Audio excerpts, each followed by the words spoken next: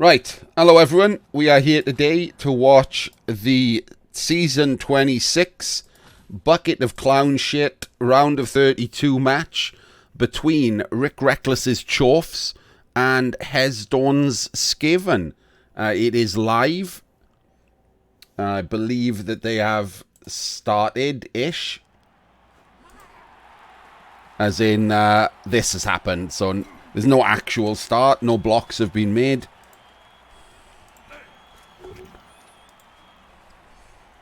They did not kill. Rick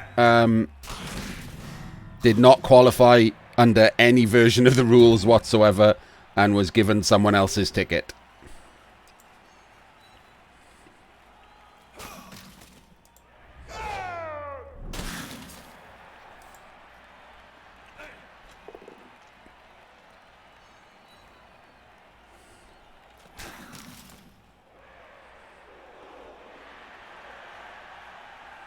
Oh shit!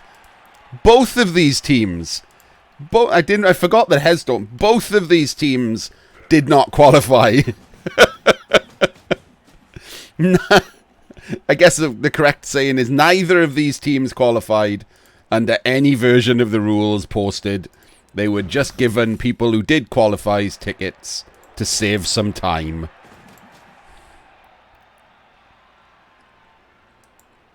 Yes, the Adge Bull is ruined. Absolutely wrecked. Should have been Mighty Blow if you were going to go the tackle route.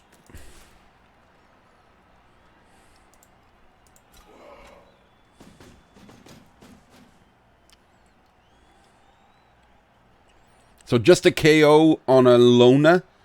He's taken a loner dirty player. A no bribe.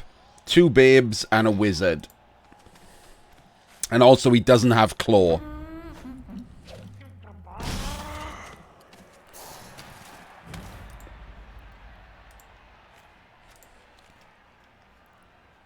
Rick has 2 bench, so can foul.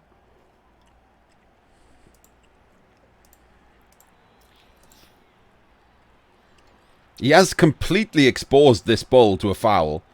That seems a bit mad. To a massive gang foul as well. That's a pretty bad opening play. It's literally just 2 dice into 2 more dice. Both with Mighty Blow and then Pom. And then a massive gang foul. Like, if this bull survives this next turn, I'll be impressed, to be honest.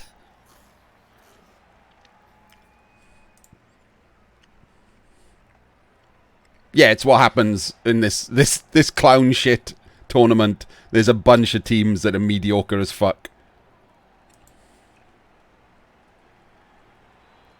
I'm pretty certain that Rick has just crashed.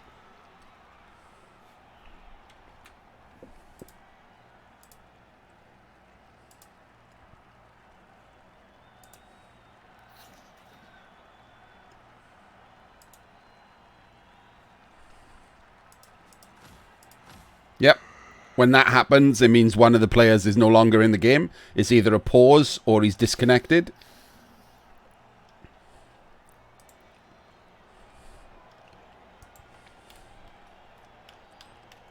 If this has to be restarted, I'd be quite pissed if I was Hesdoorn. This was a terrible first turn for Rick. He only got a KO, no Kaz. And this bull is very likely to die.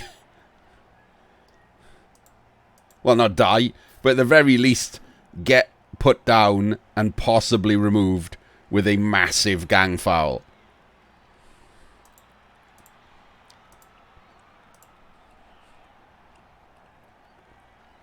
It's 2 dice into 2 dice, both of which have Mighty Blow to have a go at him anyway, and then it's going to be like a +6 dirty player foul.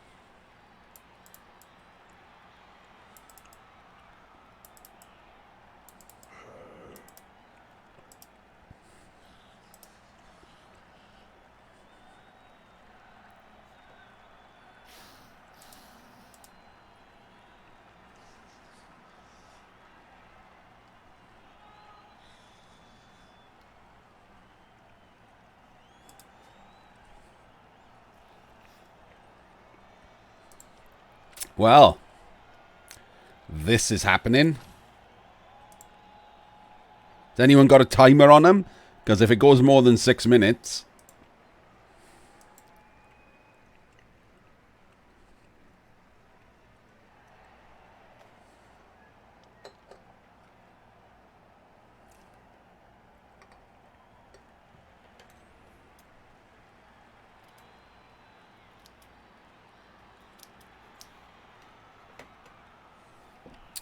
Yeah, it's going to be Rick. I also hope Rick asked Hesdoorn's permission for this, because he knew that he was having internet issues. I wouldn't be happy if I started my game and then Rick crashed because he's trying to stream on a computer that has proven unable to do that.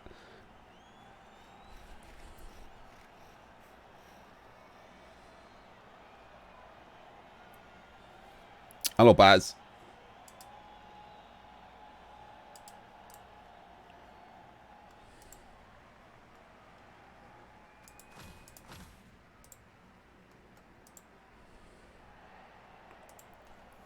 No, it'll be an unfortunate, but like I said, I'd be quite pissed off if I was Hesdoorn, to be honest. This was a pretty mediocre first turn for the Dwarfs, and he's horribly misplayed and left his bull to get murdered.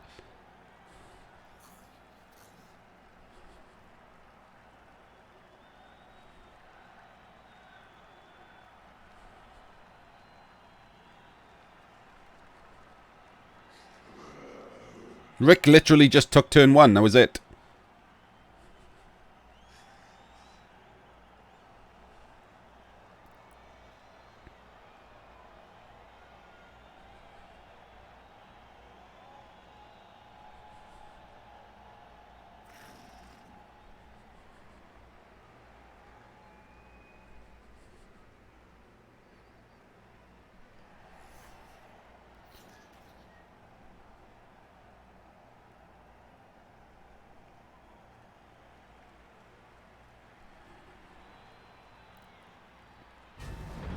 There we go. Rick's back.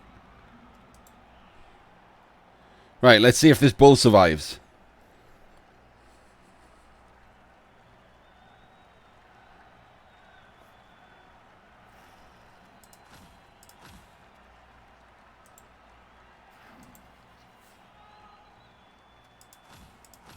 Oh, they're still paused, maybe?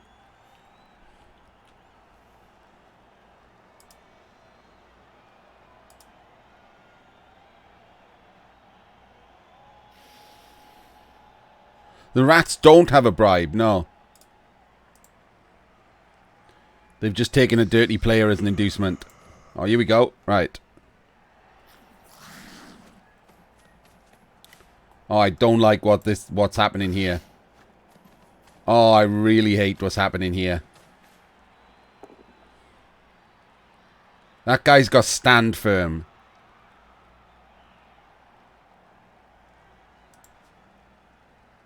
Well, this is terrible. This is genuinely terrible.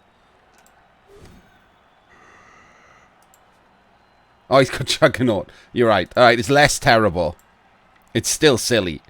He should have taken 4 dice on the bull.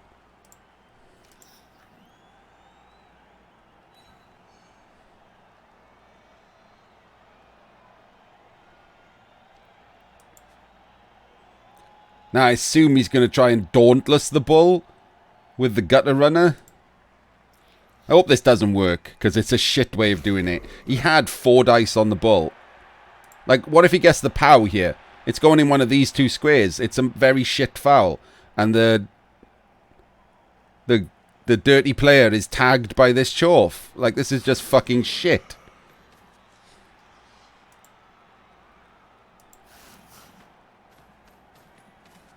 So he's hoping for the wrestle?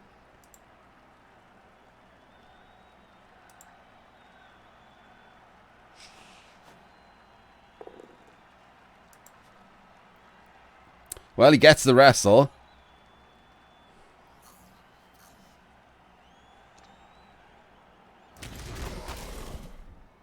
And now he has to dodge to foul.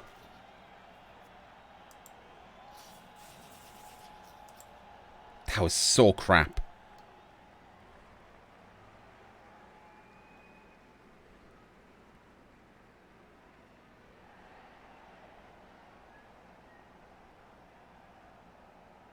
I mean, that was genuinely shit.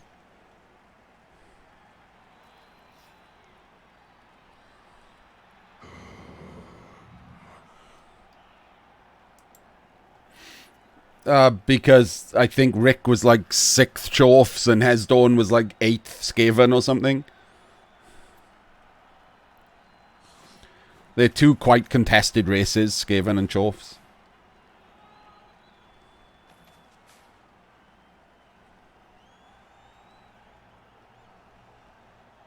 The Hool play was shit, Kill. He completely fucked it.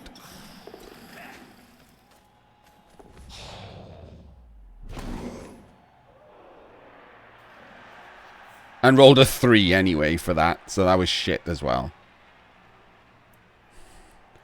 So yeah, everything that just happened was terrible. Rick got away with an awful first turn by an even worse first turn from Hesdoorn. So this is going well.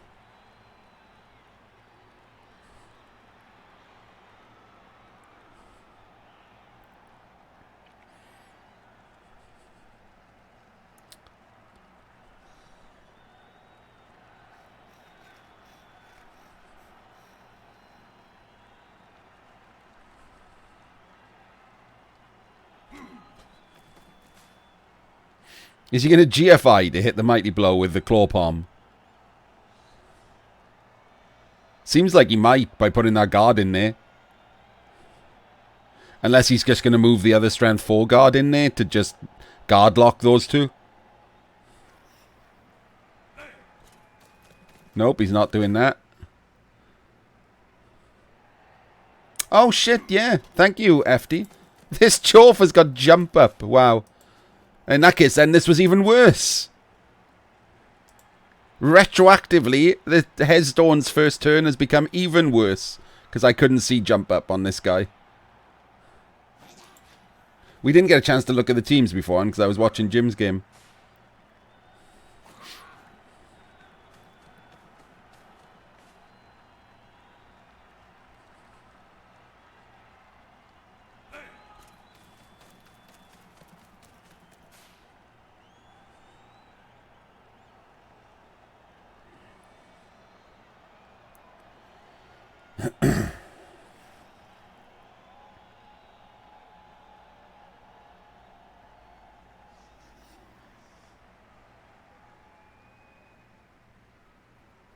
I'm not a big fan of blitzing to the right while moving the ball to the left.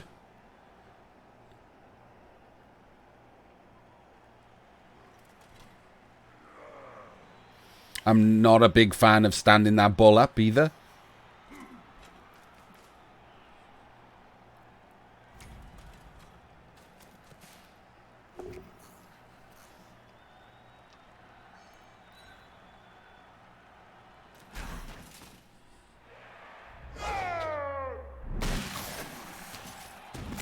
Oh, I mean, that's pretty lucky, isn't it? Just straight into an MNG that has been appoed. I don't mind the appo there. That's one of his best players, and an MNG cripples him for future games, as well as the rest of this one, so I don't hate it.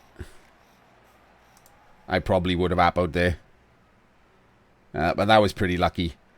So far, neither coach playing particularly well, but Rick being luckier.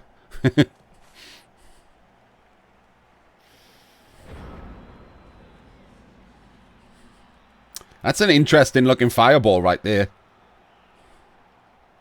With that unguarded gutter runner on the right hand side, that is a tempting fireball.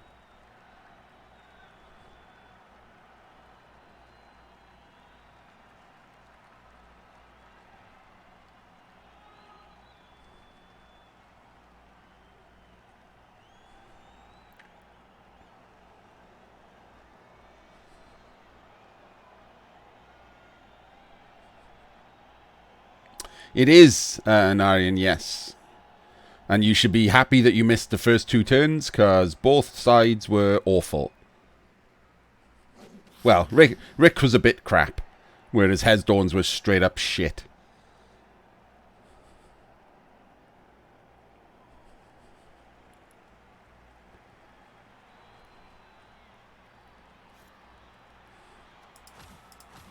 Oh, man. It's just so many pauses and shit. He's just giving up the ball then, okay?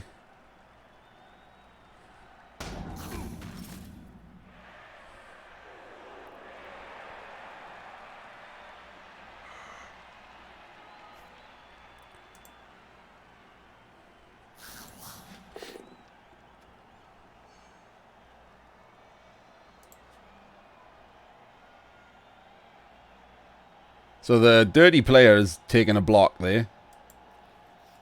Straight off with a 2-dice blockless loner.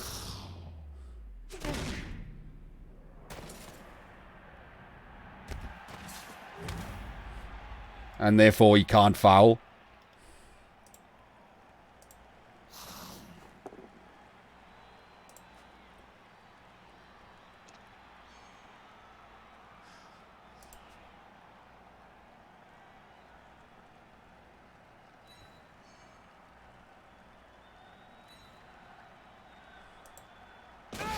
Oh, hello.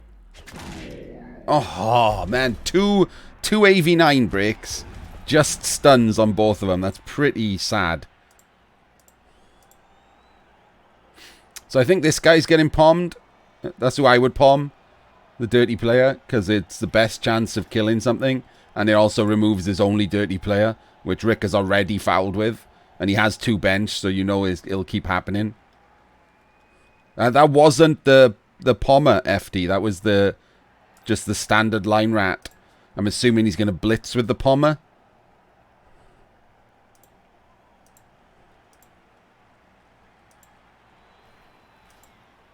We'll see what the next 2 dice are.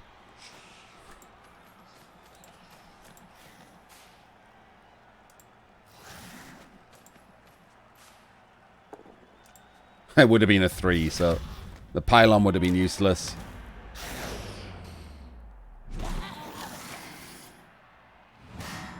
That's a KO. That'll do. Like I said, I assume he was going to blitz with the Pommer. I don't hate that. But if you didn't get the POW there, you were going to find... I guess he would have brought the gutter runner in and blitzed the bull with the Pommer instead.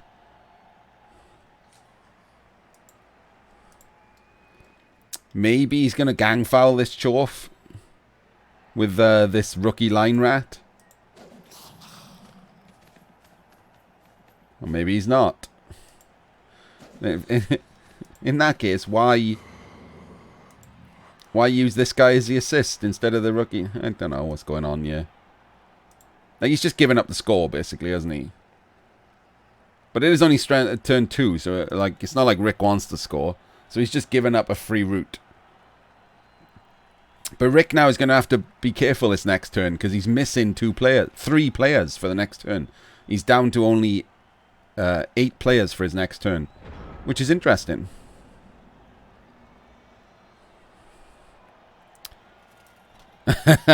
It sometimes happens, Skaven. As you know by watching this stream. Hello, Orb. I wouldn't. He does only have 1 bench.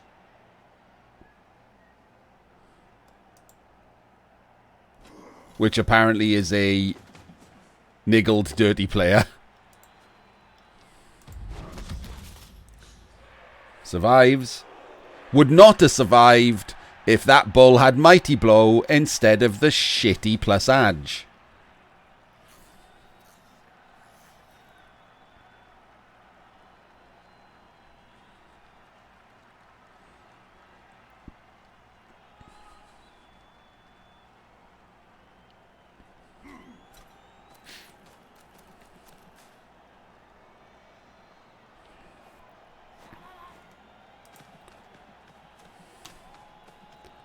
So, see, I really hate this tactic. You see a lot of coaches doing it. Like push forward and then pull back and then push forward and then pull back. I feel like it just opens up certain players to get in, like, twatted. You can just stand still for 4 turns. It makes literally no difference.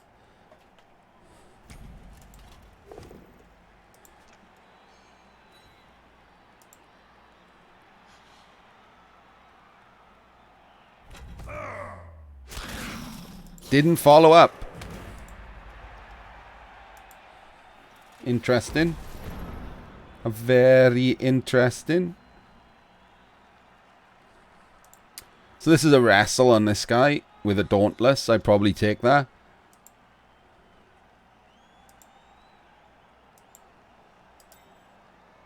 Maybe run a rat round so you can 2 dice the Claw Pommer. If you get the POW, you could maybe go for the foul on him.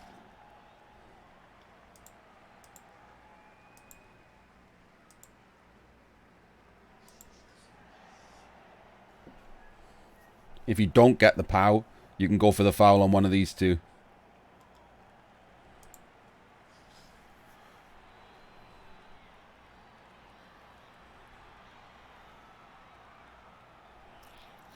Yeah, you can just stay solid for like your punching turns, or try and just push up a couple of squares each turn through the middle, like taking things down, basing properly with your guard advantage and your strength advantage, like fucking about, just running around. It does nothing other than spread your players out.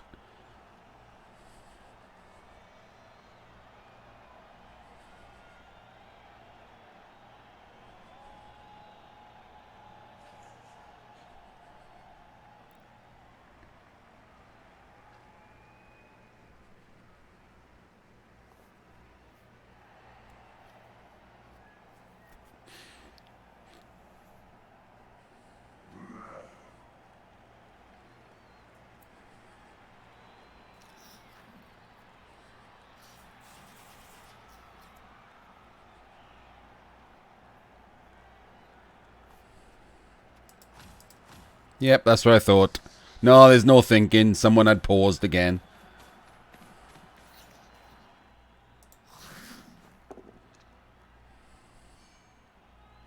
I don't like putting him there. Right, this guy should have been here, 1 square back up. Because then this follow-up, and he could have been pushed to there, and then you foul the fuck out of this Claw Pommer.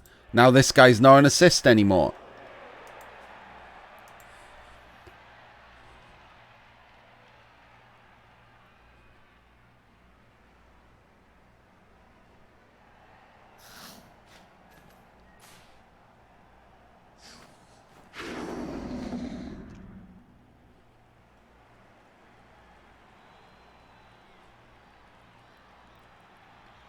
I wouldn't have wasted an assist there to make that not rely on Dauntless, to be honest. I'd have put an extra assist in on the foul. Now it's a shit foul. Like, it could have been a +1, 2, 3, 4, 5 foul. That could have been a +5 foul with Dirty Player on that guy. And now it's going to be, what? +3?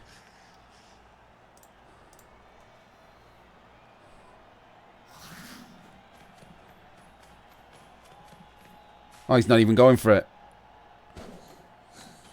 Oh, my days. Is he just standing that guy up to get twatted? Just to take that 2 dice? Wow. That is a bold action. Does not like that guard gutter runner.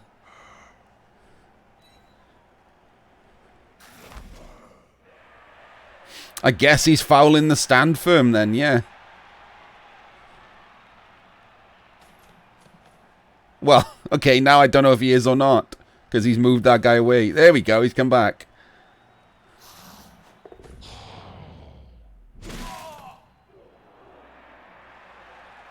And rolled another shit foul. I mean, to be fair, Hesdoorn's played terribly and also had really bad dice. He's made 2 fouls and he's rolled 3 and 4 for him. And they were pretty decent fouls too, both of them. But they should have been better fouls, and they should have been on better players. So you can't feel too sorry for him. But Rick has got away with it.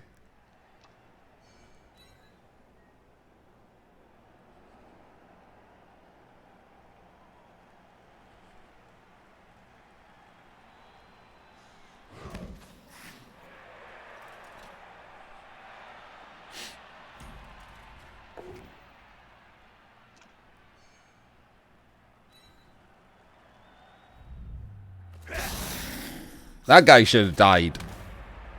Oh, he might still die. He might pile on. Right. There we go. Good. Deserved for following up to a jump-up claw palmer when you're not going to foul it. Utterly deserved.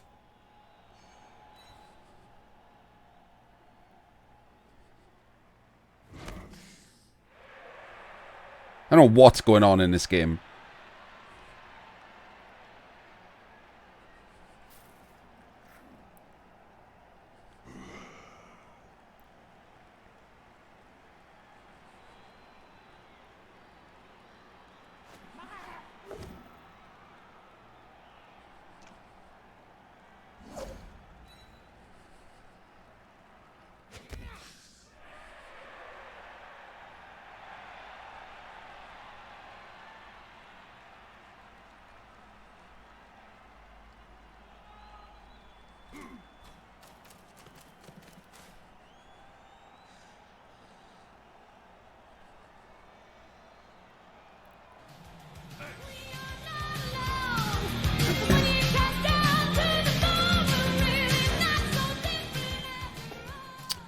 Hey.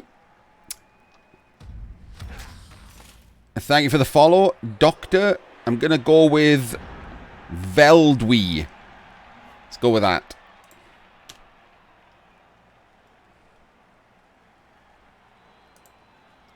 Right, this is pretty interesting, isn't it?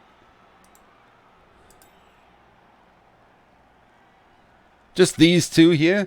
But these squares are awful for a scatter.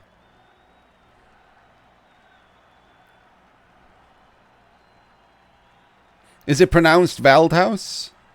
Okay. Like German rather than romantic language. Veldhuis. You always want to pronounce German like you're shouting and stuff. Oh yeah, Dutch. Yeah, they're the same kind of... What are those languages called? Like the family of languages that make you want to shout them. Veldhuis. Schnell. Are they just called Germanic? It's a bit shit, isn't it? Like the French and the Spanish and the Italians get romantic. And Germany get Germanic.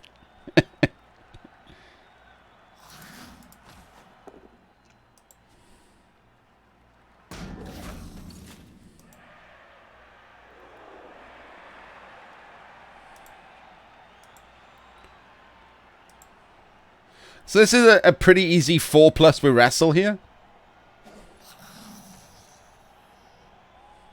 If he wants to go for it. Well, 4+, 2+, because they'd have to roll the...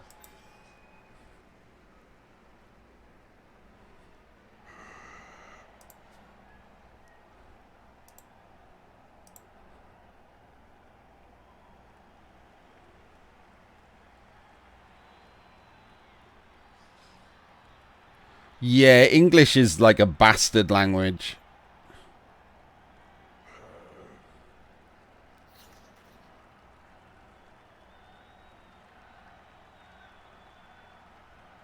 I wasn't making fun of it, person.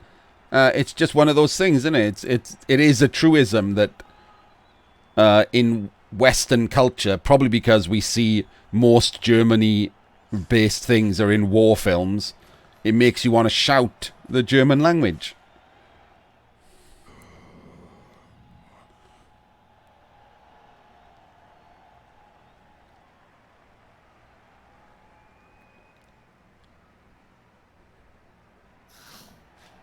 He looks like he's just going for it. Why do you keep basing the jump-up claw palmer? Like, I feel like he just wants his players to die every turn.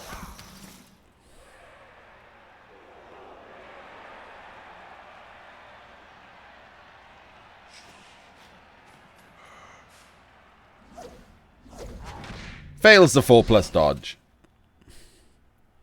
Rolled a 1 in 9. Wouldn't even have made a regular 3+ dodge.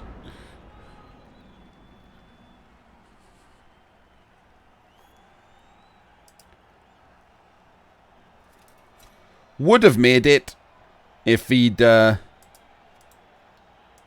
fucked around with a rando block and decided he wanted another player jump up killed.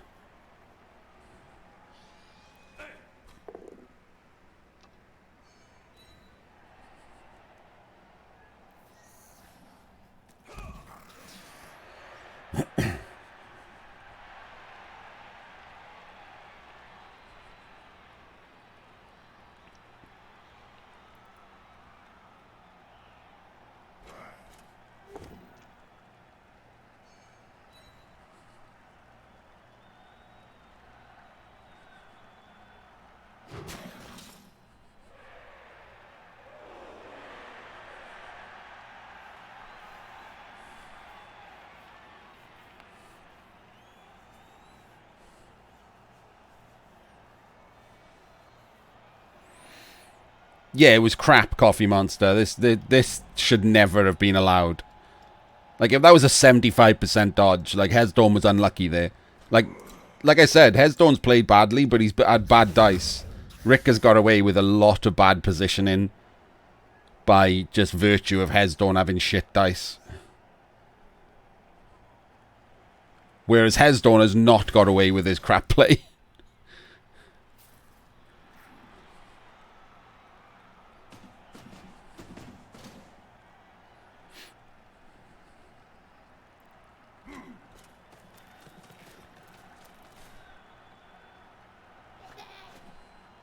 If he just X cages here, if he just sticks that guy in on the left as a part of an X cage, I would definitely consider the fireball here. That is disgusting. Okay, now that might have just cost him the entire drive, that one POW. Wow. Because now he's not available to receive a pass or do anything like that.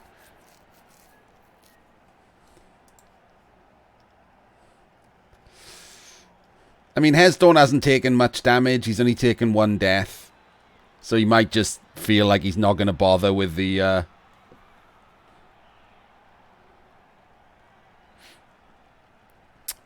Yeah, they happen about 30% of the time shattered. But in this game, where all of the luck has gone Rick's way... That was pretty disgusting for that turn. That's wrecked his turn.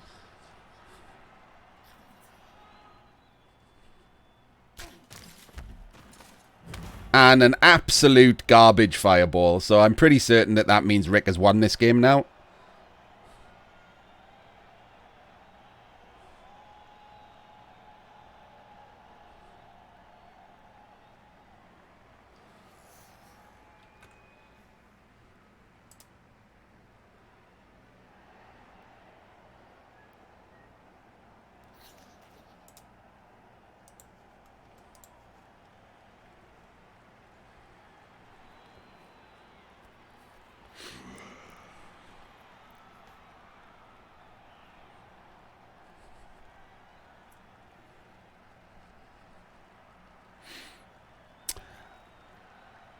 I wouldn't have fireballed after this guy went down. I would have thought about it before that. Especially as I know, like I said, I know Hesdoorn. I've played him a number of times and he just rolls him a bucket of dice.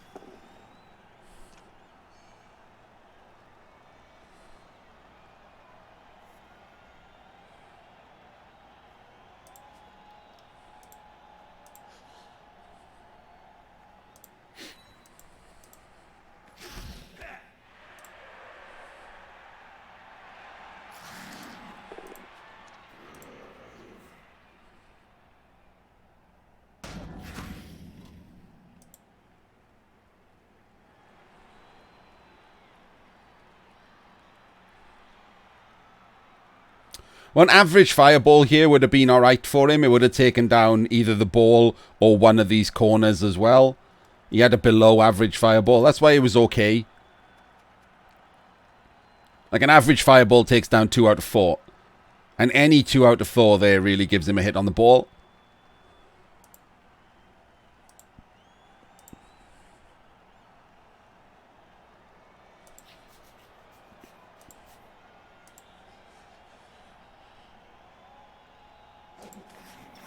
So that's why I would have thought about it.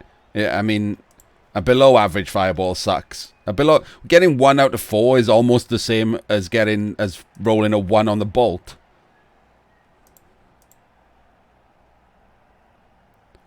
So that's how I tend to work my fireballs. Like if 2 out of 4 is fine, I'll do a fireball. I'll do a 4-man fireball. So you got to play the odds.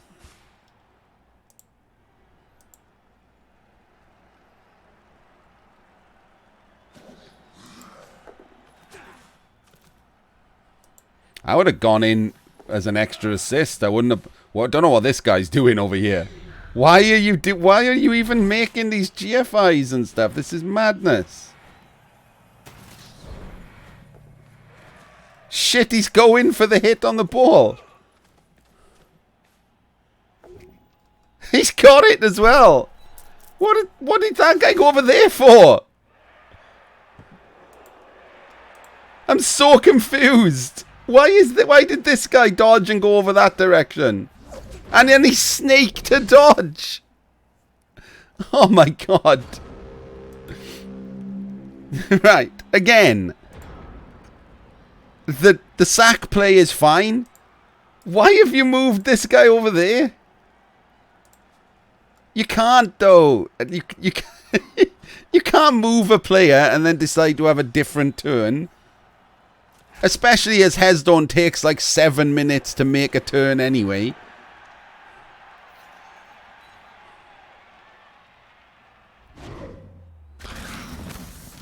And that guy's cast.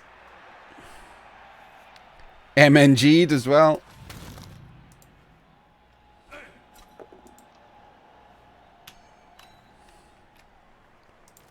Oh, he's not just... That's the thing. He's not just based with a chorf. That's a jump up tackle pommer. He's run his best gutter runner up to base a jump up tackle pommer, which I thought meant he was going to blitz this guy and then gang foul this guy.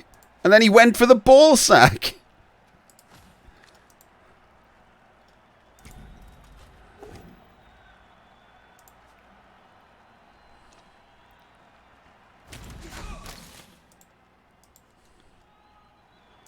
And why has Rick done that? I guess he's hoping for the pow here.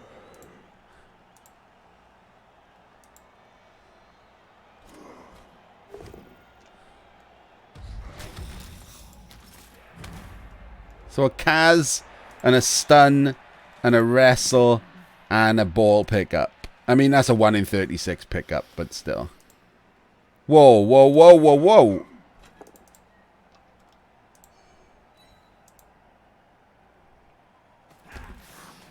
Four plus, 3 plus to hit the ball. 2 dice.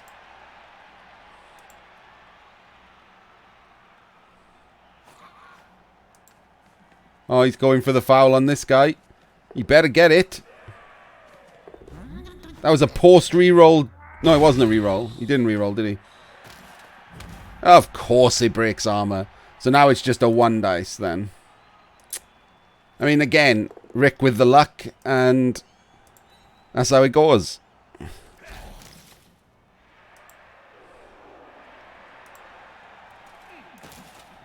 He even just makes a 1 dice pow there as well.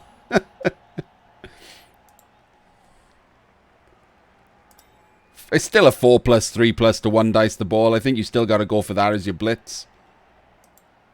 Stand this guy up. Bang him. Oh, he hasn't got a bribe. That means he can't do the foul. And if he fails the 4 plus, 3 plus 1 dice, then these guys get fucked as well. Ugh. I'd leave these down then. I'd go for the blitz first before I did anything else.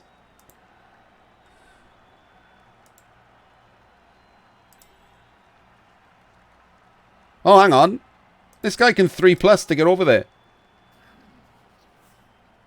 To make it a 2 dice. Yeah, maybe do that then.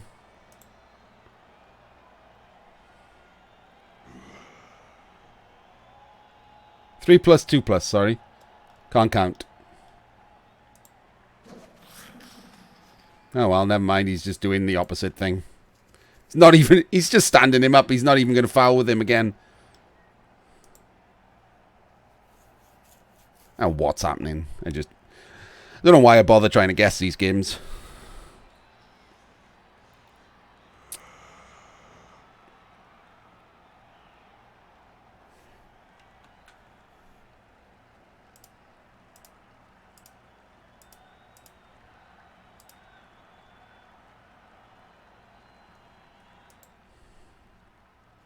I don't know, Coffee Monster. I did mention I have no idea why he did that. And then he one-diced it as well.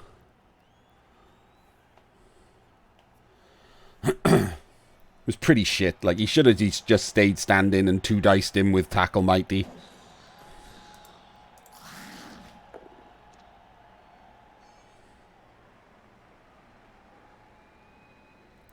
Like, what? Why have you stood him up now?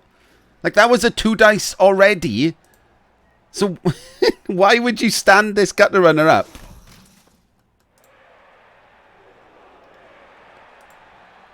To get jump up claw palmed.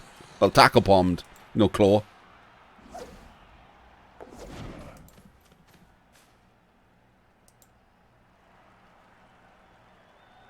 Oh, this guy was tagging him. You're right. It was a one dice Marsam. My apologies. I'm going to go do this again. For some reason, I'm getting... Look, see, because he's off to the left. It looked like he was a square away. He did it. And... Oh, shit. The ball carrier doesn't have block. It's a 4+. And he's got the ball. Okay, he's got the ball.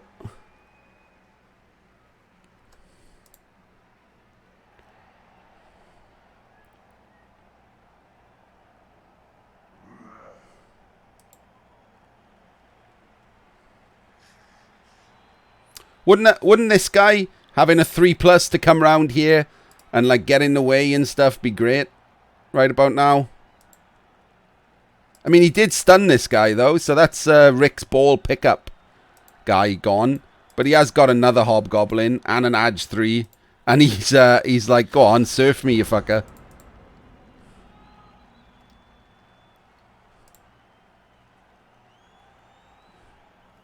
I don't know why his ball carrier does not have block.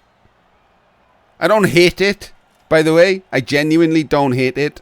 I've done it before, but only depending on the makeup of my team.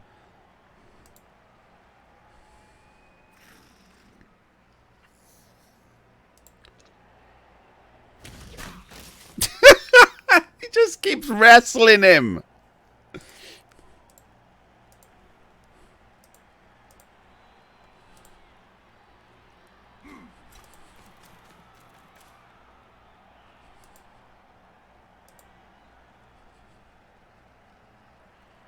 I don't, Mellow Gold. I'll tell you why after.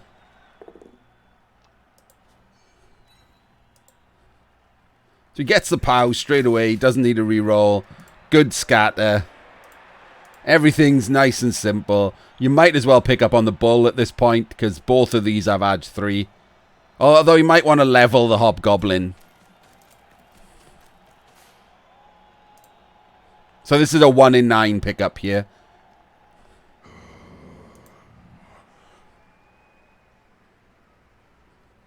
Yeah, he's got an Edge bull. Yeah, after break tackle as well. He's ruined the bull.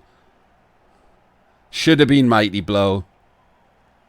If he was going to go Mighty Blow tackle. If he's going to go tackle as a route, that should be Mighty Blow. It's shit being Edge.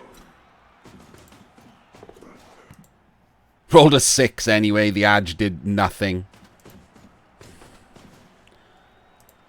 So it's a 2+, 3+, 4+ to sack the ball here.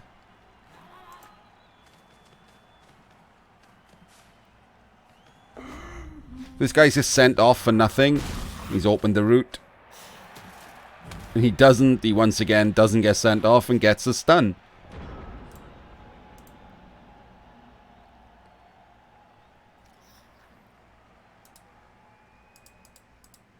Sorry.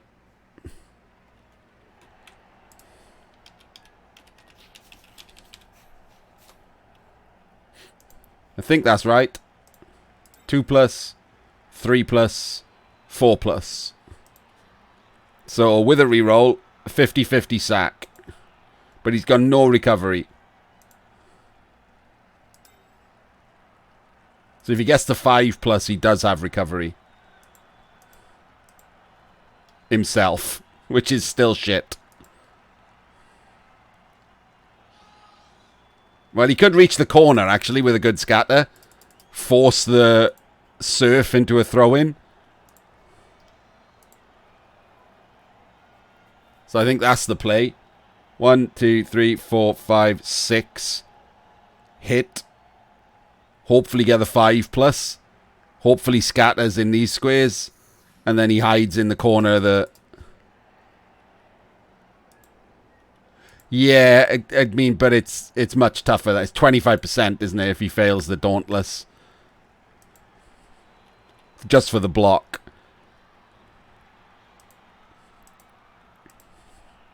And he goes down on the wrestle on both of those, which is pretty shit.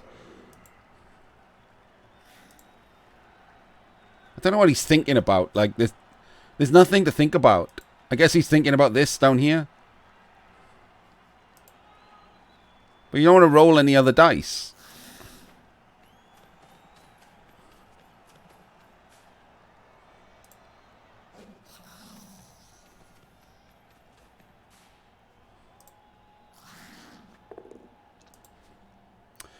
Well, there's the 2 plus 3 plus that would have been... And there's the 6 that would... There we go. That would have been a 2, 3, 6. That's the dice he needed to sack the ball. Used on this irrelevant block. So now I hope the ball sack fails.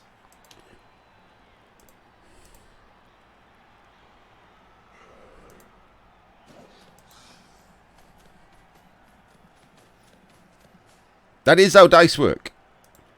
That is the dice he would have had no matter what he was doing.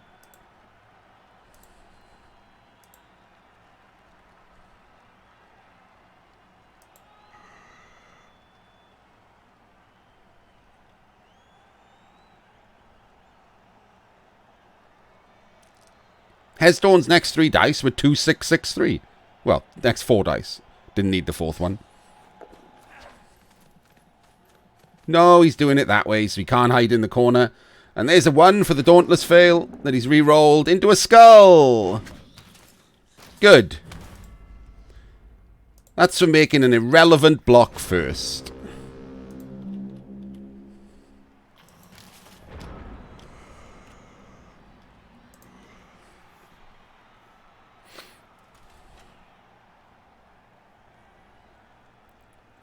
Yes, but the best guess is that the dice are seeded at the start of the game. They're not seeded like every single time.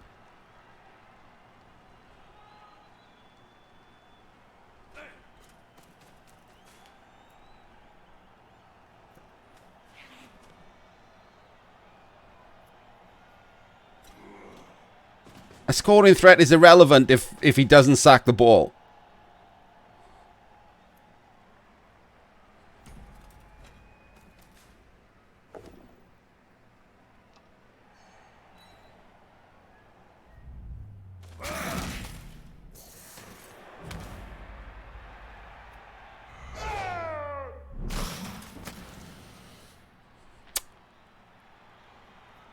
There we go, another Kaz.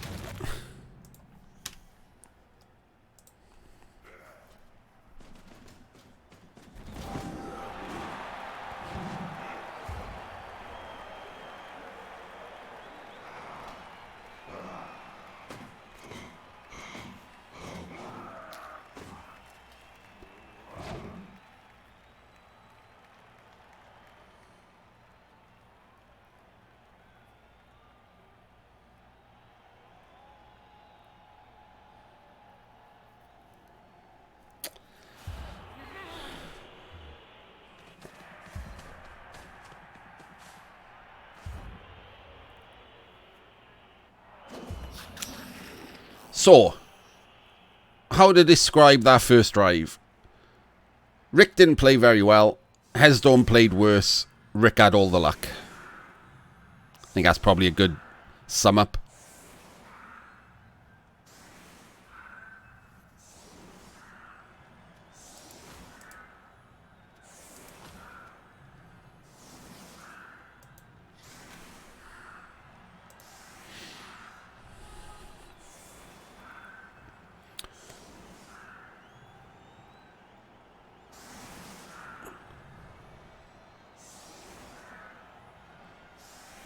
Yeah, and a meteor could hit or something, QLZ. That's still not how you describe... That's still not how you decide the ordering of a turn. You do the important thing first. If everything's dice rolling, the other thing was pretty much irrelevant. Just added a failure state to your turn. And you might not have wanted to take that block. You might wanted to make a dodge.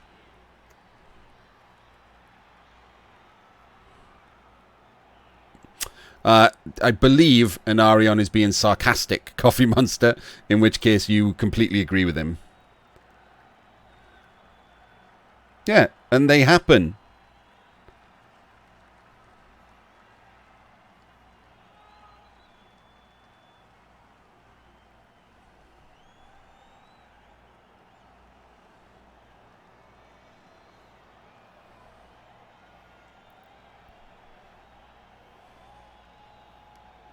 And it doesn't work like that. It's not about the fact that it's a double skull. It's that you're adding a percentage of failure state because you're moving the dice log along. So it doesn't matter that it's a double skull that it's a failure state. You're adding a failure state. And in fact, taking that block literally cost him the ball sack. Because the failure state from the block was later on. They were 2 1s.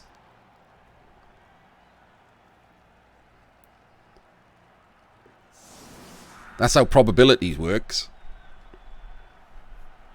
He's lowered the percentage success of his turn.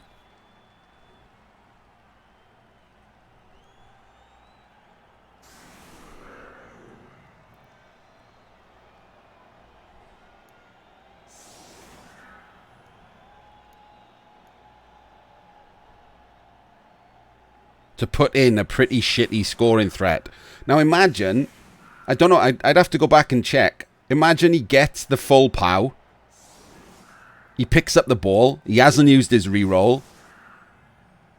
He could double GFI back. Maybe this guy can dodge. Maybe the other guy can dodge and double GFI. He could even get a screen in or something.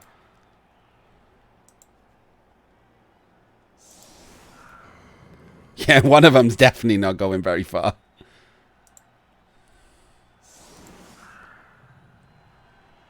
So Rick's done the classic. This guy's a bit... He probably should be there. But it doesn't make that much of a difference.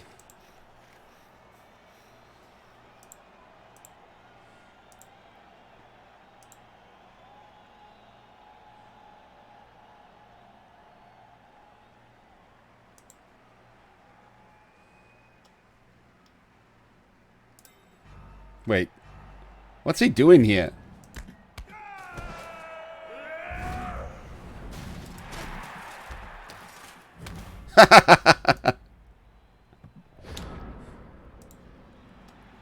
What is this? Is he red dicing to get the push?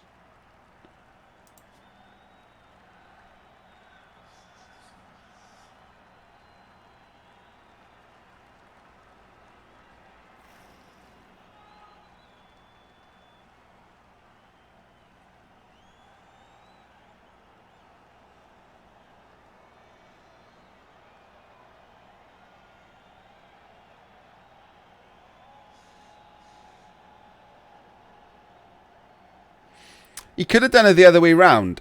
Like, this could have been a block to knock him down. Then he moves in to tag this guy with the assist. Then he hits the bull with a assist there and the guard there, which is a block. Like, that works. I don't know what's happening now.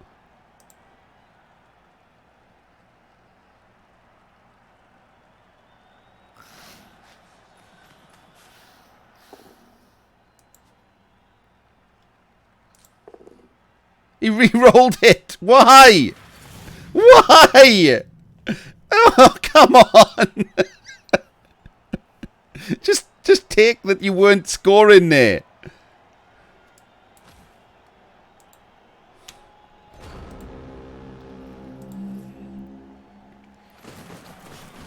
It is worth discussing, QLZ, because if people who are learning Blood Bowl are watching this, they should know that that's not the correct way to do that. And it was a perfect object example of that you shouldn't do that because of the exact reason of what happened.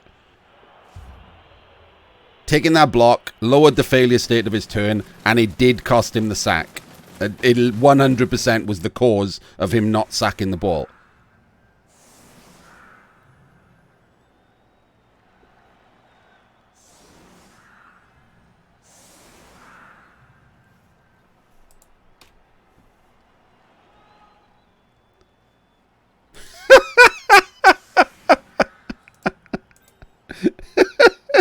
Didn't come back. I mean, again, deserved. Like, there's playing the Blood Bowl, and then there's just being mad. Like, re-rolling a red dice to get pushes is mad.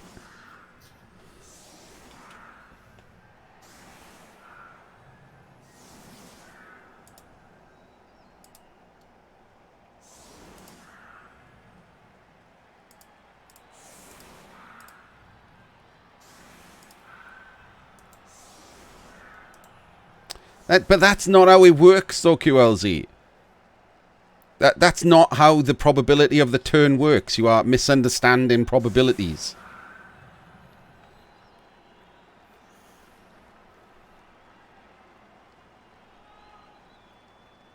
He lowered his chance of sacking the ball. And ended up not sacking the ball because of it.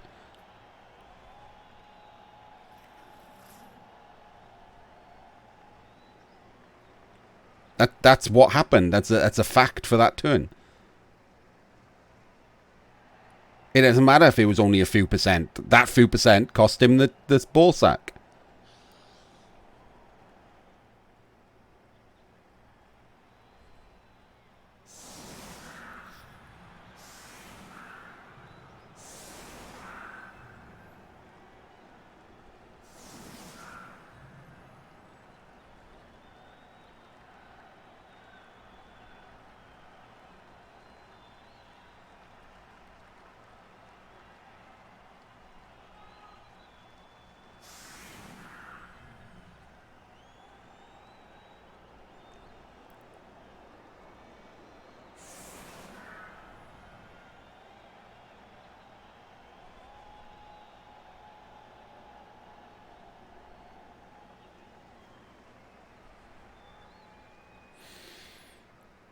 No, it's not hindsight, impetuous lad.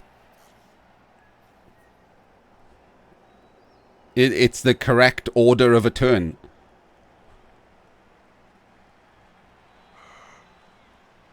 It's hindsight that we know that the dice would have worked the other way round, but that's not relevant to what he should have done. That's just justice.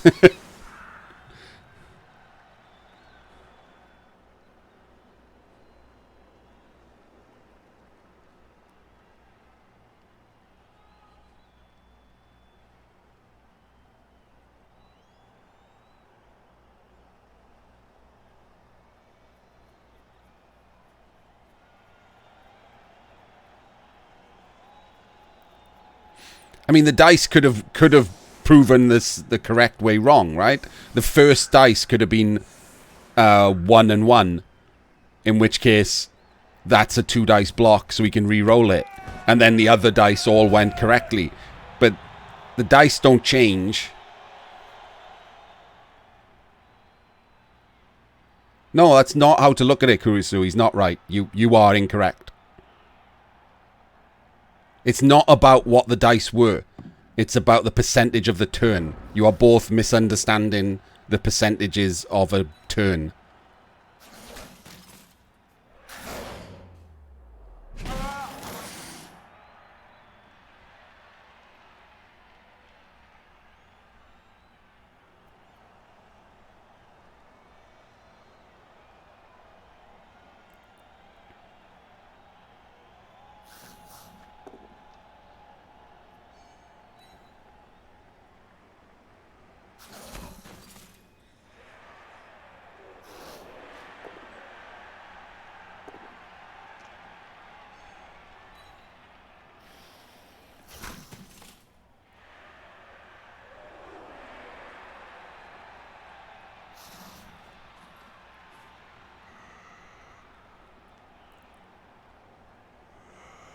There's an argument to make that 2-dice block if the ball sack was like a 5-5-4 or something, because it's incredibly unlikely to work anyway. But it was a 2-3-4.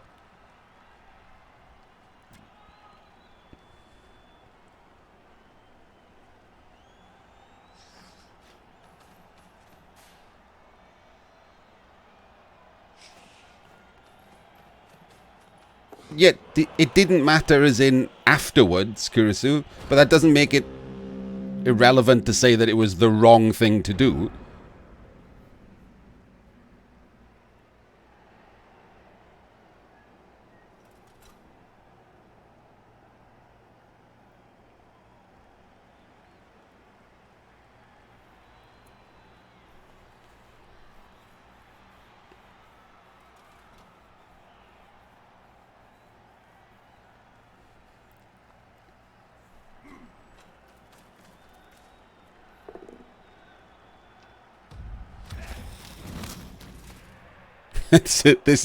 I'm not even. The game has become a pointless walkover now. Like, Rick is just cazzing him out, like, constantly. Look at this.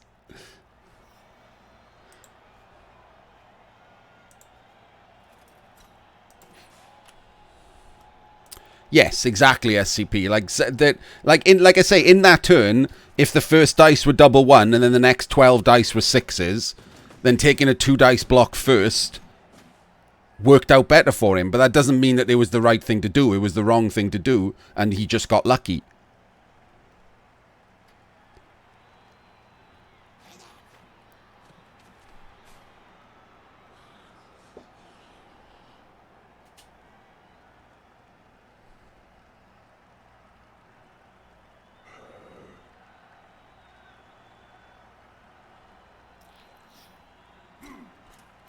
Yeah, but you started by saying QLZ was right, Kurisu, and QLZ wasn't saying that. QLZ was saying that something completely different.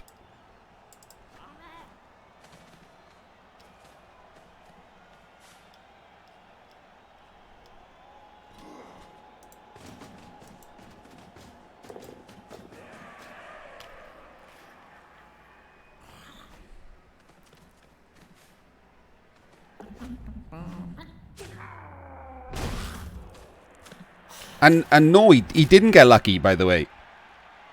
He was correctly punished for doing the block first. He upped the failure state of his turn, and the turn failed. Specifically because he did that block first.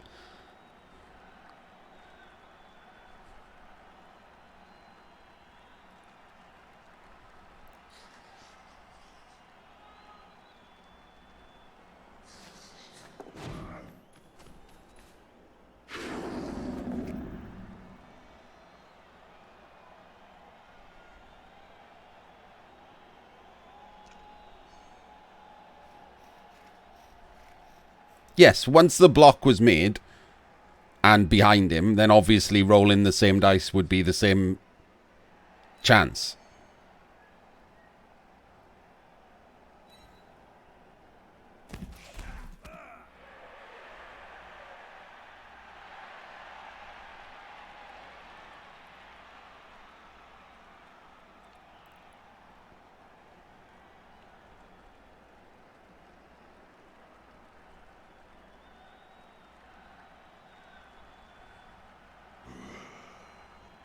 Yeah, it's not looking good for Hesdoorn, is it, Twiceopt? To be fair, he has played. Rick is the least worst player in this game.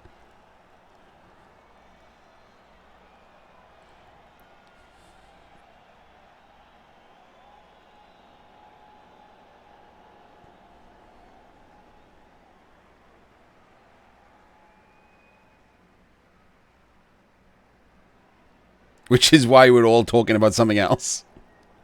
Because Rick has played pretty poorly, and Hesdoorn has played with his head up his arse for some reason.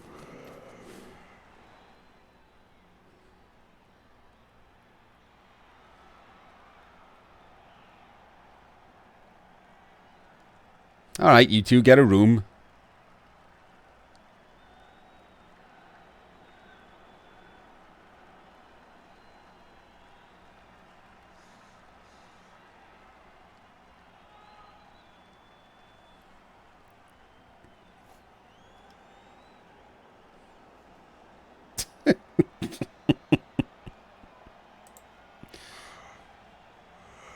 There's 6 rats on the pitch.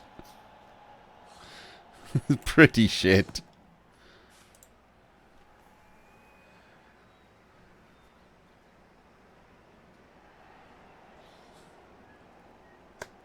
But those of us who think more about dice ordering QLZ have a better win rate because it's the correct way to play. So it's not thinking... I mean, it's thinking way too much about it in the general sense of the world because Blood Bowl doesn't matter. But if you want to win at Blood Bowl, it's not thinking too much about it at all.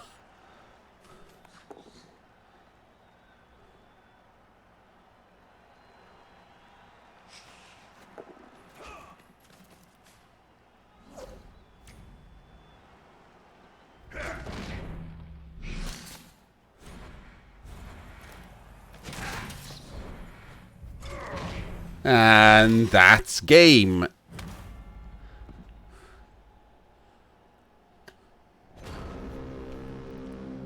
The replay we do after this, Caprion, will be the person who plays Rick.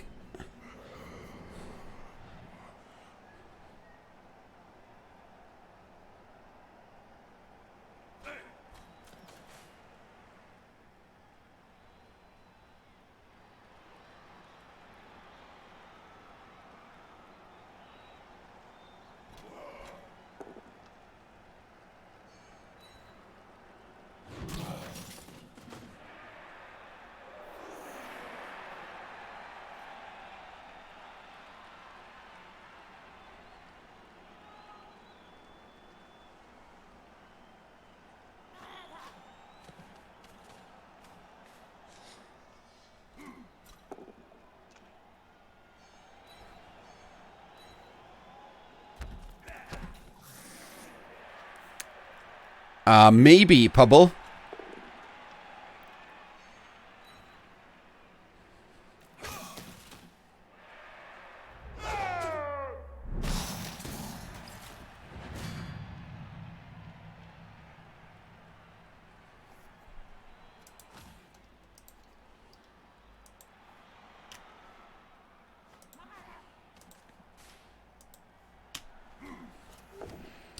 I got that, Caprion, but I can't answer your question because we're doing the replay of the match where they meet Rick. It's going to be Rick, isn't it?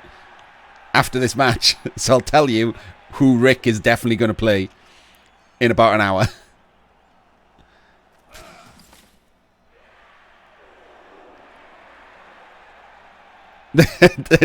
I mean, this Hool playoffs is an absolute joke.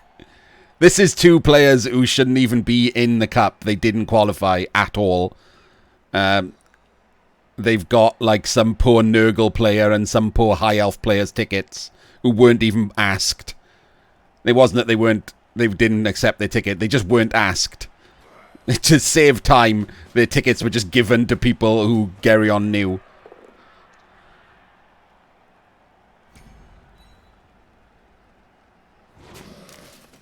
And they're not playing very well. And one of them's getting through to the round of 16.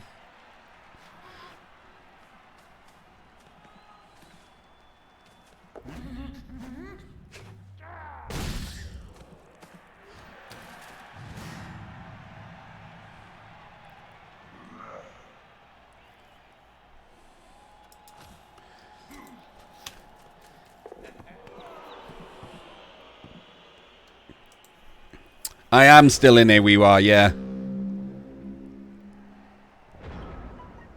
I'm playing Andre's Dark Elves in the round of 16. You can, Lex. You can just slip Gary on like a $5 or something. I'm definitely not. Berts, we were. I took the Berts.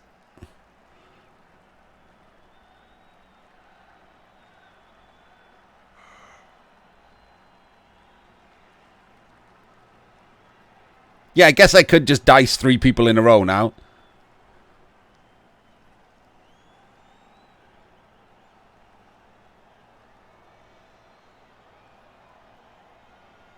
Yeah, Berts have won it. Back at the start before the other teams were in the game. But they have won it.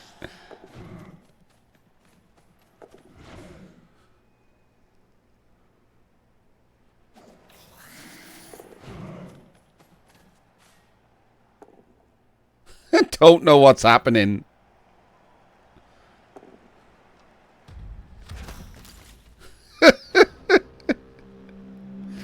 I kind of get what he was going for there. He was going for the blitz, but I don't know why he moved this one first. He was going for the blitz to push this guy out.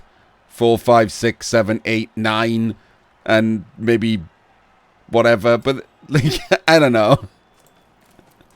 It was pretty shit. Like, it does not like he had a lot of choice, so I'm fine with him going for it.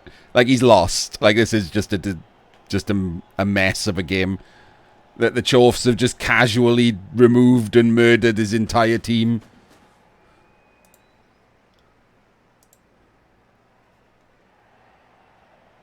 Was it? No, it wasn't.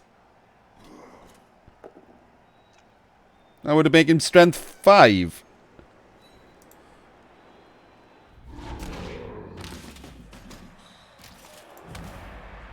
You have to be strength 7 for a 3 dice.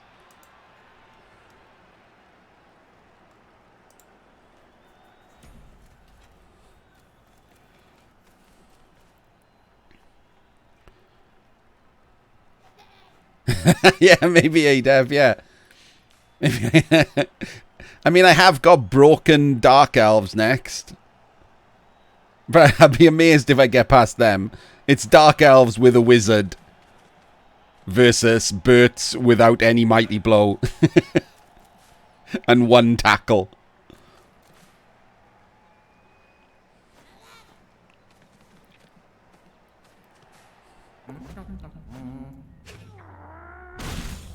His little hand poking up into the sky. Well, Poopbox have got to get past Dio's crazy wood elves. Hello, Roos.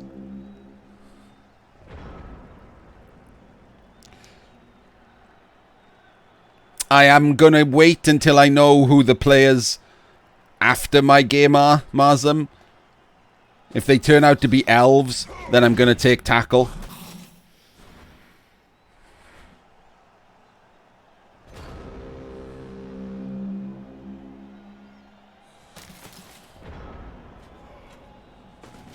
No, I haven't taken it yet, ADEV.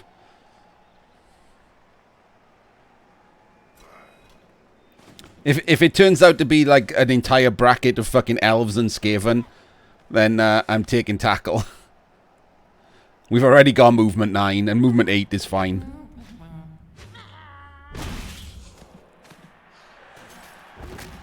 Hey, off you go. If it's like Dwarfs and Chaos and stuff, I'll go movement to try and outrun them instead.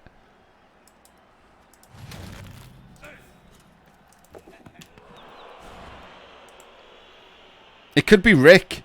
Rick's in my half of the bracket. I mean, this is the Skaven kill, so it's not them.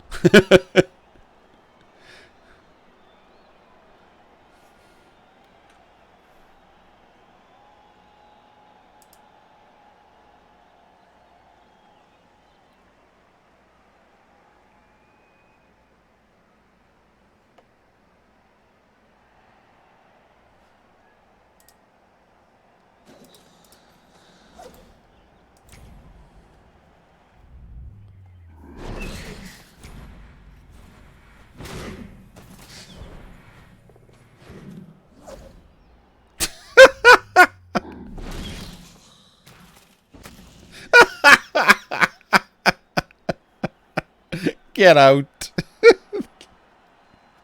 There's no ties kill. It would go to overtime.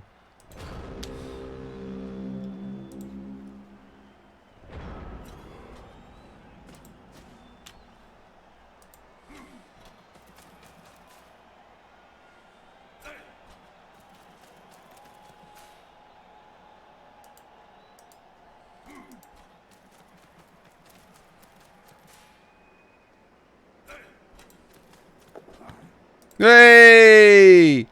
Right, now he's going to throw a pass. That's definitely what's happening. He's throwing a pass.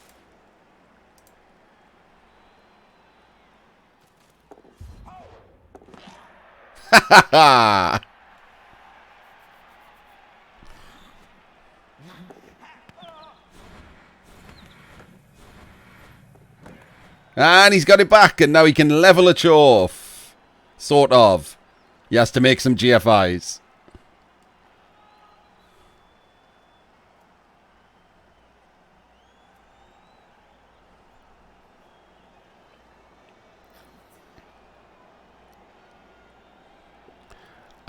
You want to level rookie Chorfs like Rick is doing, Kill. It's the only thing he's done all game that I fully agree with.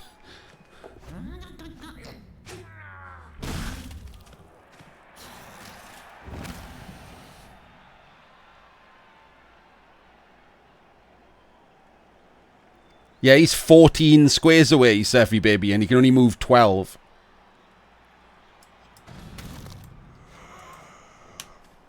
So he has to make 2 GFIs. Yeah, right now, actually, before that foul, Hesdoorn could legally concede.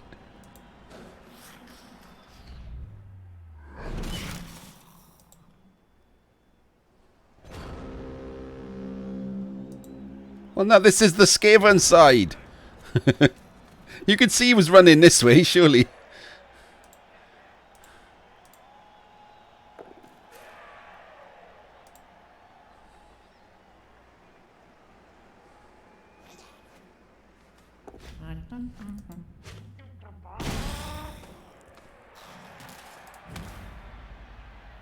Made his 2 GFIs, so there we go.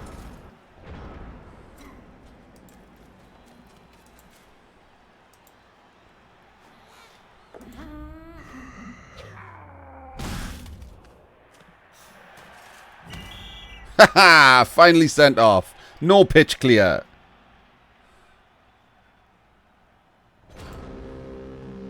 Go on, Hesdoorn, concede. Concede and deny this guy his touchdown.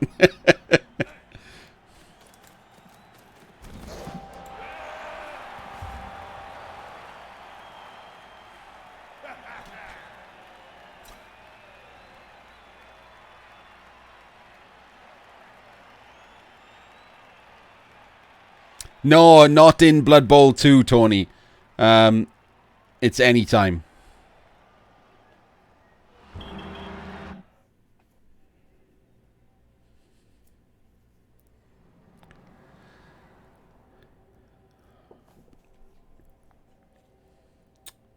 So, congratulations, Rick. Commiserations, Hesdoorn.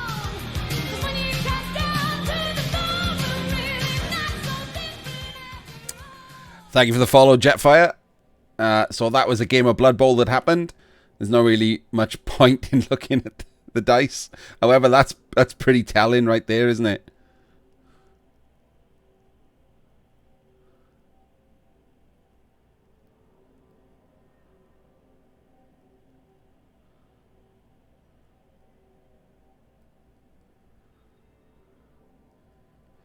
Seven and 0 on GFIs, 8 and 0 on that pass, KO.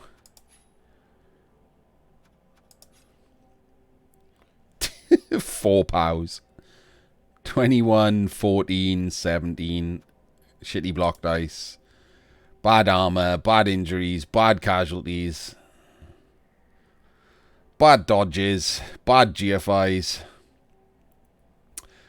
Bad pickups, bad dauntlesses. It's just shit dice all around.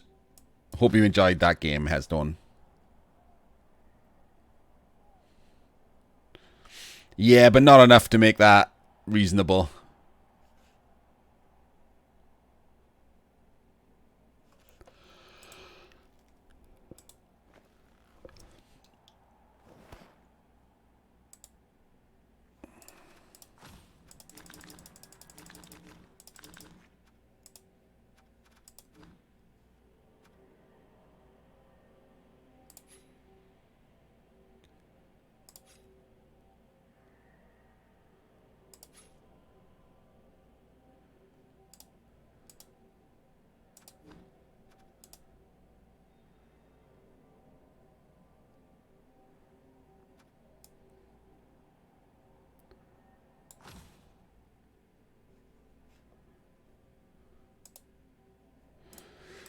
Right, so this is the game where the winner now plays Rick.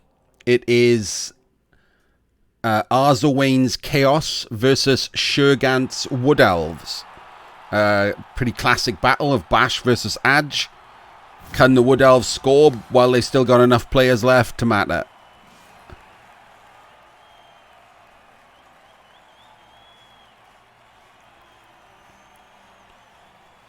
You can delete your team at any time, Kill.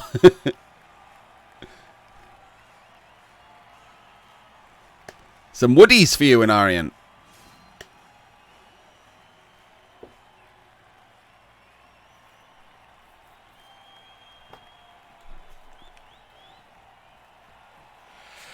Some chaos for you, Kurisu.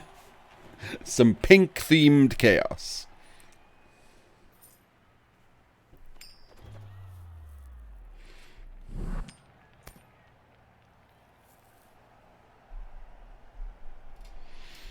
Yeah, pretty much, Ham. That's how I roll.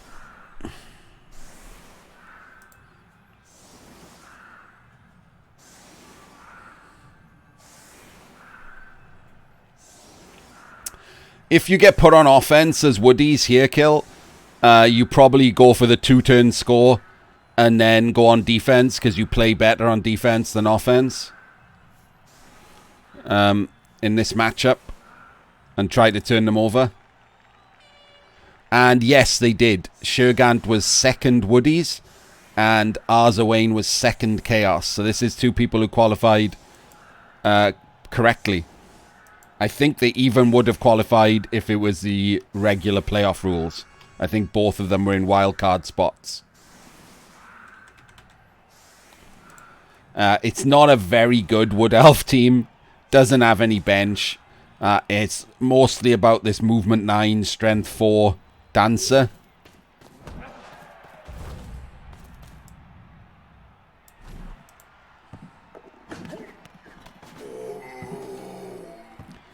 Touchback's not good. Woodies hate that shit.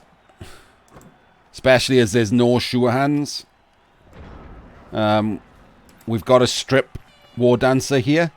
So that's going to be their big thing. Yeah, he's got 2 claw palm. He's also got 3 tackle, which is pretty bad for the woodies. He's gone for the X cage with guard on the corners to prevent the 1 dice.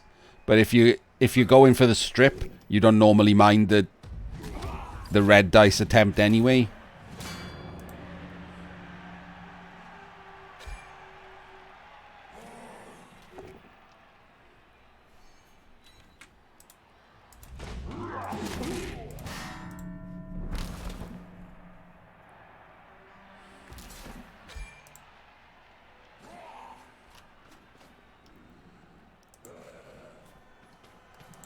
Yeah, smell of gold.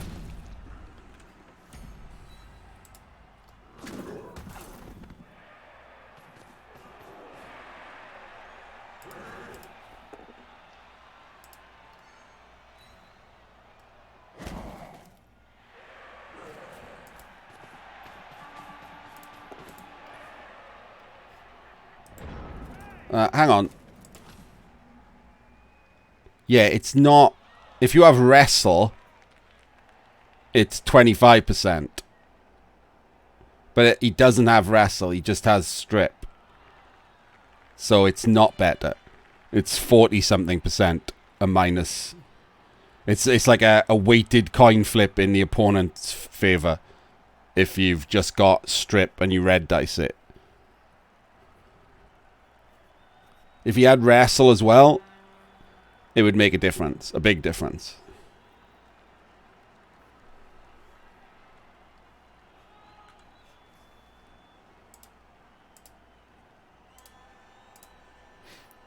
If you had wrestle as well, it's something like 70%, which is better than the 1 dice without it.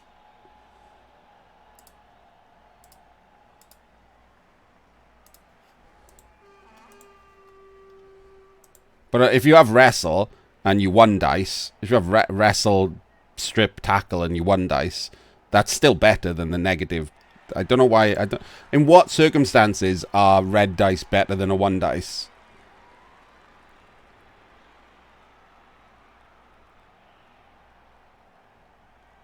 Like, I don't understand how that would work.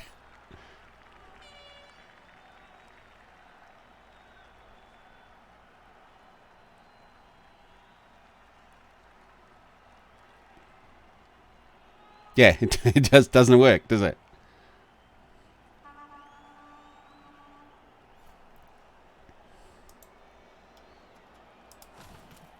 My predictions are that the Woodies will get cased out. With no bench and all of this tackle, I don't think they stand much of a chance.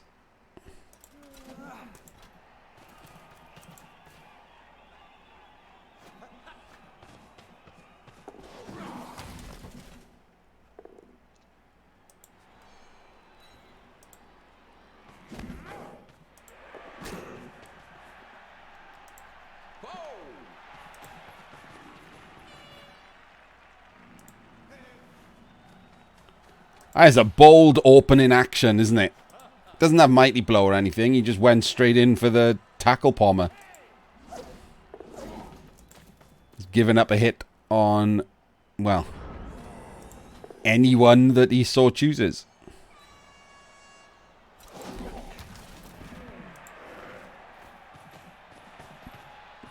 He's going to claw bomb the tree by the look of it.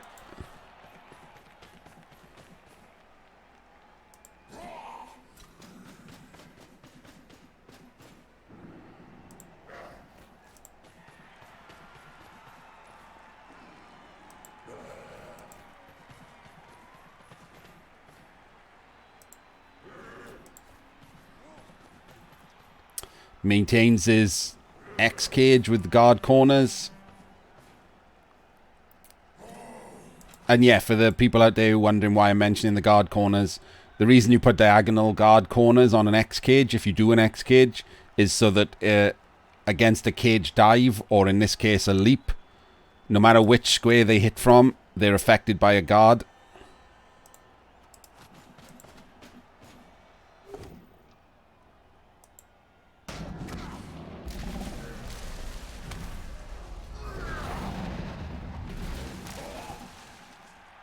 Just a stun. Tschir will be happy with that.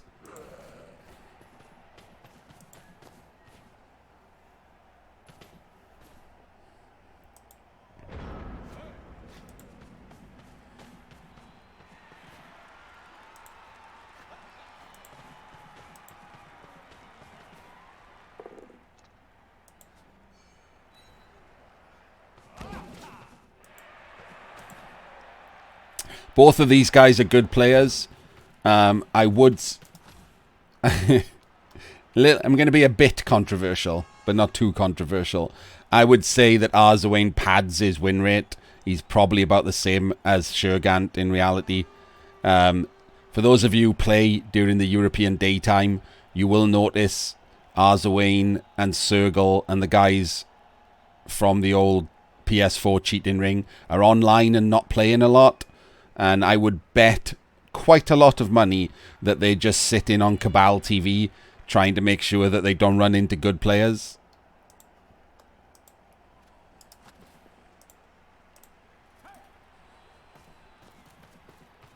Which is totally allowed. It's not actually breaking the rules or anything. It's just they do sit around a lot in client without playing in the daytimes. It's old news now, Gruen, but a group of people on the PS4 Champions Ladder formed a little cabal, and over the course of like 2 years, never played each other. Like 60-odd% players.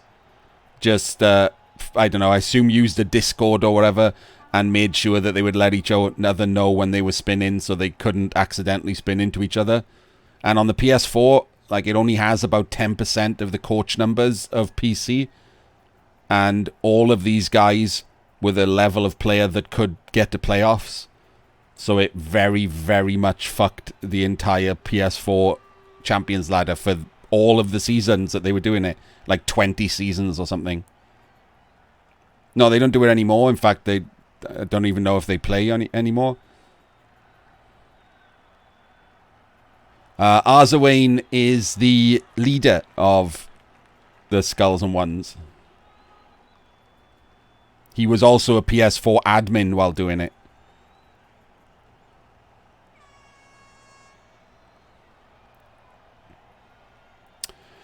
Yeah, probably trading. You try to give up bad blitzes for your opponent on shit players and bide your time until you go for the name. That's Skulls and Ones is the English translation of the group of people.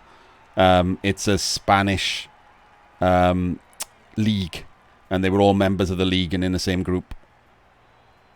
Unos y Caballeros, or Caballeros, I think it is.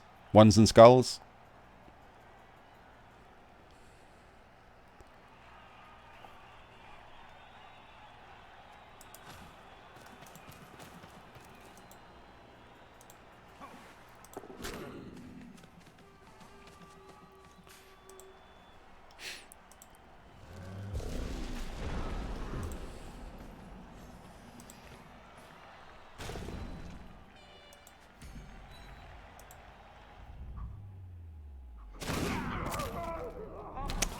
And there's the first Kaz. And he's dead. And Shurgant eats it. I'm not certain I would have eaten that, I'll be honest with you. With only 11 players, I probably would have appoed the first guy like that. It's not Caballeros then, is it?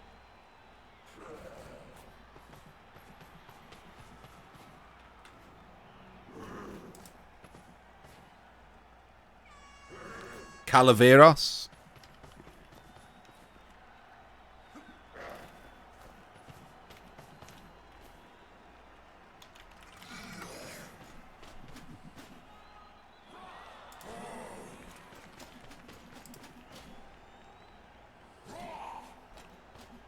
Calaveras. Okay.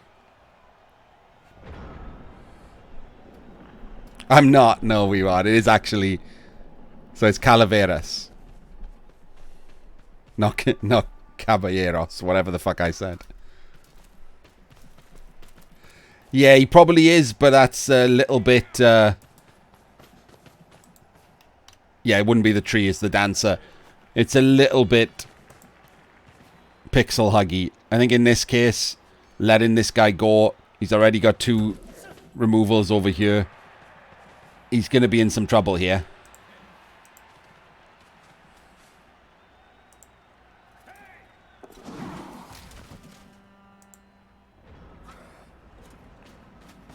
I wonder why he stayed there instead of down. Doesn't make much of a difference, just odd.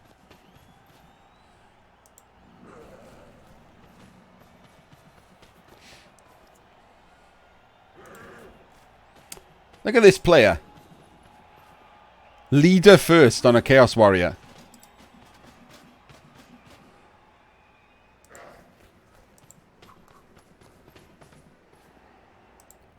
Yes, I would have appoed that guy.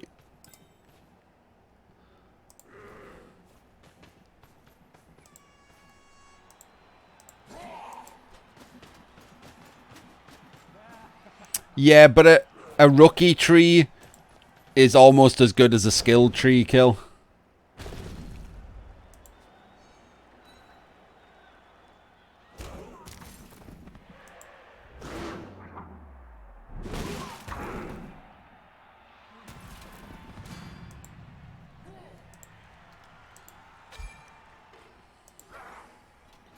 Yeah, he's lost Kick. He's lost Rog.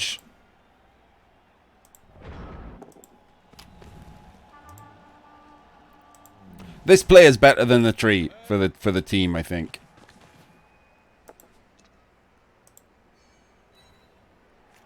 He's got 2 bibs, yeah.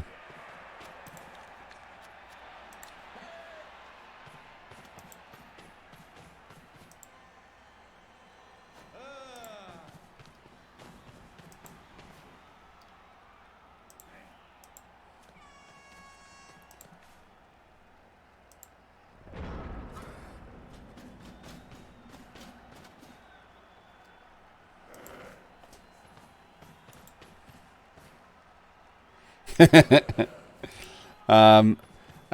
hasn't been as aggressive as I think. I think he either should have run away or gone for the ball. He's kind of half-arsed it.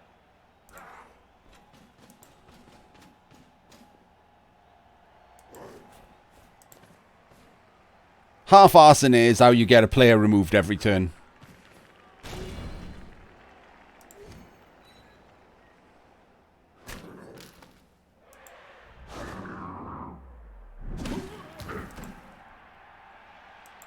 Oh, that's his one-turn guy. So that was pretty lucky.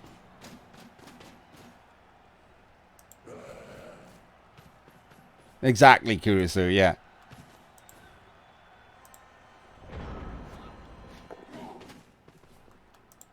This Chaos team is pretty decent. It's got 2 bench is the big thing. It's a lot of bench.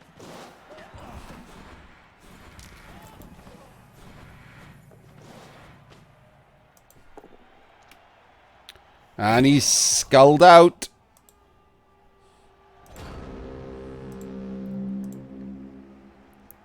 Yeah, that's what I mean in Arian. Like, either go for the ball early, hard, or just fuck off. just run away and wait. Take your 1 turn on turn 8.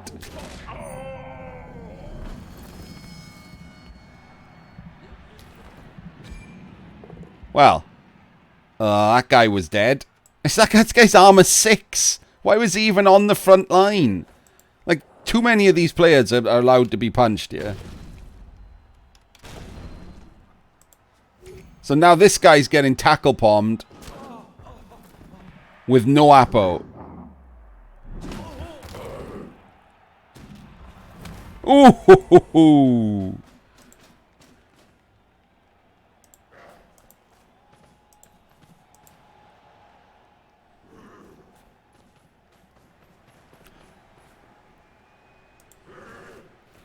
He doesn't have any Edge 5, though, Zombane, so I'm assuming that he's Apo'd this guy not just to keep men, but to go for the 1 turn, because he's the pick up and pass guy.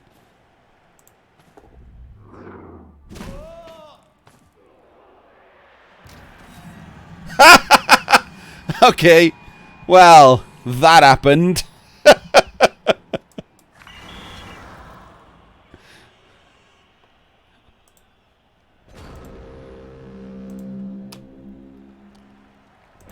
Yeah, I think this game has gone the way of that game, hasn't it? So it's going to be Dwarfs versus Chaos.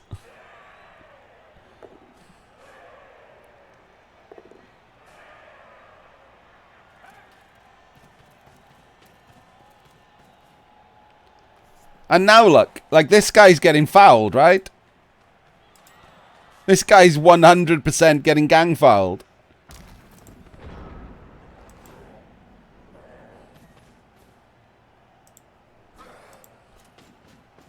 Yes, exactly, impetuous lad.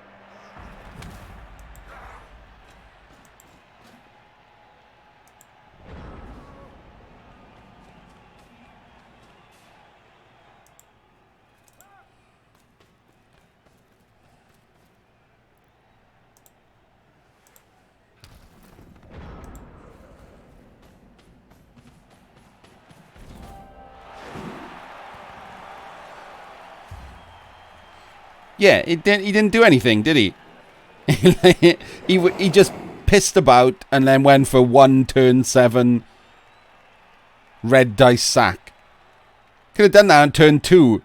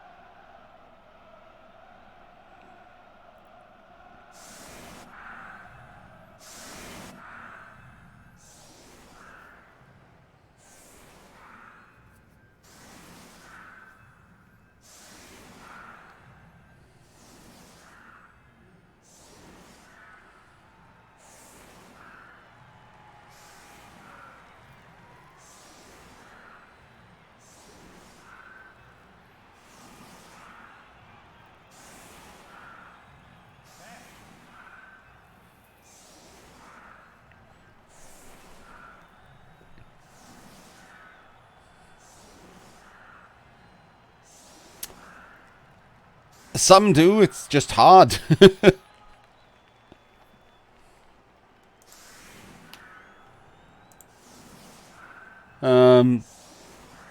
What's this? Right. What?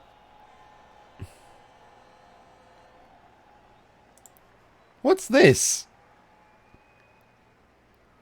What's this very weird, not a one-turn defense?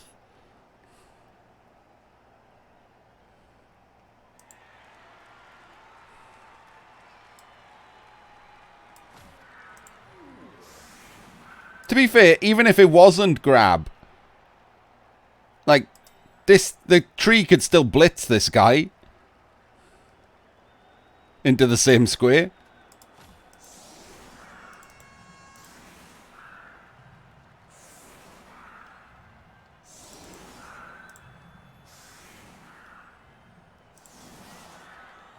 That is fucking mental. What is that setup? I've never seen that setup before.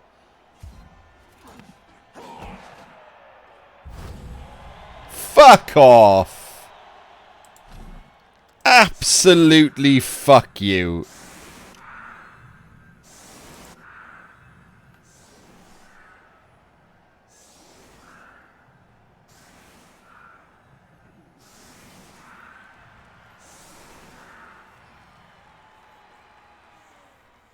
Total garbage.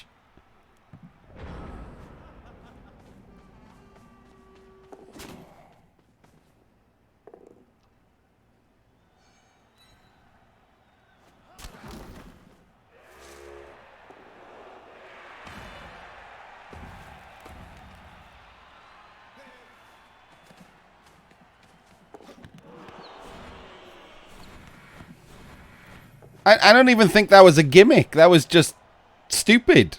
That didn't do anything.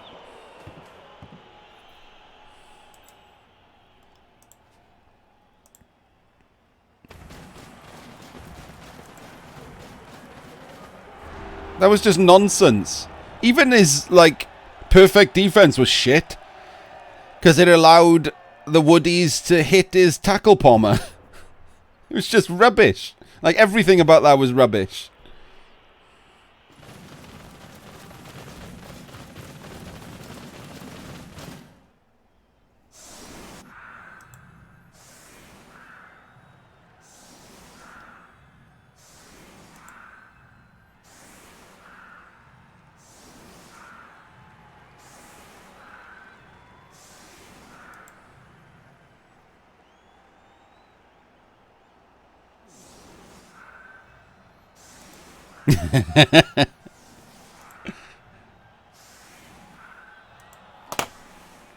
Yeah. Honestly, Skaven, if you fancy playing Nurgle, play Nurgle. You'll just understand you'll be rubbish for a while. Until you get any skills.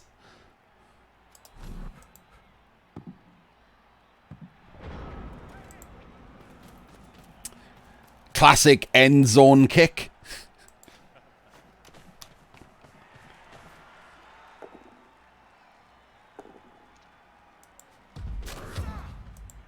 No, they haven't, Denarian. Gdanik lost in the final with Woodies. I'm not certain if anyone else even made it. Oh, definitely not since he went away. Dark Elves won.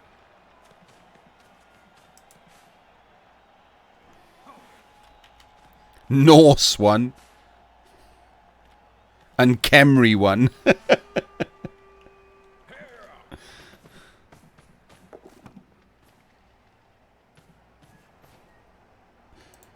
No, none of them were Colian. Velahopia with Norse diced Jimmy's Chorfs in the final. Hey, another dead guy. Spider with Kemri diced the shit out of Crucifer's Chorfs in the final. Neither of these were games. They were, honestly, the Kemri versus the Chorfs was an absolute embarrassment.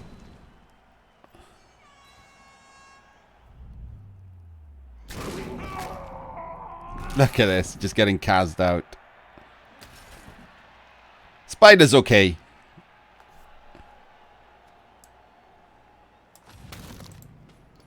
Nurgle are bad because they have no skills and they're hard to level, Skaven. They're hard to level the good players, the warriors. And they get good after like 20 games. Yeah, he's a Khemri specialist. But he's only good. Maybe above average.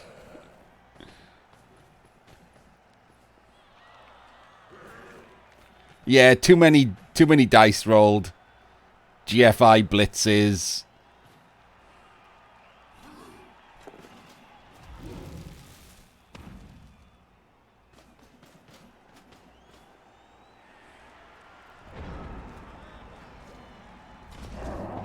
He just snake a dodge. Oh no, it's from tackle. Oh no, he did snake a dodge. Wow. Just wow.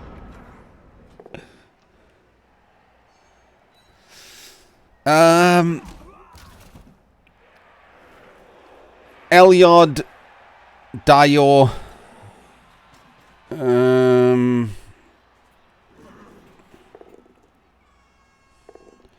The problem is, I don't know if I would include Devo, and if I do include Devo, then it sounds like I'm bigging myself up because I'm unbeaten against Devo.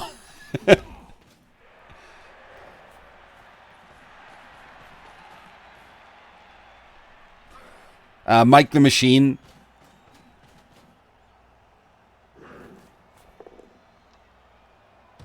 I've never played Jimmy, so I can't pick him. No, I wouldn't. Poopok's a very good player, but I wouldn't pick him in my top 5.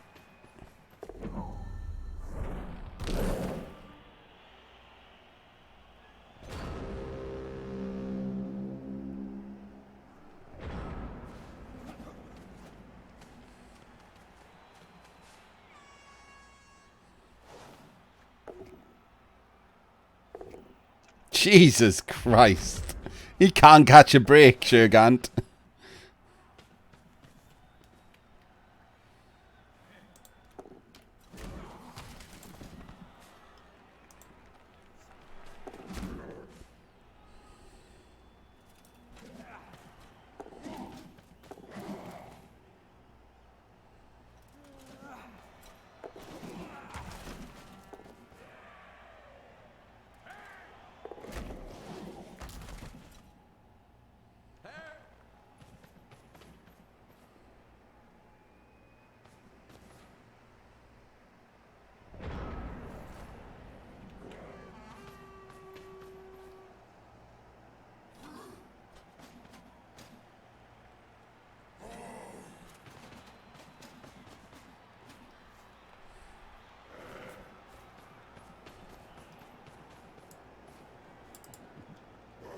Hang on, I'm going to press pause because there's a bunch of conversations happening.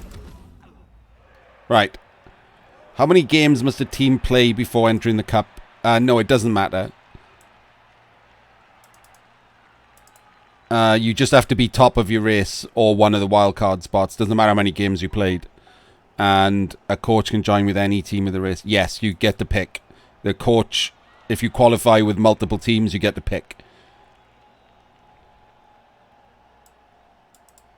I don't think I've ever only qualified with one team, actually. I've had to pick every season. That was a bit of a humble brag, wasn't it? Sorry. I just... Random fact. So have many other coaches.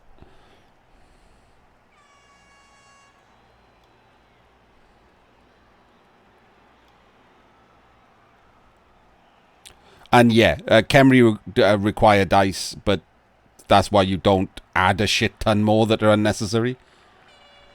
Which Spider does all the time. Number of games a team has played does matter when you want to use it in the cup, because obviously you need a developed team in the cup or you're fucked.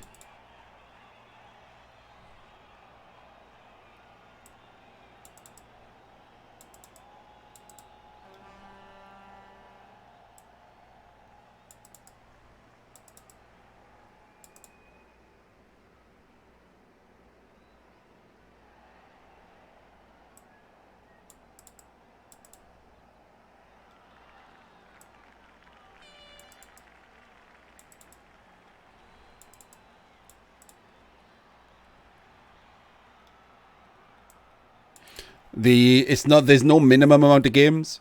Kill. I think I already answered that. But the average amount of games is between mid-20s and mid-30s for most of the races. BZL posted a list at some point, but it'd be hard pressed to find it now. But it's about mid-20s to mid-30s for almost all of the races, except for like halflings and goblins and Nurgle, who are more. Nurgle at the top for most games played, then Chaos probably, because they just get better the more games they play, and then the Stunties are at the bottom, because the more games you play, the more likely you are to not have a team left.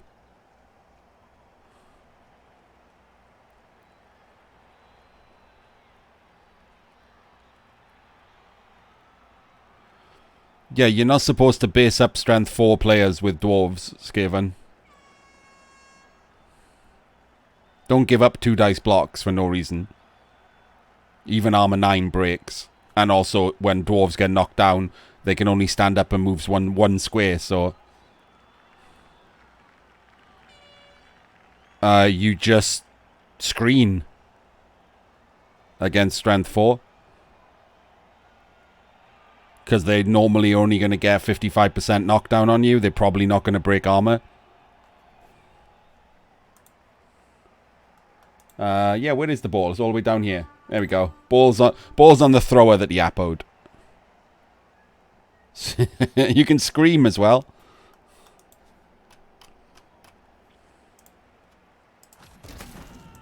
Hey! I pressed pause just before that loner died.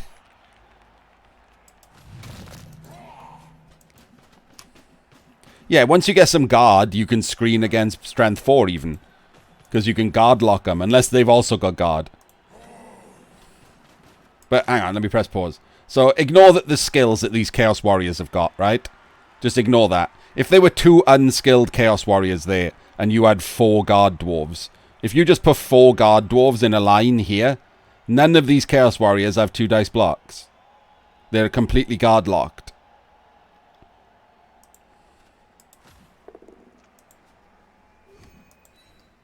Only if they haven't got Claw Palm, Skaven. Death Roll is not great against Claw Palm. I mean, sometimes it's the best thing you can take anyway, but don't just automatically go for it if your opponent has Claw Palm. The biggest strength of the Death Roller is its high strength and stand firm, but you also do... It does get knocked down, so you do rely on the fact that it's got armor 10. It's not so great if your opponent's got Claw Palm and gets to hit it. When I played Jehanian with my dwarves, I took a Death Roller, and he 1 dice Claw Palmed it, and it died.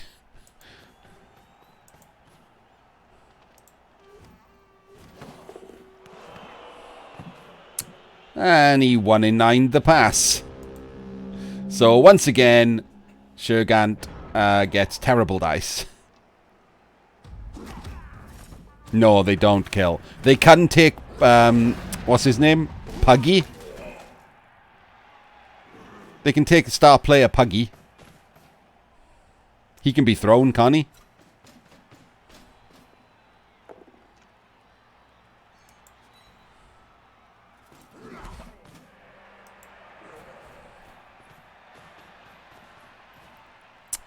Have you seen the new Wood Elf star players for tabletop in Arian?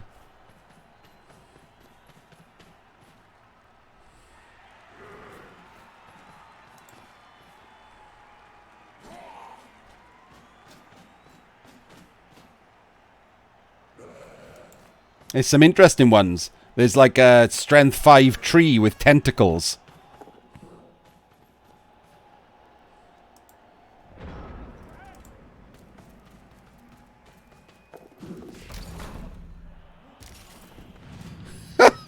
Jesus Christ. Shurgan's probably given up by now. No, I'm pretty certain Puggy can get picked by the Woodies, can't he?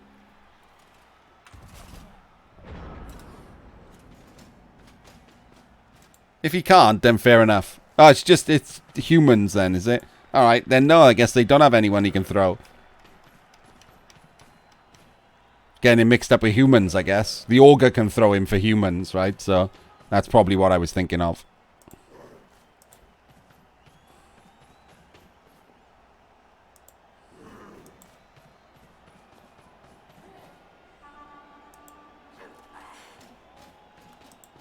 Does that sprite have right stuff, Marsam?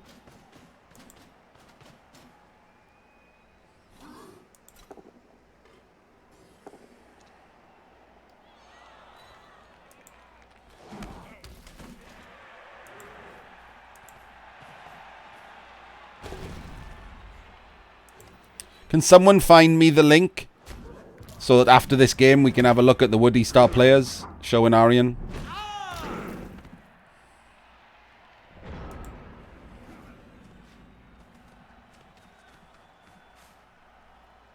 Because this game, the Chaos are winning, right? It's just obvious. It's in the Discord. Thank you, Marsam.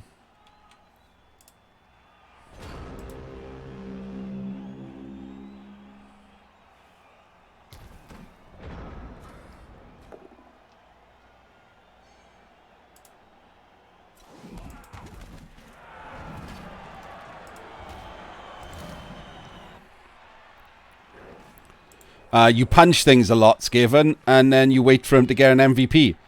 Because sooner or later they will get a Kaz, so all they need is a Kaz and an MVP and they get guard.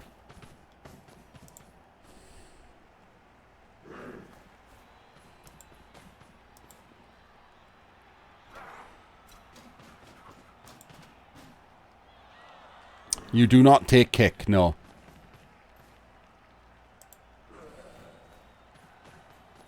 I don't believe I've ever taken kick. I don't, Manus.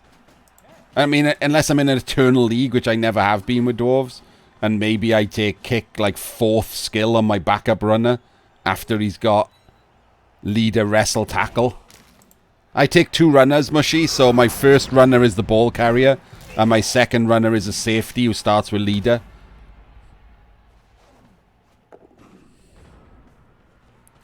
Zote. Yeah, not a lizard. A Zote.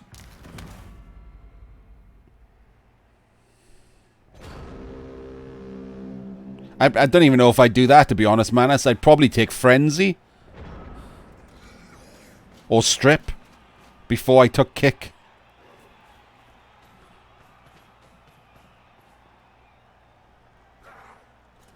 Yeah, but you don't want to start planning for your 4th skill on your backup runner, Skaven. That's like 100 games in or something.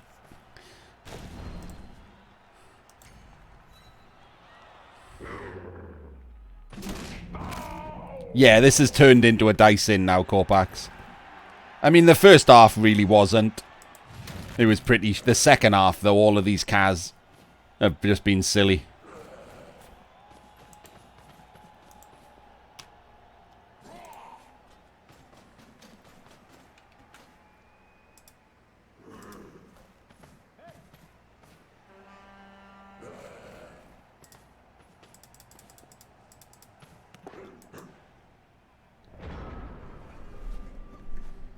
The Swift twins are amazing. But they're so expensive.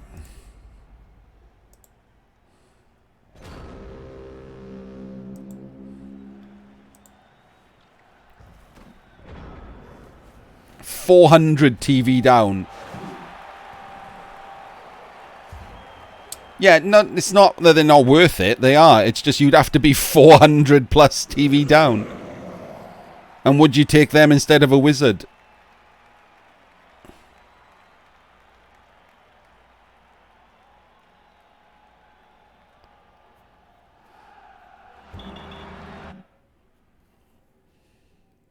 Yeah, Stunty is not a nega trait.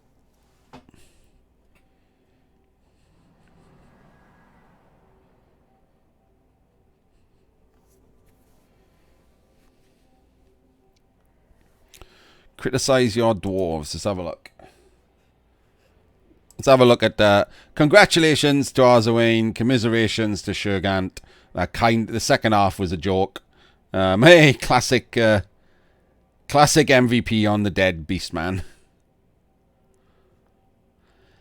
So Arzawain moves on to play Rick in the next round. Missing a Beastman, I guess. Unless he has money to buy another one.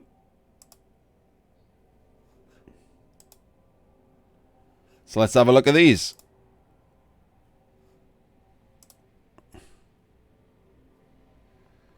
Right, Troll Slayer, Strength 4, Pom, Tackle, Break Tackle. Don't think I would have gone Break Tackle. And then Juggernaut. I do like Juggernaut.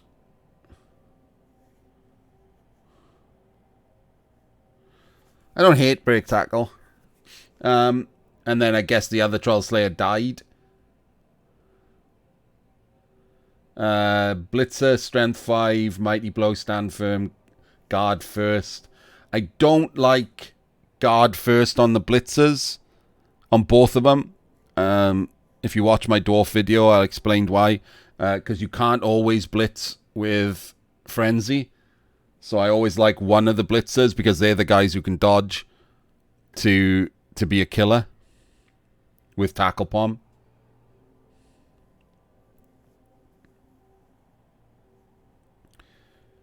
But the other one would be fine. Longbeards with Guard. Then Mighty Blow, some Stand Firm, pretty much. Is that a Longbeard that you've taken movement up after it got move busted? Is that what's happened there?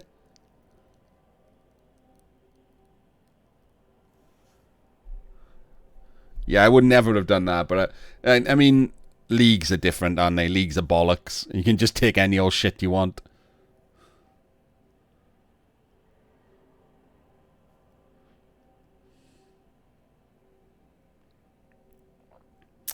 And I'm assuming your runner has recently died as well. Because the other one... I don't like... You have Blodge Leader? Did you take Leader because the other runner died? Or...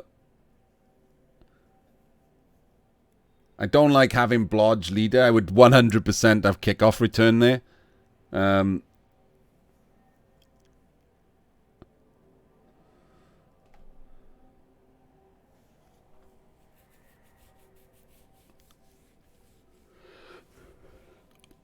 The other one was Edge 4 with Kickoff Return. In that case, I would have gone Leader first and Rackle on this one.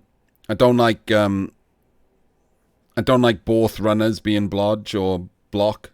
I prefer having a safety whose movement 6 with Rackle is really handy for a Dwarf team.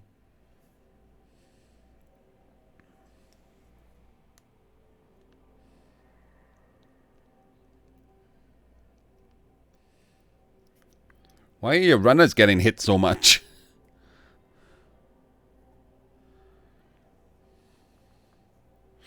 Yeah, I would have taken Dodge, definitely, Manus.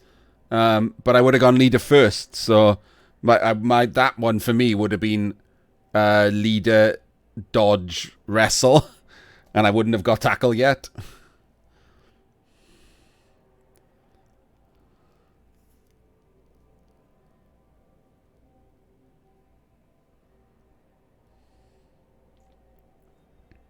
Yeah, the Flings have good stars, but the Flings get fucked anyway because the tabletop rules are the same as Blood Bowl 2 and you can only buy 2-star players.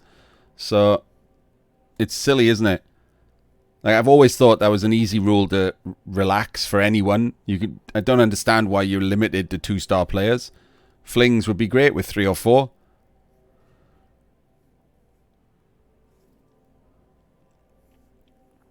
They regularly end up like hundreds of TV down, sometimes like 800, 1,000 down or something.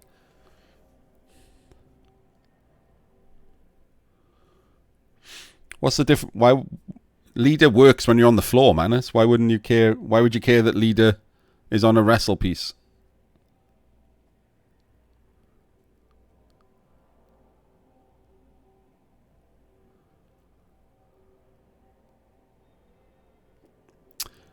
Yeah, the catchers are pretty nice to add in.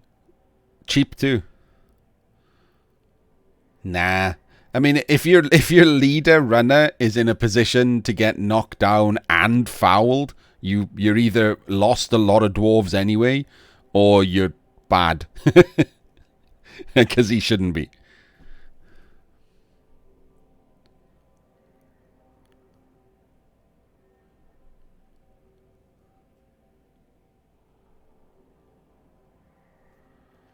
Yeah, it's silly. You definitely should be allowed to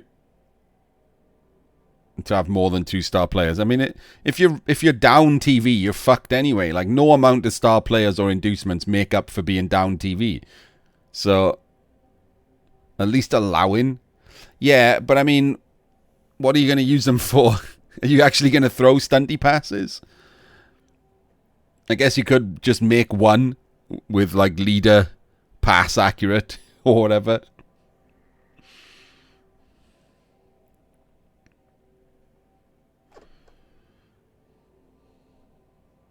I'd definitely take a hefty for a leader role.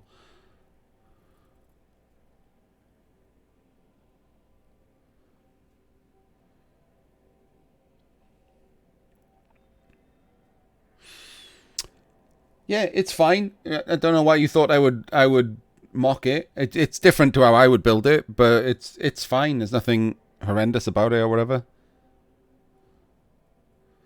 And I got to be honest, I'm thinking about it. I don't know what I would have taken instead of break tackle, to be honest. I mean, I would have taken Juggernaut first. But as the legend skill for a single, not certain. Maybe I would have put guard on him.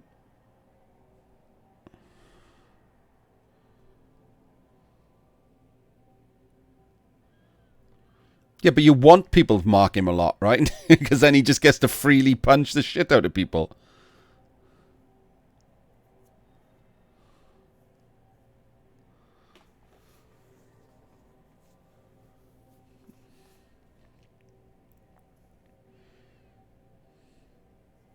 Stand firm would it be a choice? Yeah, I don't think I would take break tackle, I'll be honest.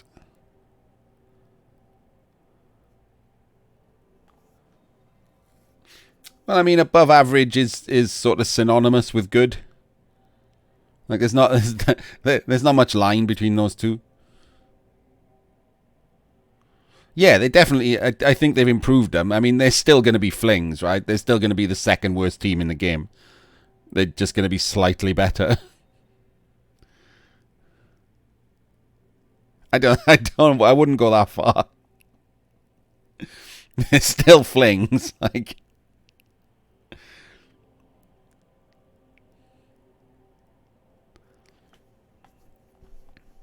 They're heading in the right direction, at least. It's huge. I predict a massive improvement in halfling win rates of about 2%.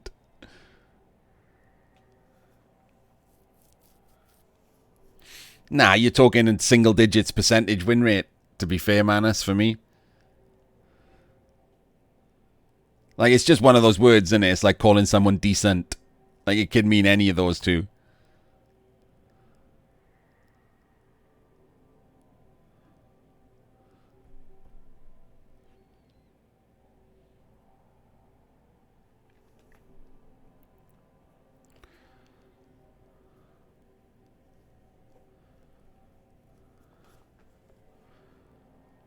Yeah, at least they definitely got buffed.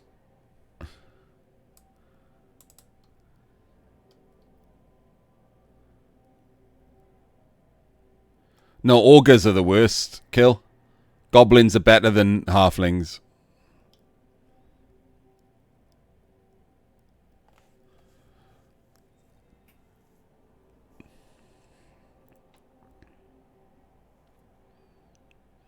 Yes, they have. I mean, if you just read the thing, they've done. You can see the halflings and the undead, but they've also done crap. There's another one. What's the other one? Someone help me out. Yeah, they've done lizards. Lizard man. But there's another. There was one before the recent lizard man one.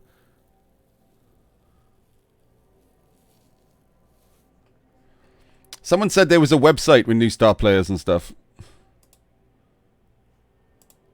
I forgot the link. Was it you, Marzum?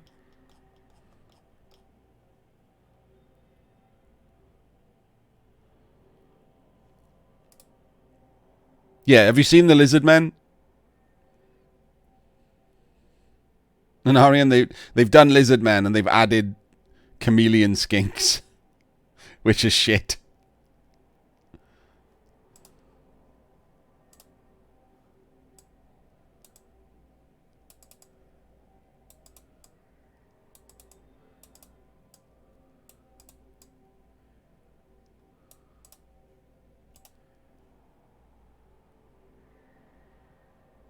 Logic has asked a question. Let's have a look at this.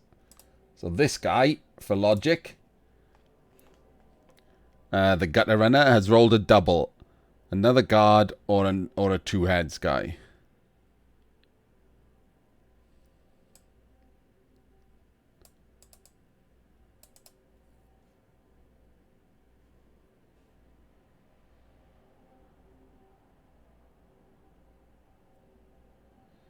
Got the throwers, ball carriers. Am I dropping frames? I can't connect to chat right now.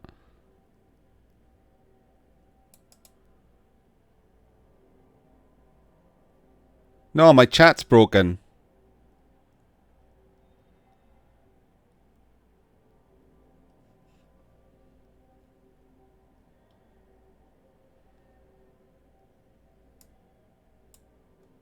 I don't know what's going on here. Hang on.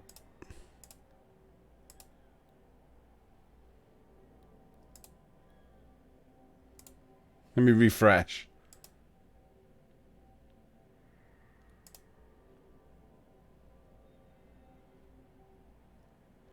Yeah, I'm very sorry, everyone. I think Twitch chat is broken.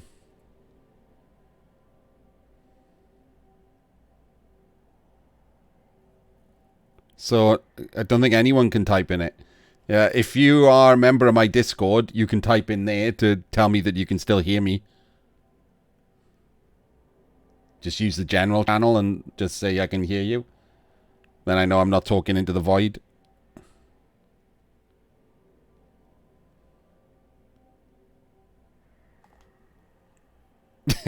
Thank you, dear. Oh, you can type.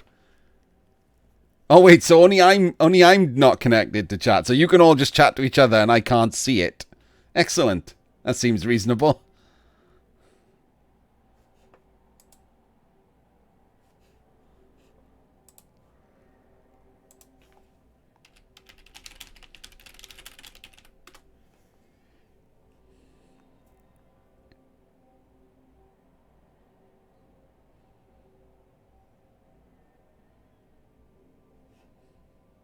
Yes, just carry on talking without me. It's fine. I've refreshed the page.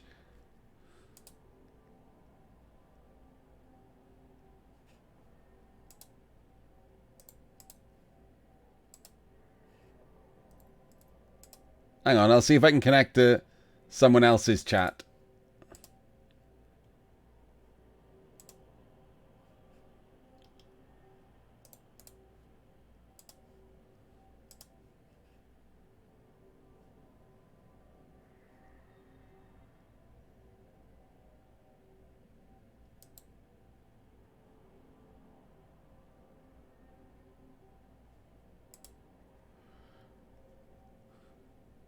Well, I won't be able to see it, Zombine, because it's just saying connecting to chat for me.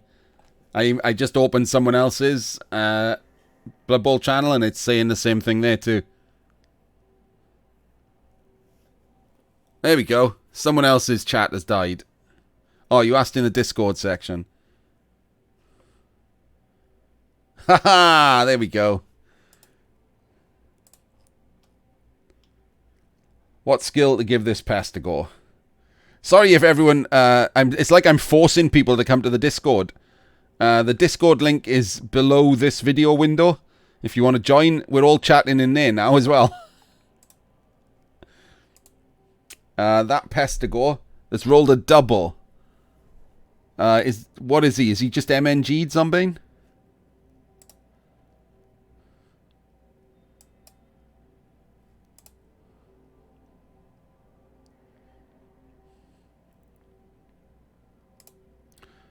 If he's MNG'd, yeah, dodge.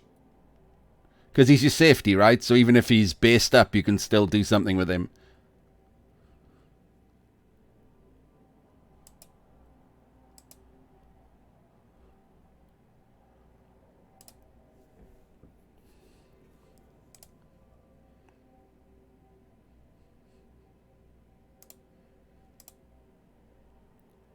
Give him dodge, and then if he gets another level, either two heads or frenzy.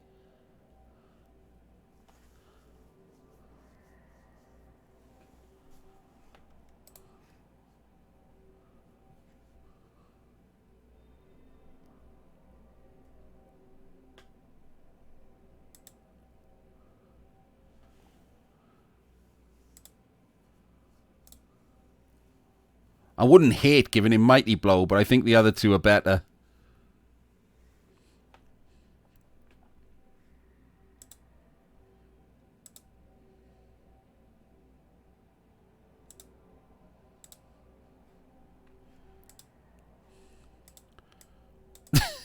What? Why is one of you called Fat Cunt?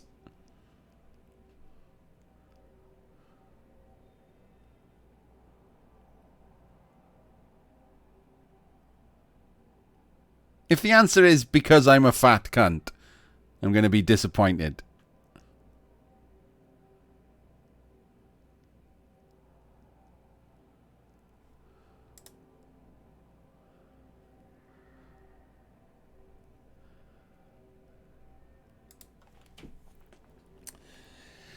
I feel like, though, like I like having Frenzy on a Chaos team, and or a Nurgle team even, and that guy is the only guy you can get away with it, I think. So I would probably put it on him, just so I've got Frenzy. I like putting Frenzy on any team that can fit it in. Frenzy's a great skill.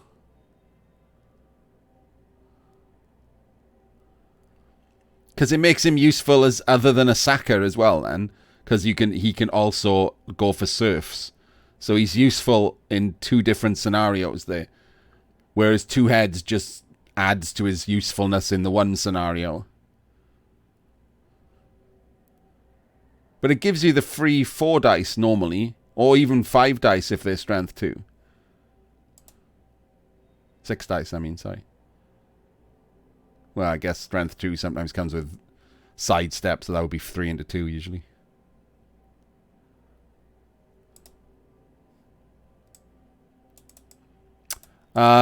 You see the how-to series link, Fat Cunt, down the bottom.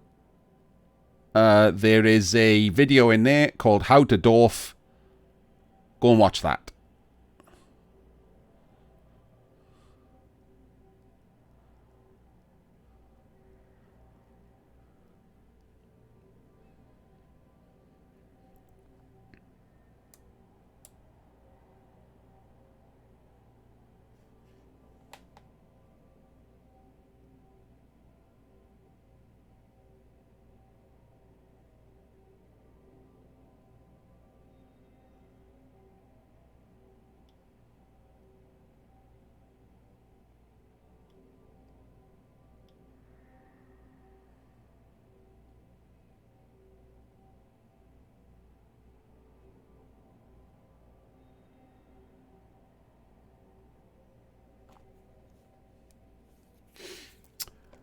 You see the channel names on the left.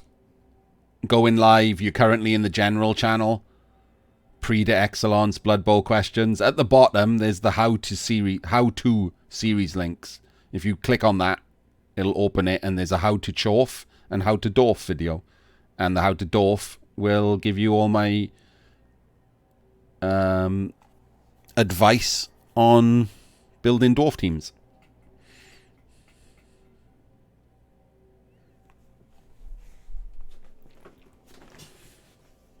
I still can't connect to chat. Is everyone else slowly, like, getting kicked out of chat?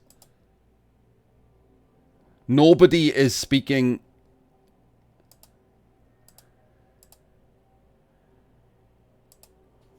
Are you all still talking to each other and just slowly, one by one, getting booted out or something?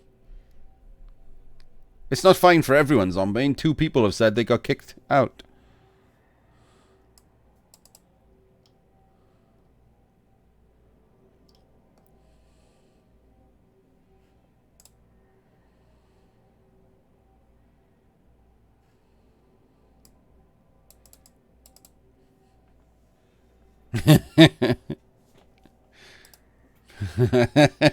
It's fair enough. I don't know why I can't connect to chat. It's very annoying.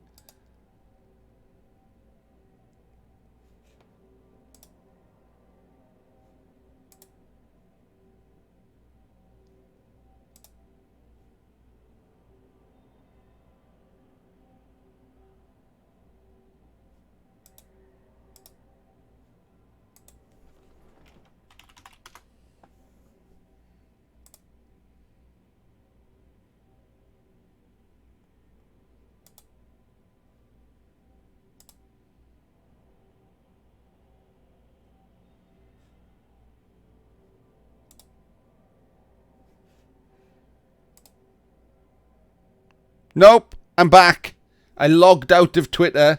Sorry, I logged out of Twitch and logged back in, and it worked. I'm back. I can see chat again.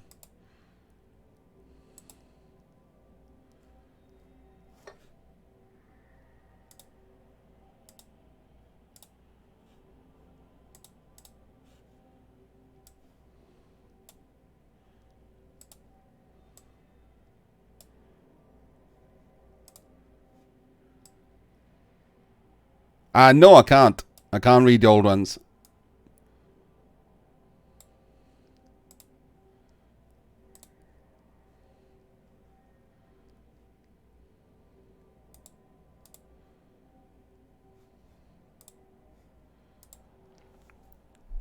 Block is the best skill for Chaos. So you were all correct. Block's the best skill for everyone. Block is just the best skill.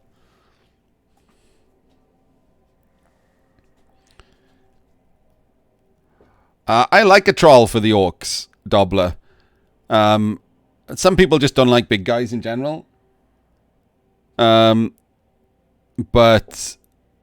I think the troll exaggerates their deal, which is being overstrength and a wall. Yeah, on a new team, I just started with a troll.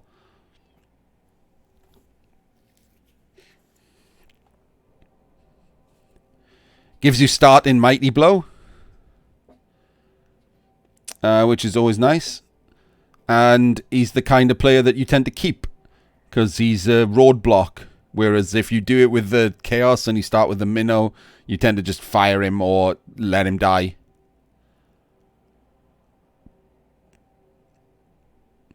They're awful, Anarian. They're just the worst. No one's going to pick Chameleon Skinks. They're just a pile of shit. They're just move-busted skinks with 2 terrible skills.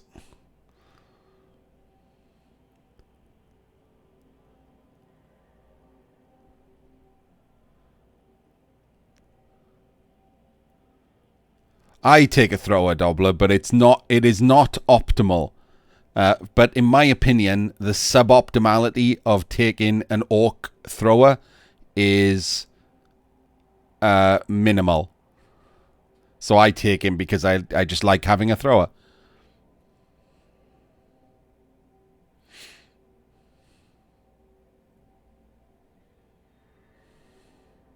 No, don't bring a gobbo. You don't have to bring a gobbo. The troll is not there to throw a fucking goblin.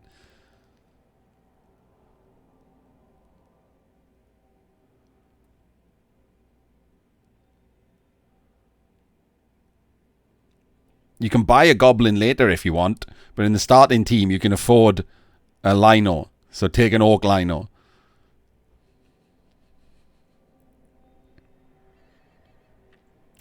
Yeah, that's my reasoning. Like the fact that your ball carrier is movement 5 and armor 8 is annoying, but it is offset by the fact that you have all 4 blitzers available to fight. You don't waste one as a ball carrier. I didn't think it was in Tabletop Zombie. It's in the Blood Bowl app, isn't it? It's not out. as anything other than in the silly Blood Bowl app.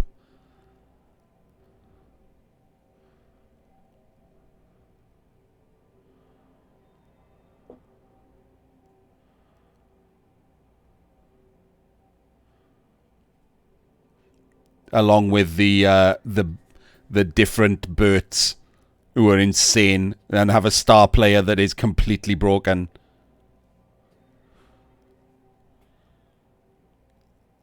Like, actually completely and utterly OP.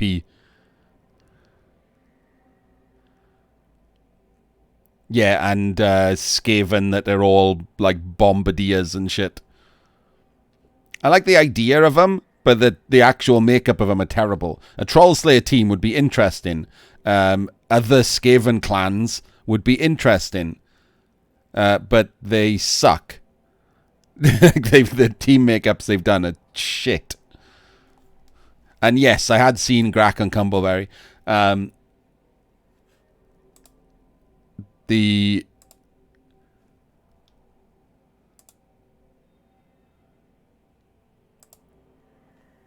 thank you, Anarian, for posting that in the Discord.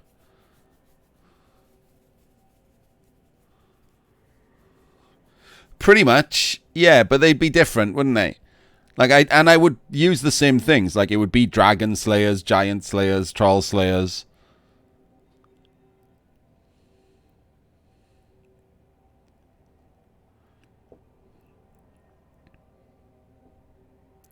But I would have just that to each of them, maybe, and then, like, Initiates or something who don't have Frenzy. Maybe they all have Dauntless. That would be funny.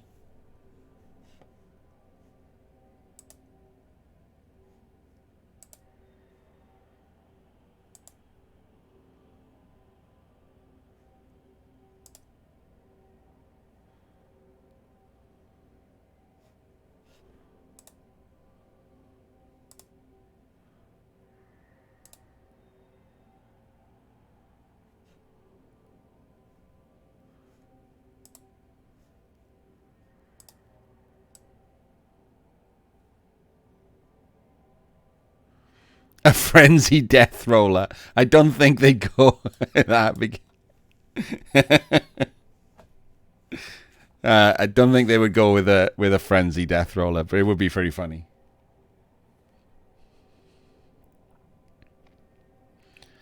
But yeah, there's room to make more interesting teams. Like, you could change the ones that exist as well, better than they have. Like, there's no point. The Chameleon Skinks are just shit. Like, they're just rubbish. But Lizards didn't need changing. They're already top tier in NAF, and they're good in other formats too.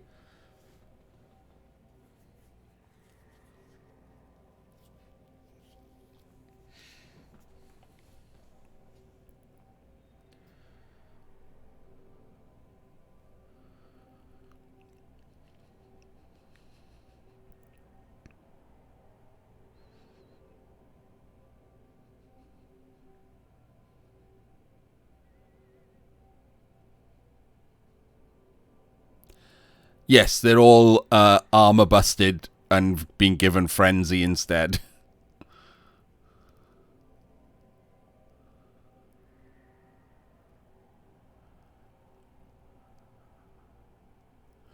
I haven't checked it out, as in done more than watch a couple of times, like Space Cadet playing it and stuff.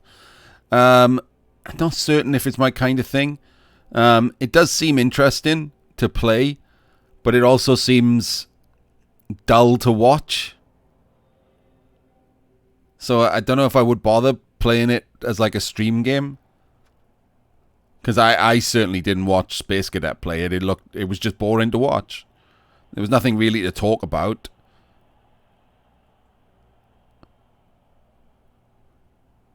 And there wasn't, with Blood Bowl, there's you're watching it and you can try to guess what they're doing. You can tell someone, your recommendations for moves, or if they've done something wrong, you can tell them. Battle Brothers didn't really seem that kind of game. Like, there's no interactivity about it. So while I might end up playing Battle Brothers, I don't know if I'd stream it. Yeah, but I'm guessing that Filthy Robot gets a couple hundred viewers if he just streams himself like taking a shit. Like, variety streamers with a built-in following can just basically play themselves reading the phone book and they'll get a couple hundred people in.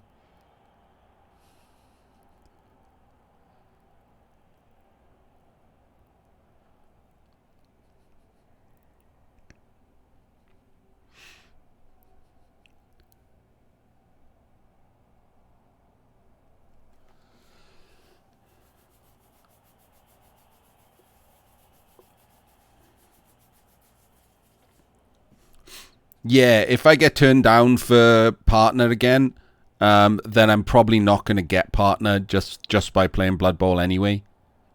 So I'll just see. I'll probably just give attempting partner a miss then, until maybe Blood Bowl 3 or something comes out.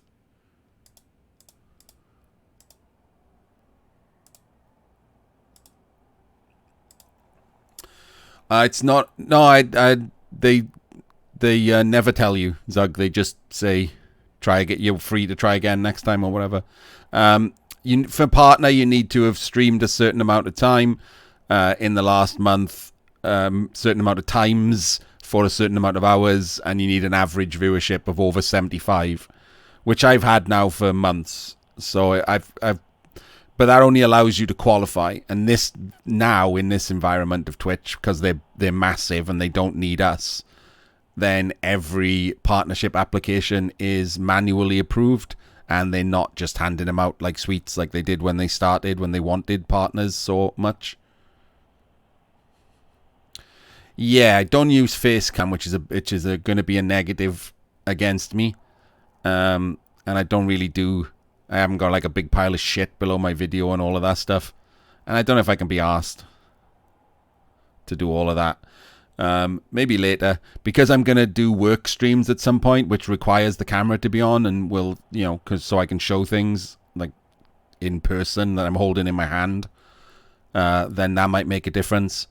And I will be, there's pictures of my face in the Discord that you just used, Zombie. There's a photo sharing channel. How do you not know what I look like? There's like half a dozen pictures of me in there. And also, that's me.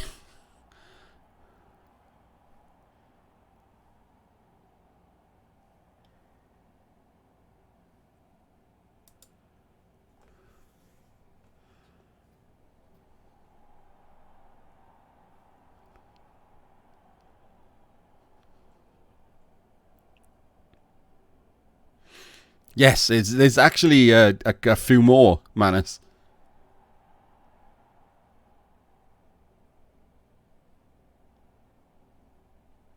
It's timing, Kill. The more time goes along, the harder it is to be a partner.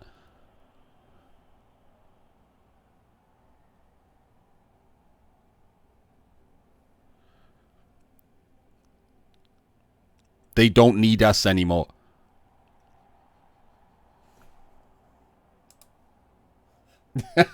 Yes, that's my ass. Zombie. Is that weird?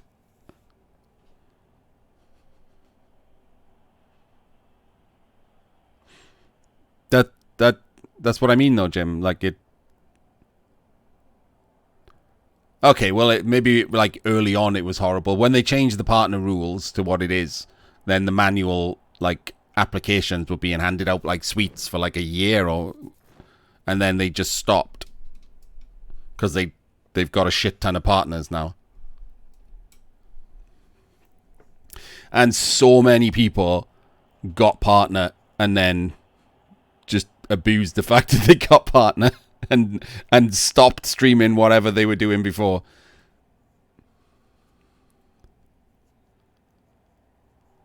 Yeah, they also have affiliate to make up for the fact that they've stopped giving out partnerships.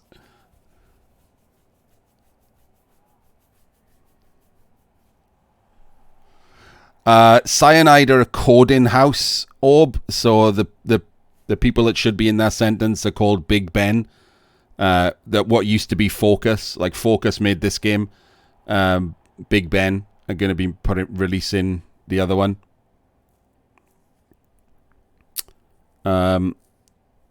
Cyanide are the ones that just code things, and Big Ben don't have a con, but they did announce all of their upcoming games via like Twitter and stuff, which is why we knew that. Oh, while we still think there's a Blood Bowl 3, because that's what they announced it in their big announcement video. And then they had to take the video down, remove the bit that said Blood Bowl 3, and put the video back up without it.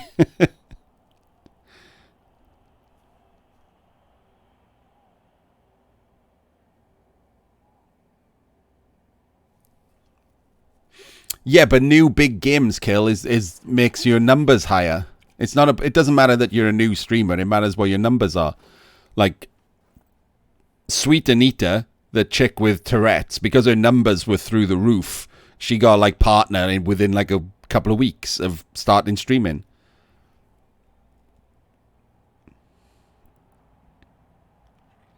So if you stream a big game and you have good numbers, then you're more likely to get a partner.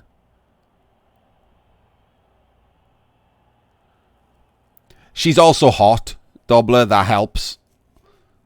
Like, she's a hot chick with Tourette's, and the Tourette's is like the super rare swearing Tourette's, and her particular tics are about sex.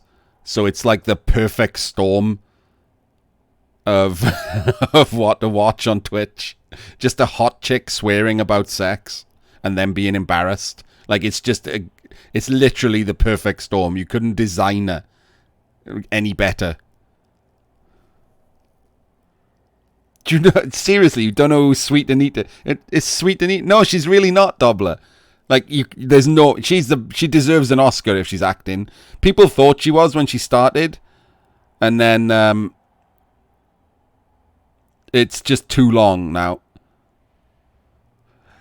Nah, you just post a couple of videos on Reddit or something, Jim. That's what you got to do. Like with a hook like that, then Reddit will just sort it out for you.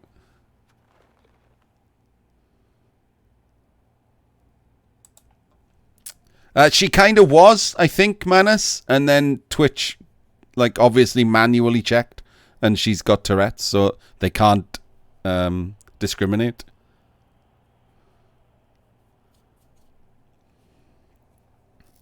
Hang on, I'll find some clips of her now.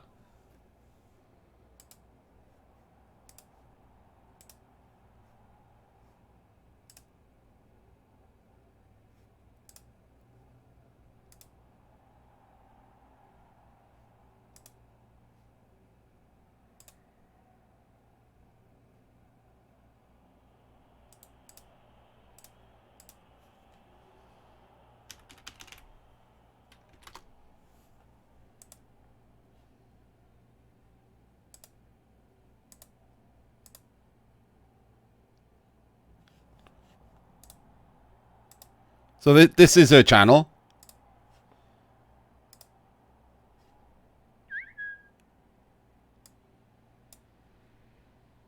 Are you planning on playing any other games on this channel? I do play other games sometimes. I'm currently working on it with a potato PC, so it's given up on me a few times when I've tried to play other games, but I do play The Forest, I play Bioshock, I play with my dick on a Tuesday, fuck you, and Jesus, fuck you. Bitch lasagna. Bitch lasagna. Bitch lasagna. So yeah, that. She's hot.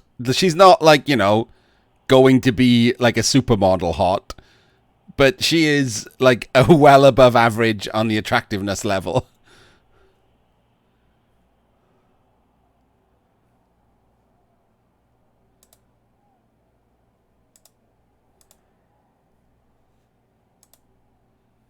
To it. I worked up to it for 3 years before I finally gathered the courage to do public speaking and give talks. And that was quite a milestone, actually. I think it was quite recently because it was after I started streaming. I think streaming really bolstered my confidence in that respect. So thank you ever so much to everyone who touched my cunt and fisted my kitten. I will fuck your friends, mate. I will.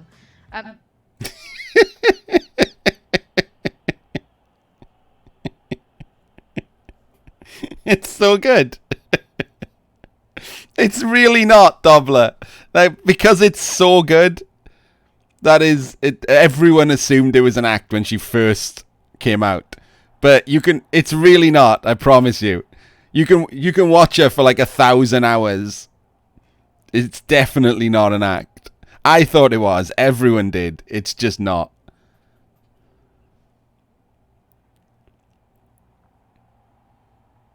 No, there's no such thing, Dobler. Nobody could do that.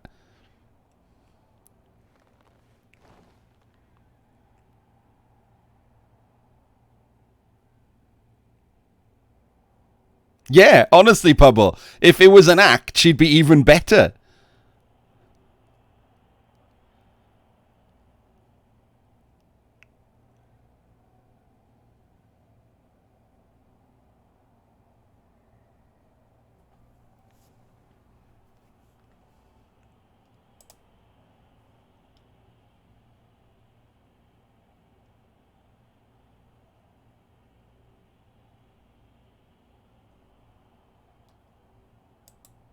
Because if you're a noob on Dota, people punish you. Kitten, I get punished. Punish me, daddy. Oh, I never want to say that again. Fuck. It's great.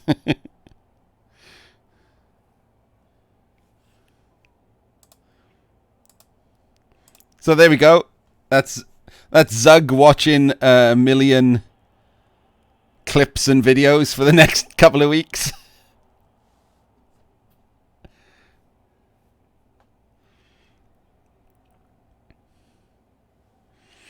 Yeah, I don't know, like it because of the particular ticks, but most of her ticks are not so. Like these clips are like the perfect storm of her perfect storm, right? Like they've got comedy timing, but it's not like if you just watch her for 3 hours, she does that constantly. Most of her ticks are just whistles and bloops and nothings. A lot of like people with is it no, not coprophilia. What is the fucking Twitch? Coprophilia is not right. That's about shit, isn't it? What's the rare Tourette's thing? The one that makes you swear? Because not everyone has it. Like most Tourette's is not that. It's just tics and... It's a word that sounds like that, though.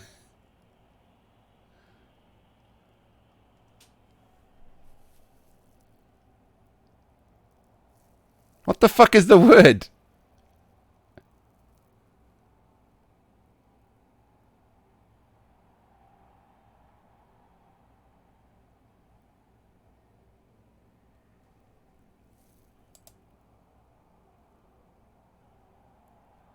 Coprolalia. Right, there we go. See?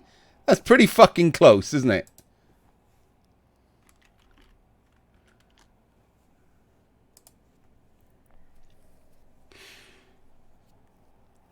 So there was a guy on the UK Big Brother who had it ages ago.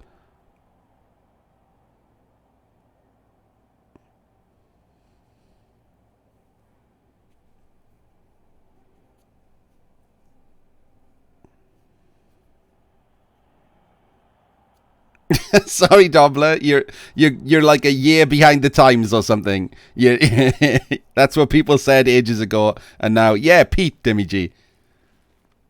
I think he might be dead. I'm not certain about that. Yes, Coffee Monster. That is the most common form of Tourette's. It's physical tics.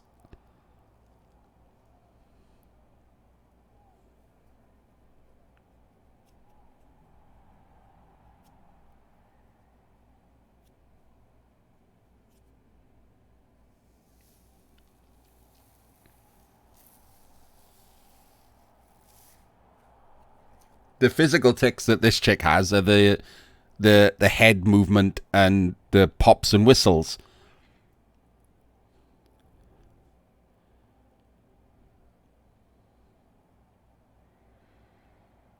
Yeah, she's famous now. I'm pretty certain that like she's released like doctors whatever and stuff. So I think it's done. I think it's been proven now anyway.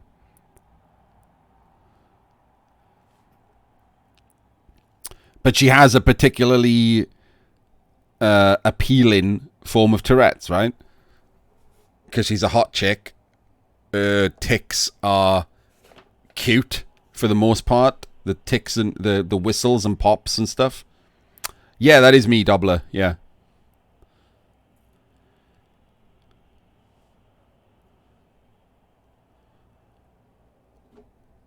It is, yeah. And thank you for asking, because we actually talked about this the other night, that people do ask all the time, even at my age.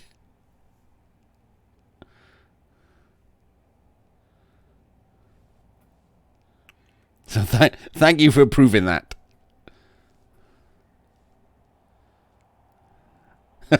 Well, thank you very much.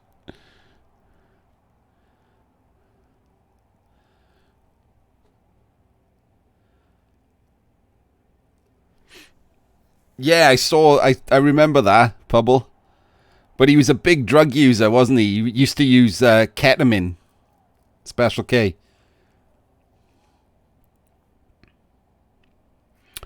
Maybe, J-Can. It is a bit late now. we might have used the Blood Bowl time.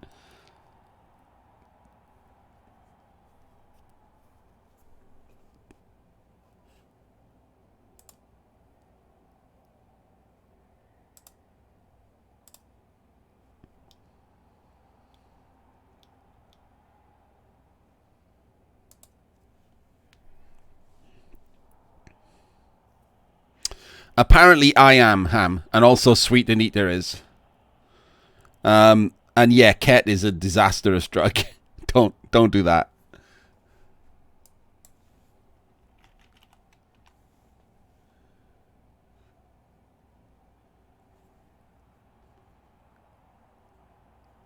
Don't do MCAT either. Although, do you mean Meow Meow or like? Because that was a thing that came in, wasn't it? Like a few years ago. Like there are different forms of MCAT, and Meow Meow was a big thing for a while.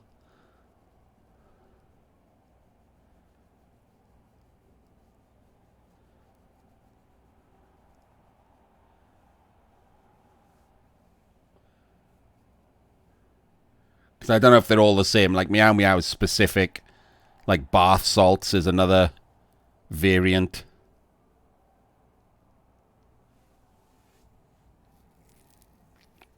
Blood Bowl is a fucking terrible drug. Literally just has no symptoms other than making you depressed and giving you a headache.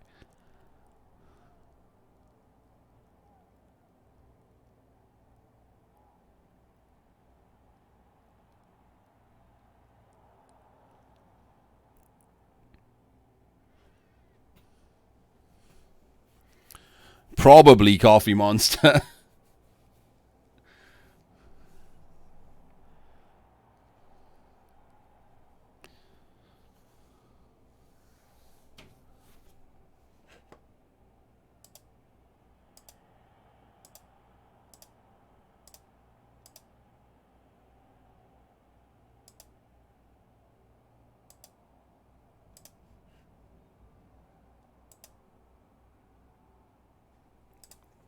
I'm really annoyed that they still haven't updated the fucking NAF World Cup website.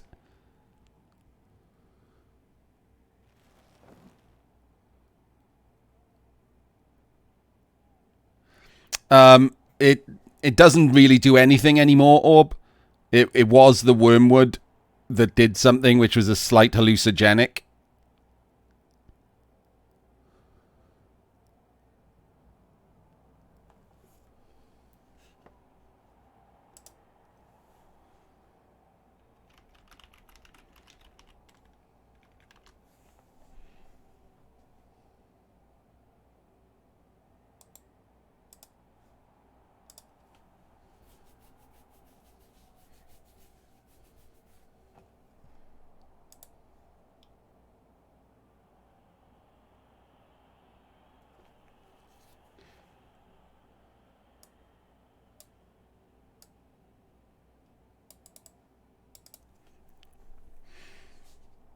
Yeah, I would like to see the final results, Jim. But they haven't updated it with the 9th game. We know who won because it was on Twitter. But other than that, that's all we know. Absinthe just tastes like all of the other... what's the popular one?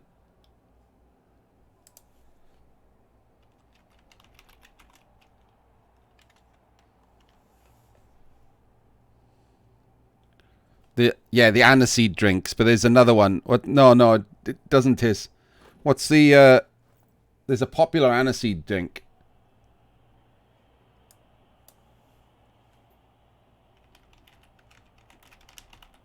Pernod. That's what I was thinking of, Robert. Yeah, thank you. It was Pernod.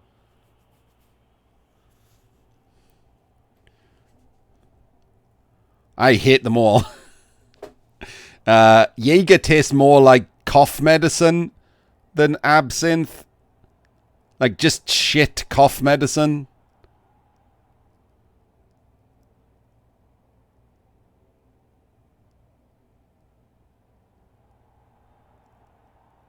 No, I don't believe that's true, kittens. It did. Thuyon does cause hallucinations. It is actually an hallucinogen.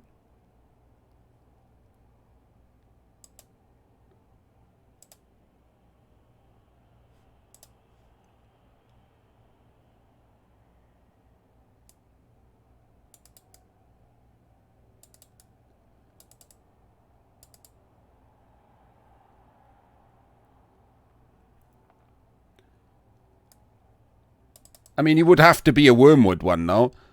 And you'd have to drink a lot.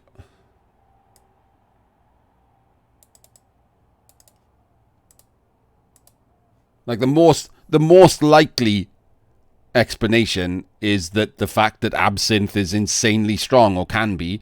Like, you can get, like, 75-80% absinthe.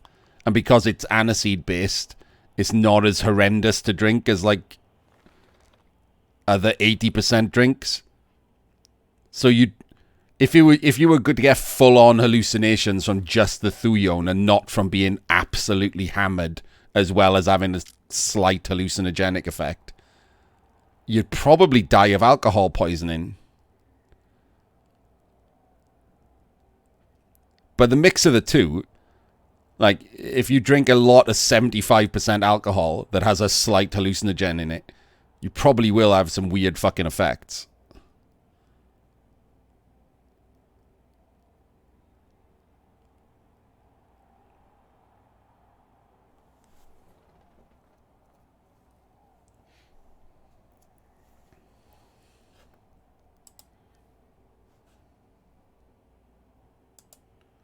Yeah, there you go. That's 75%.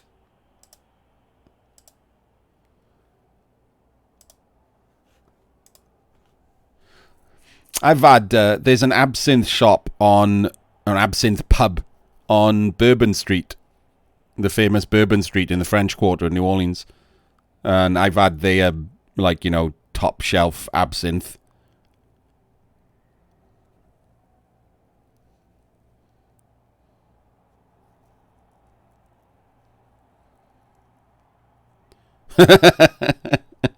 Nice.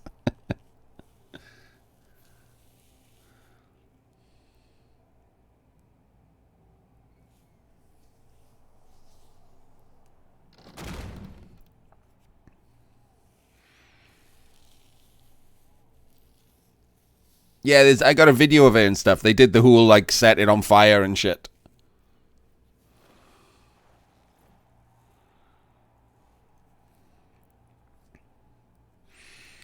Yeah, and also the fact that, like, back in the day, absinthe was, like, the, you know, the tipple of hedonists who were probably on other things as well.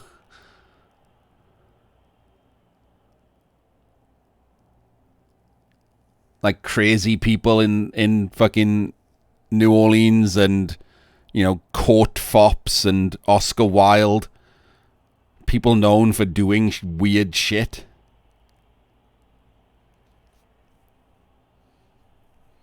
But the wormwood part has definitely been removed from most of the thing because it really is dodgy. Like, you could definitely have an effect from it. But as I can't remember who it was. Killed by Kittens or whatever it is. Killed by Kittens.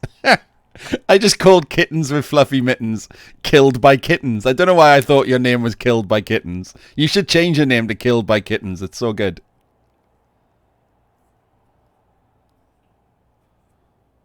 As he correctly said, like there's not a lot in absinthe, even when it has got wormwood in it.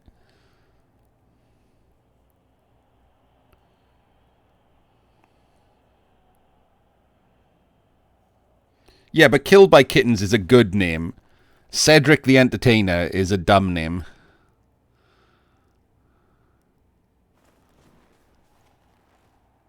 I did, Rex, yeah.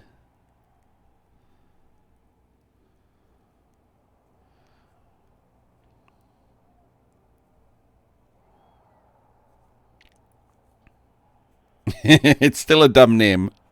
And that's just what I called you for ages. No, Norse are a shit team for shitlers. Birds are just rubbish.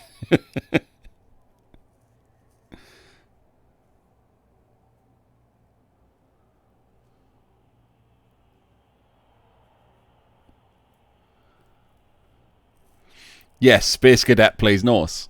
Space Cadet is a total shitler.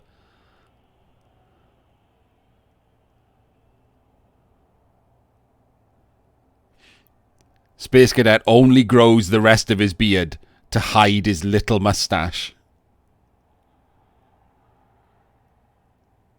Yes, I do, Orb, yes.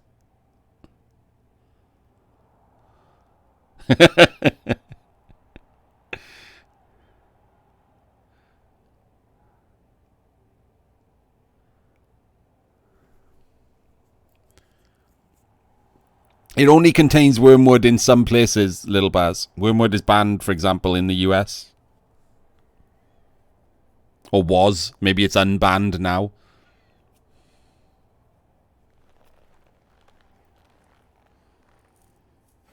Oh yeah, did you watch the video I posted in your channel? Jim, hang on.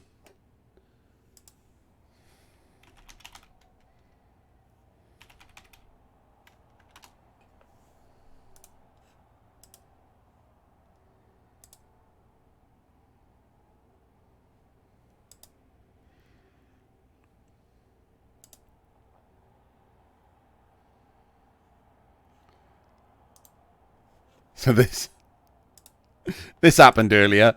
There's no explanation that will make this any better.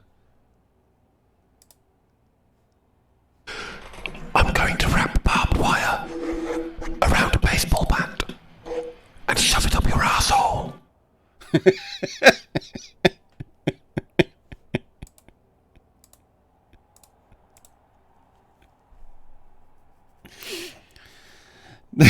So that happened.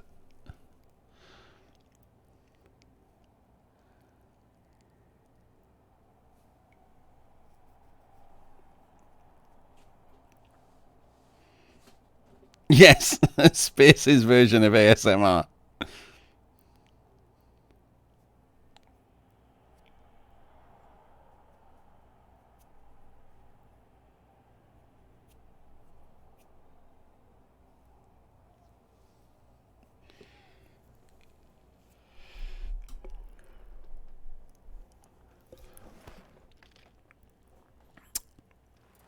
Is that everywhere, Baz, across America? Because I do know that there's weird rules in America, aren't there? Because there's state rules as well as... In fact, there's even within state rules, like certain cities have open carry laws while it's not statewide. Like you can open carry drinks, open container laws rather than open carry. Open carry is guns, isn't it? Open container laws. Like you can do it in South Beach, Miami, but not in the rest of Miami. You can do it in the French Quarter and not Glass in New Orleans, but you can't do it in the rest of New Orleans or in Louisiana. You can do it in Vegas, but not in Nevada in general. Like just weird shit like that. Like the party cities have got it on.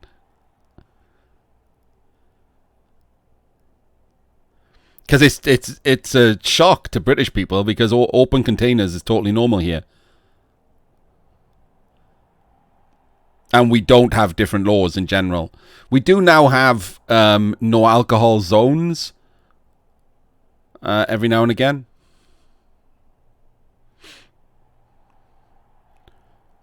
Like certain areas that have been deemed problematic and now getting like cleaned up by putting up no alcohol zones.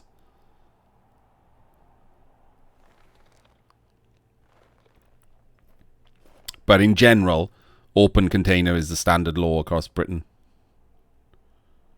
Yes, pretty much. Well, I mean, the parking lot of a school would probably be private land, so you would be able to drink there anyway, but if they asked you to leave, you'd have to because you're trespassing.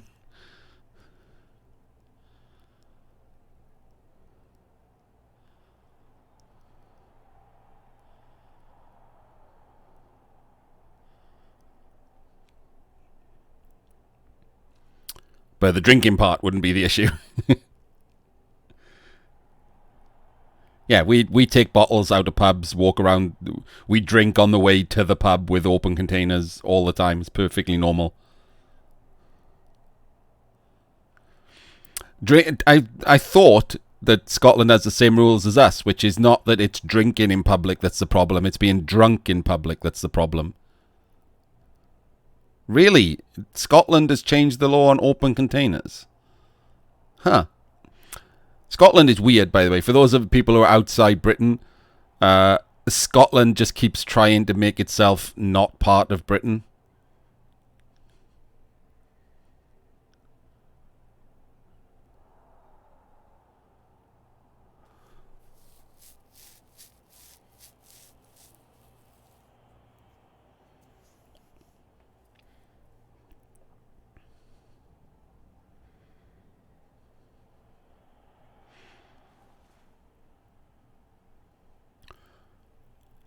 Well, this was pre-Brexit. Post-Brexit, I wouldn't blame them. Although, you know, it's a terrible idea in general.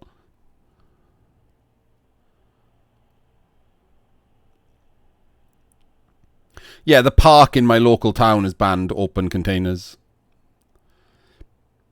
But just the park.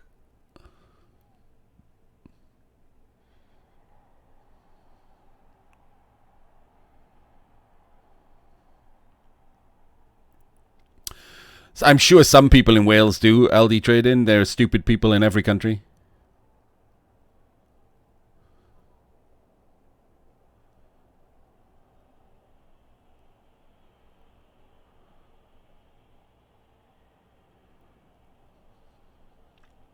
Yes, that old and popular saying, Orb, of divide and conquer has been forgotten. Strength in numbers. Like every single trope ever. And everyone's like, nah, we do better on our own. No, you won't. No one ever does better on their own.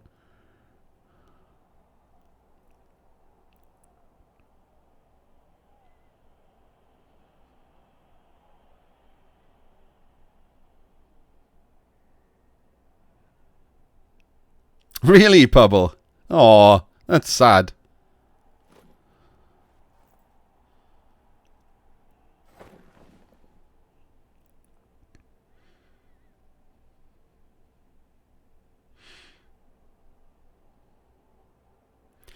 Can you drink on trains but not buy alcohol on trains, Ali?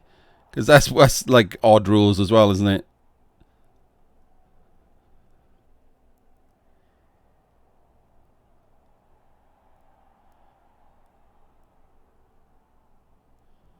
Hello, Gobblemania. Don't know what you missed. You missed Wreckless playing Hesdoorn in the cup. I mean, vaguely. It was similar to Blood Bowl. And then you missed Arzawain destroying Shurgant.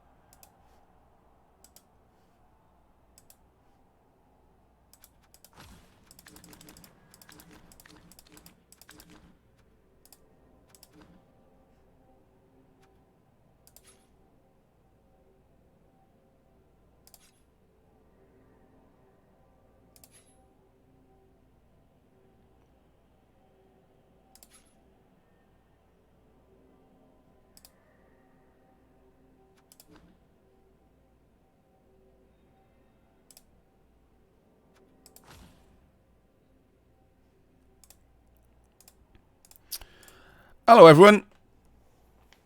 You are here today to watch the Season 26 Bucket of Rancid Clown Shit round of 32 match between Chug Manmilk and his humans and Mongloom and his Khemri. It is a replay. It'll move quickly. We'll probably be talking about Scotland and drinking on a train more than we will the match, but it will be a video at some point. It is not, Rex. It is just unfortunate that Mr. and Mrs. Milk didn't realise that calling their kid Chugman would be taken in an odd way.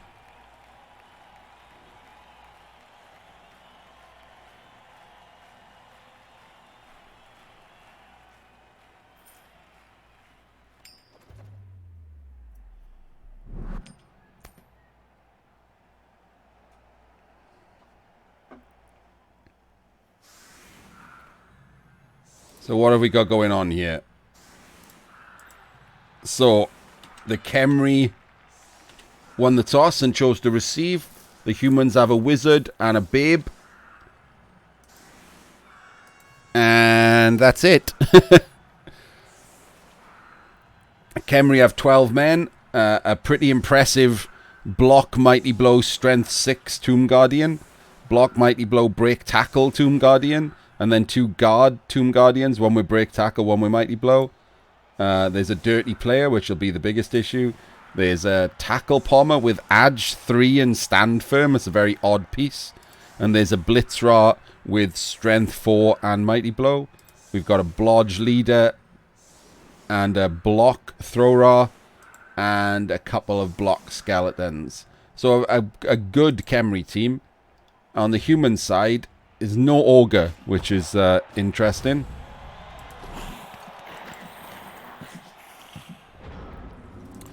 Got 12 men. There's a lot of Adge.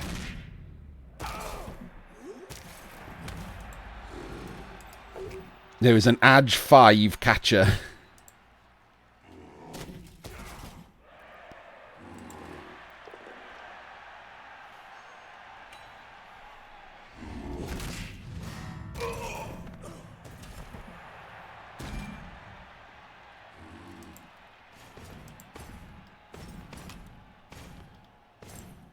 Is everyone trying to shame Chug for his life choices?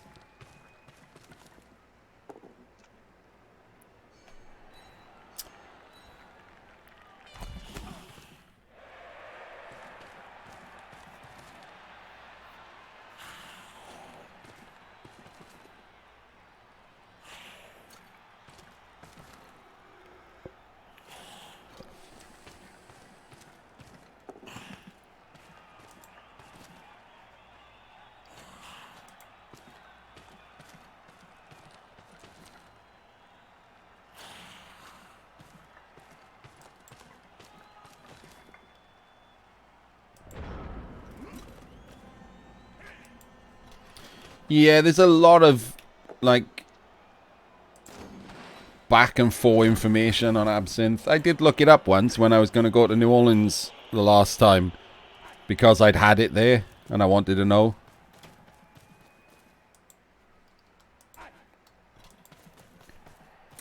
So hang on, let me have a quick check. So, Mongloom did get in correctly. He didn't qualify under the expansion to the round of 64, but after the round of 64 was announced, the guy who would have got the 3rd Khemri ticket deleted his team. I assume because he doesn't read Discord. So Mongloom got in, and I'm very happy that he did, because the reason that Mongloom didn't qualify properly was because he played me just before the end of the season, and I beat him and knocked him out to the top Khemri. So I'm happy that he got in anyway. And Chug was actually the 2nd human team to qualify.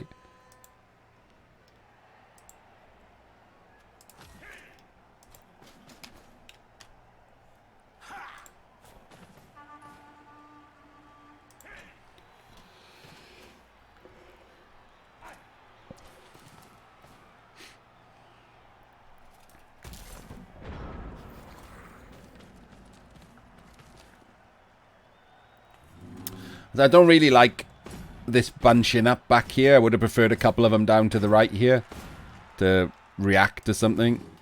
Oh no, Chug. No, Jag was the 700 humans. They were third humans to qualify. This is second humans. Just casually remove that guy. That's 2 KOs.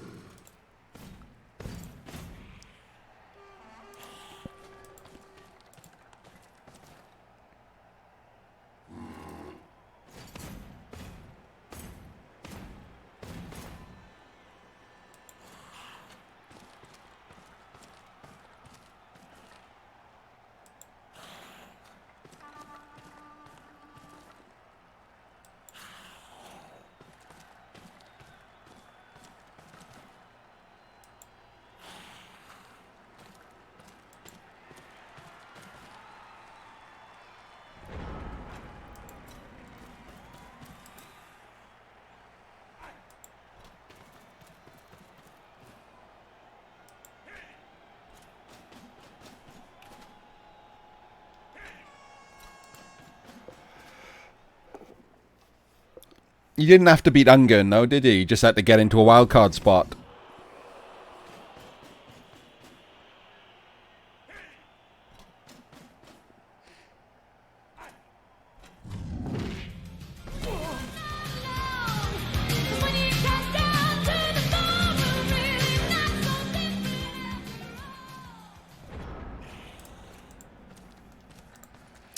Thank you for the follow, Gironu. Oh, and I missed one. Thank you for the follow. Oh, did I say Jetfire? I think I did. I didn't miss it. Man, this fucking Blitzras are rampaging around the place.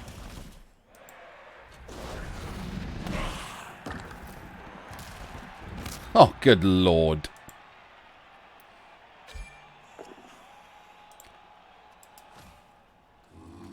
So that's 3 removals in 3 turns.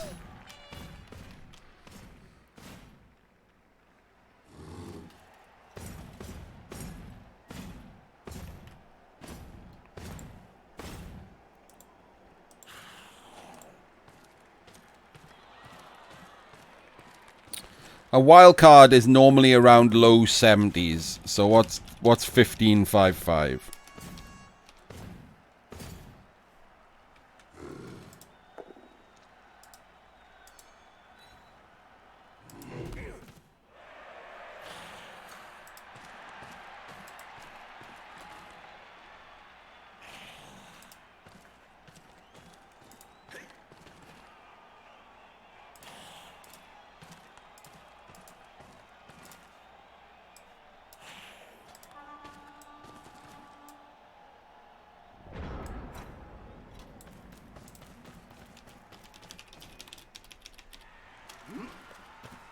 So 64.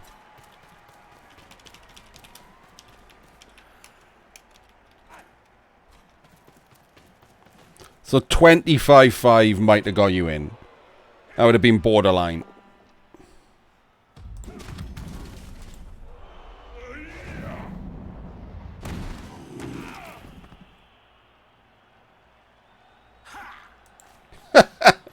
A 4 into a 2.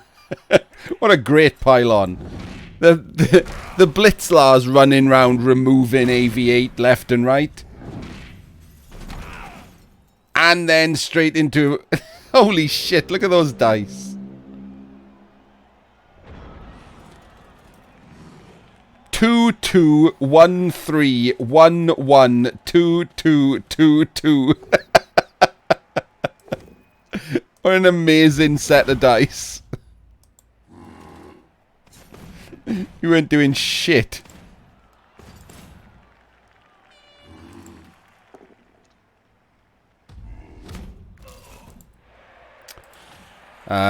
Yes, I can. Firstly, Saurus don't start with skills, but you get 6 of them. They're fast, and you get a Crocs. So you get 2 more than you get on Nurgle, so you're much better at strength bullying.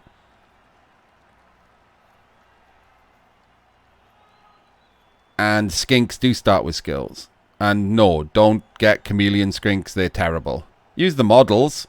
Just call them. Just tell your opponent they're normal skinks.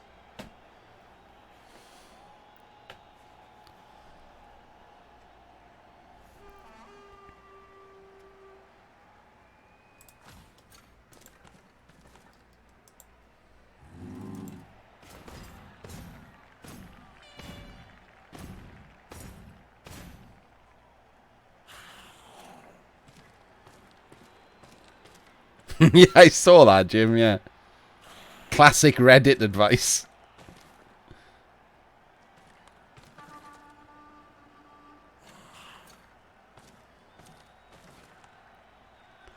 So, I can't decide which is worse. Reddit advice or Rebel advice.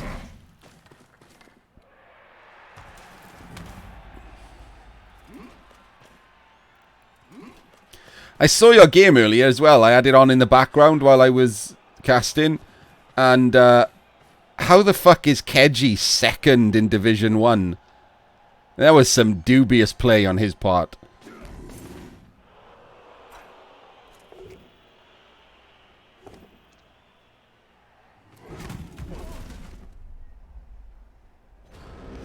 Yeah, but that I don't think he permanently does that, does he? He can't have done that to get all the way to Division 1. Like, he completely diced the shit out of you, but he played pretty poorly. Yes, and you should, Skaven. Always field the Maximum Saurus and the Crocs.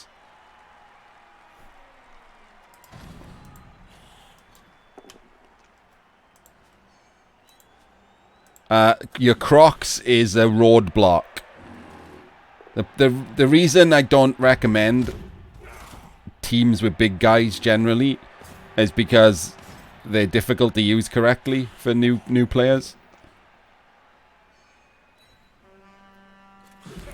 Yeah, the not going for the one turns upgraded him from below average to pretty poor for me.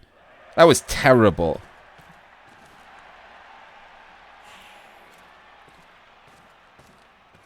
Yeah, he diced the shit out of you. If I had those dice against you, you'd have been in trouble. Like, if anyone decent diced the crap out of you like that. Like, if you hadn't got your KOs back, you might have lost to just nonsense.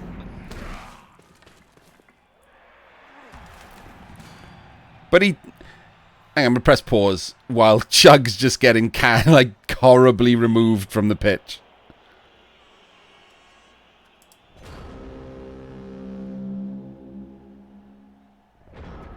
My biggest problem was a problem I have with a lot of Necro coaches, which is terrible blitzes.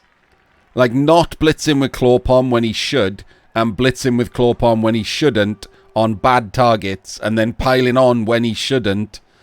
Like, almost, at least 50% of the blitzes I saw him make were wrong.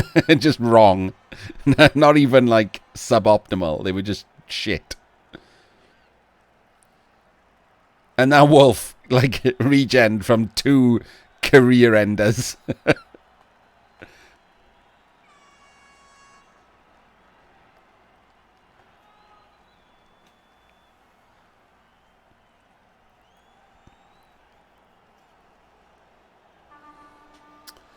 Yes, exactly, Skaven. That's why I don't recommend lizards for starting players either.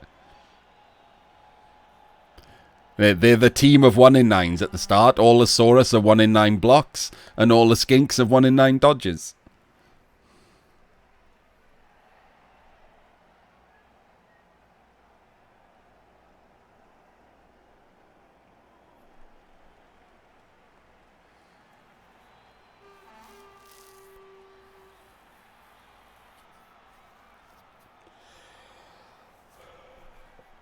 You should play what you think will make you happy, Skaven. I'm just telling you that none of the teams you have liked I would recommend for new players. So you're going to struggle a bit, no matter which of the teams you pick.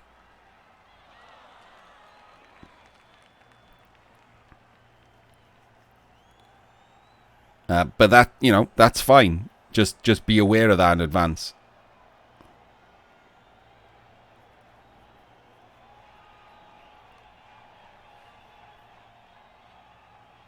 Like, Lizards are a very strong team at 1k and, you know, below 1500. They're not shit after that either, but they're a very strong team at the start.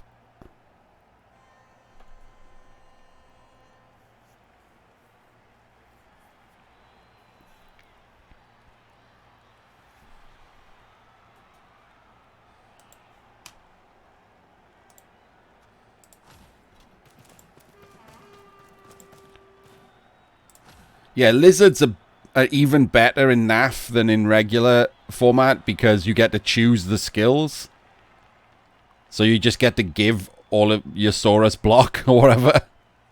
Like, that's perfect, isn't it, for Lizards? Because that's the bit that they suck at. And then in regular tabletop now, with the MVP rule, they don't suck as badly. Because now you get to just pick Saurus. Yeah, what Jim just said. So I think they got the biggest buff by the piling on MVP thing. Because they Claw Palm ruins them. Tackle Palm ruins Skinks.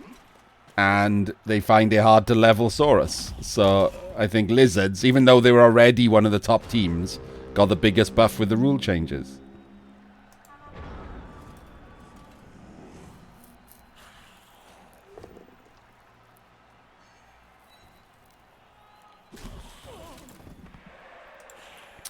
We're not talking much about this game because it really isn't much of a game. The humans have taken 5 removals. So this drive is over.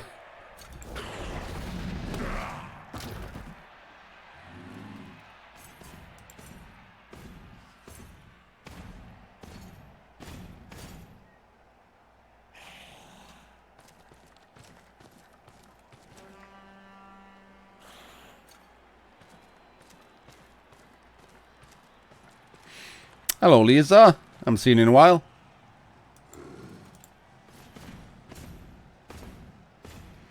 Oh yeah, if anyone out there is watching and hasn't followed, please follow. We're trying to beat Rick. Hang on, I'm going to have to check to see what Rick has got now.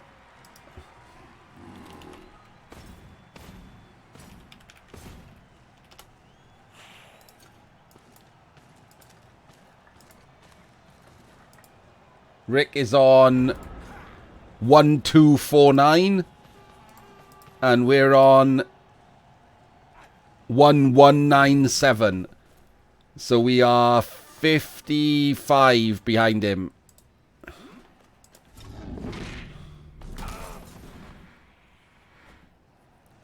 You can just click on the followers SCP. It doesn't show it, but if you click it, it shows you on the next page now. It shows you on the followers page. Yeah, I think the Steam forum's probably worse than the Blood Bowl. Yes, they can't dodge, they can't break armor, they can't stay on the pitch. It's been a little bit dicey.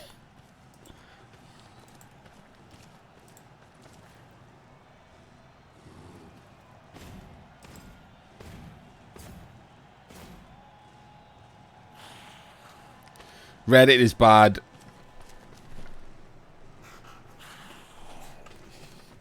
The only reason I'm down on Rebel is because it's not really because of their advice, is it? It's because of what we talked about before. It's when you go to watch a game in a Rebel from a Rebel streamer, the shit that's in chat that doesn't get called out by the streamers is bollocks. Like, it's just a never-ending stream of garbage.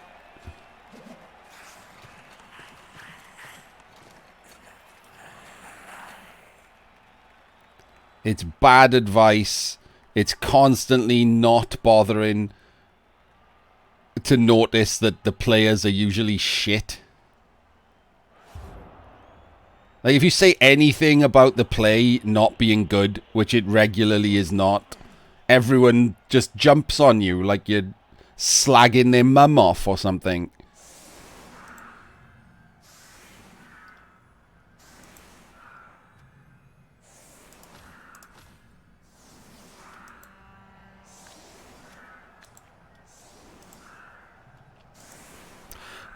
Because people don't bother doing it, J-Can.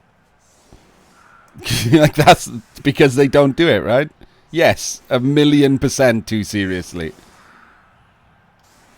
Try it next time, J-Can. Next time you notice someone's playing badly, say it out loud in chat and see what happens.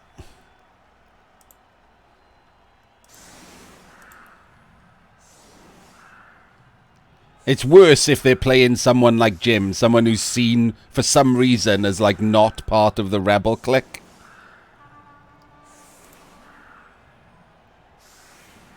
Like, I went to watch one of Jim's games in, I think, Iron Adept's channel or something. And the guy Jim was playing was just shit. Like, not like slightly worse than Jim or anything, was just shit.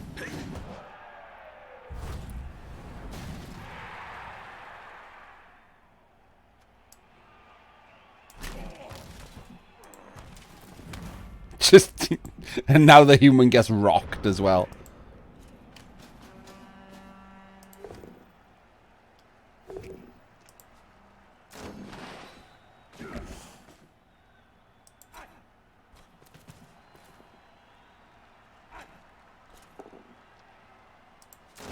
I don't really know what's going on here. Was that an attempt at a one-turn chug? Because that was bad.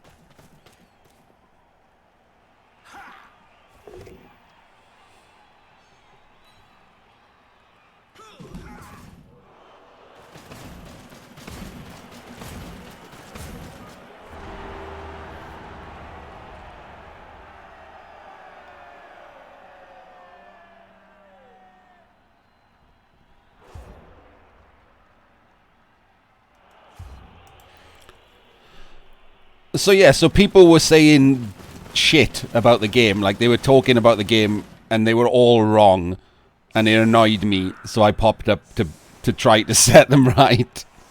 Yeah, it was chat. The streamer wasn't doing it, it was chat. So I joined in to say, like, what the fuck are you talking about? Like, this guy's playing terribly and he's been insanely lucky. Like, he hasn't taken, like, 9 cars or whatever from the 1,000 claw palm hits he was giving up.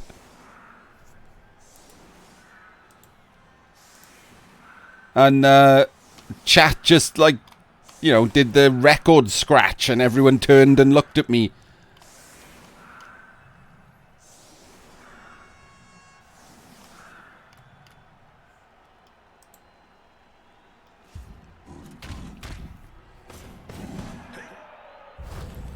So, I'll be honest, I blame the guys in charge. I think Metal and Zord are terrible for it.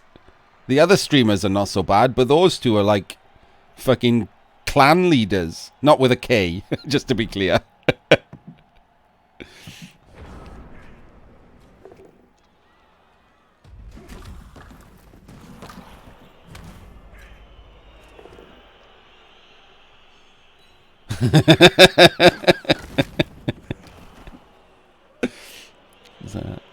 I should have used cult. I didn't have a separate spelling.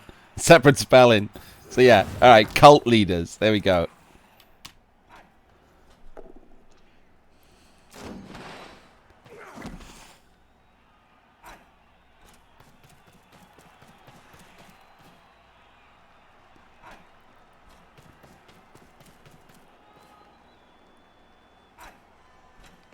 And it's annoying because neither Metal or Zord are particularly good at Blood Bowl either.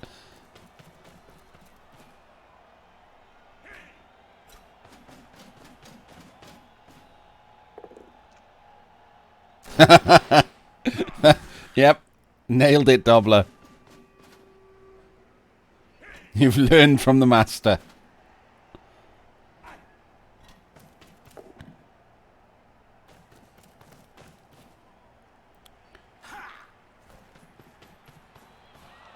Yeah, I've said that before, Pubble. I know people are probably sick of me telling the same story, but I can't handle it. I can't handle listening to the crazy, over the top, like, personification of players type streaming. Like, they know all of the names of the players in the teams, and they talk about them like they're real. It weirds me the fuck out.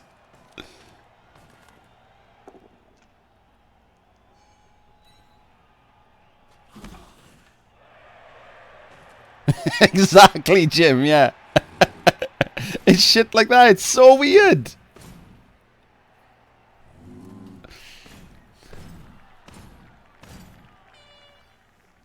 I told you, like, my very first...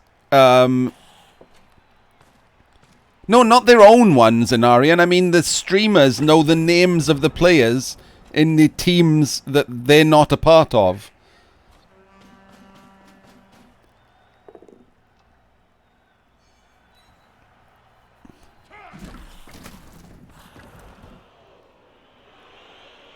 No, if you watch, like, Zord or Metal, like, just cast games...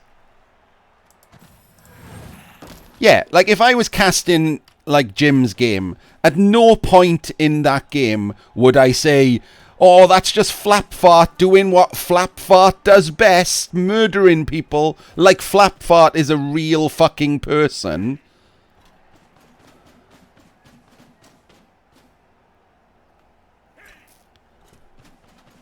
Which is just every Rebel, like, stream. It's weird.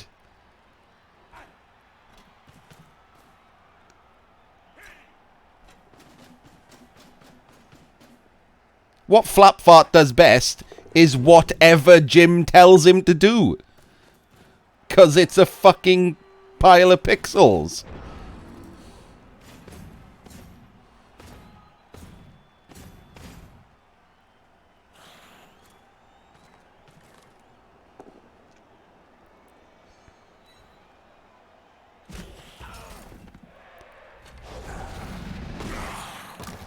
But it's not a role-playing game.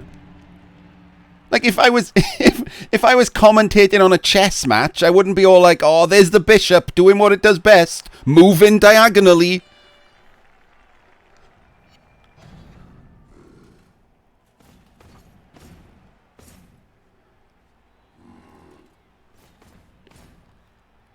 You just sound like a dickhead.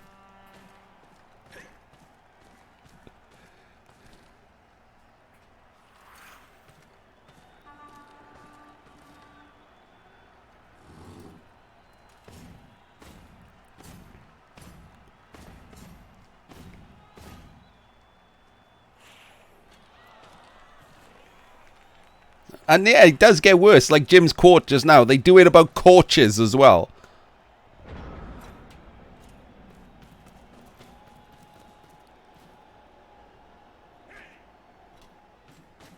Like the story that I always tell is my very first watching Rebel on stream was a game in the, what's it called? The Big O? The Big O playoffs, or the Big O, the Big O was playing, and Morka was playing his crazy high TV Wood Elf team. So you'll like this, Anarian. And the chat was all, oh, this is Morka playing exactly like we always love him to play. This is him doing everything that he always does. And all he was doing was rolling like 4 2s. Like, he wasn't doing any fucking thing. He literally picked up the ball, threw a pass, caught it, and ran away. That was the entire play.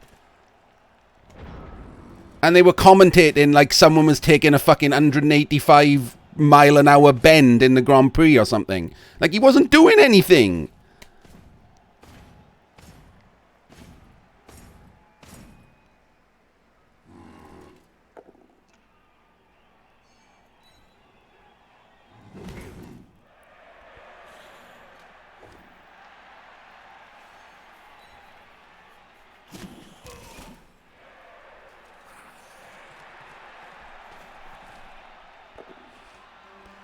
It doesn't. Coffee Monster, you say that funny, but that's exactly how it sounded.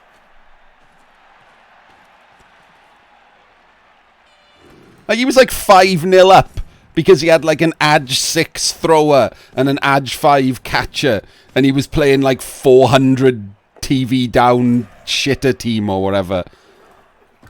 He was just rolling twos. Like, it took him like 4 twos to score. Classic Morker.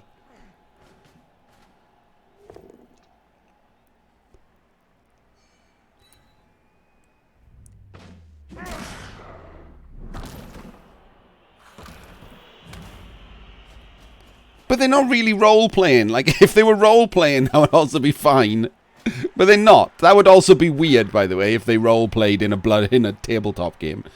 But they're not even doing that. They're just talking about them as if they're real people. Like, as if they're commentating on a real football match or something.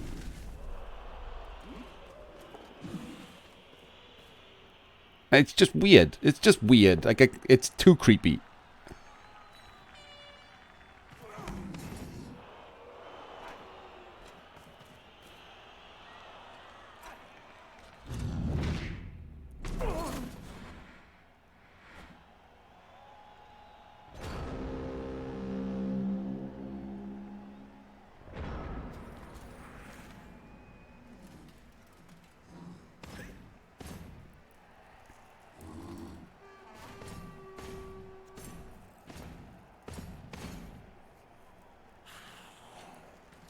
I do hate that. I hated losing that werewolf.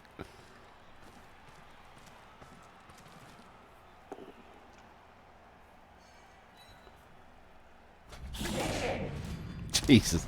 Like, every time one of these humans gets touched, it's no longer on the pitch.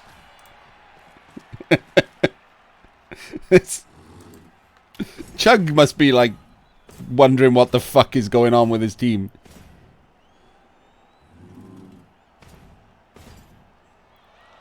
No, I genuinely hated the weird... It's not fluff. Fluff is written background. That was a really strange use of a wizard.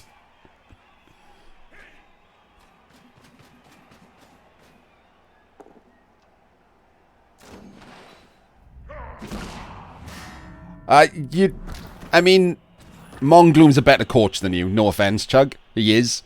But this hasn't been so much about him playing better than you, and more about him rolling better than you. He's had some pretty incredible dice.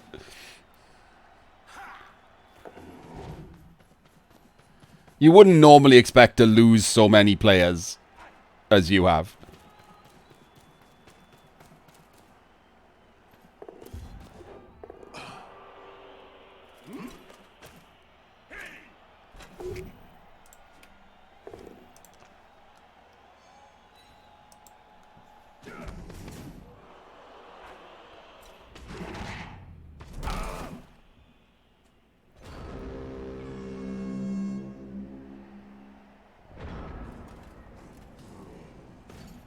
I think you could probably have got away with one dice in that Tomb Guardian or something, rather than needing the wizard. I mean, it could have gone wrong, obviously.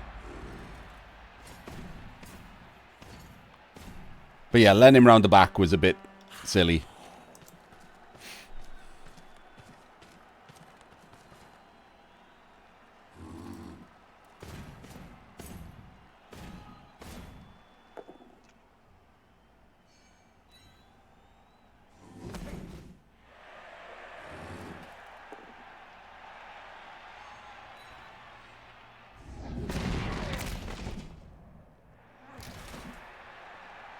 But yeah, there's another Kaz. Like, he's only hitting you with Mighty Blow. Like, it's... it's been 2 Kaz and about 8 KOs or something.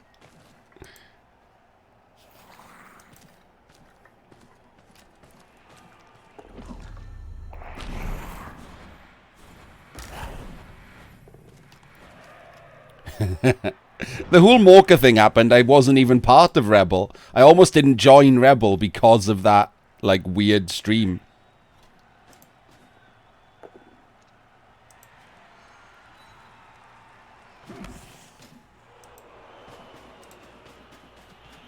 I really don't like one dice in there.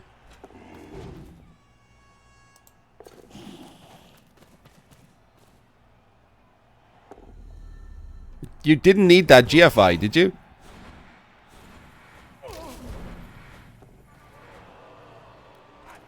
That was already a screen.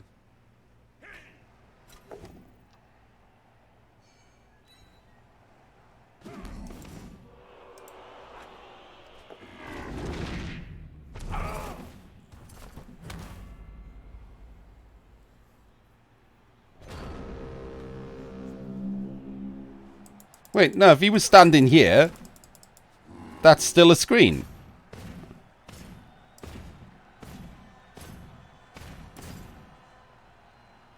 Oh, no, it's not. I'm lying. There we go. That's better. I can see better now. We've been talking for so long that I haven't even noticed that I'm not even using my usual view. I've not even paid attention to this match at all. Yeah, the other guy could have just been a square backwards and it would have been a screen. What Jim said.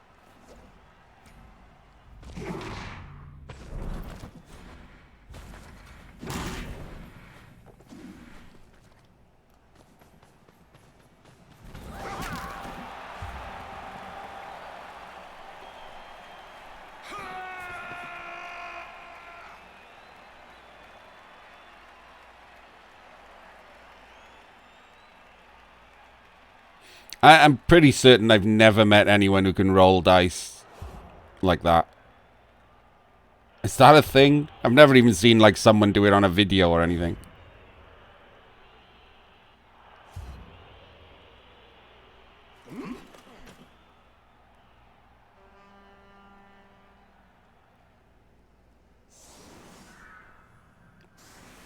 Like counting cards is not technically cheating. And you get kicked out of casinos for it.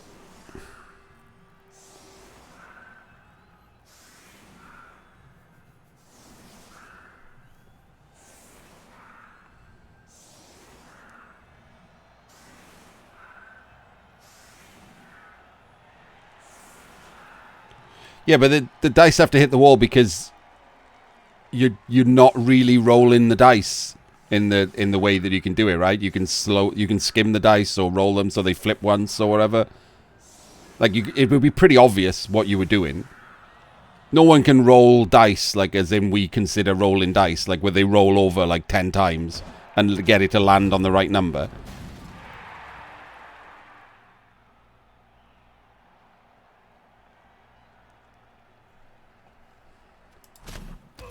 That's the second rock that has hit the humans.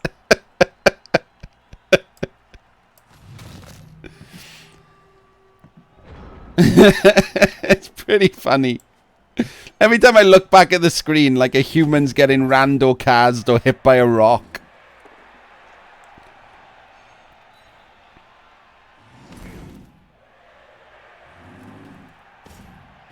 I'm not even certain it'd be a cool party trick. I'm pretty positive. Like, it would be pretty obvious what you were doing. Like, not by the result. Like, just looking at what they're doing. I'll look it up after. I don't think I've ever seen anyone with the ability to roll the number that they want on a dice. Without it being bloody obvious they're not really rolling the dice.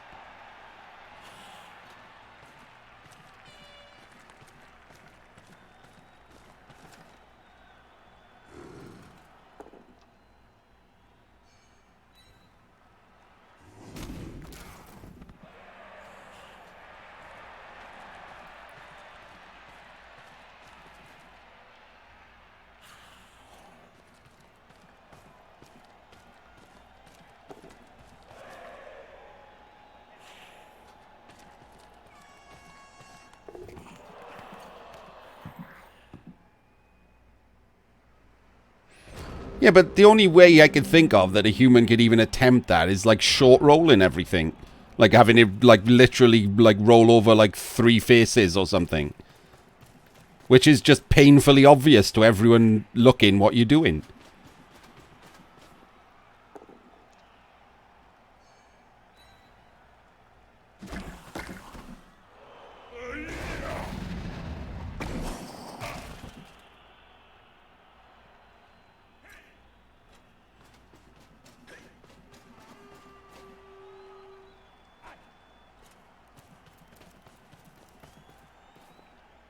Wouldn't that be even more obvious?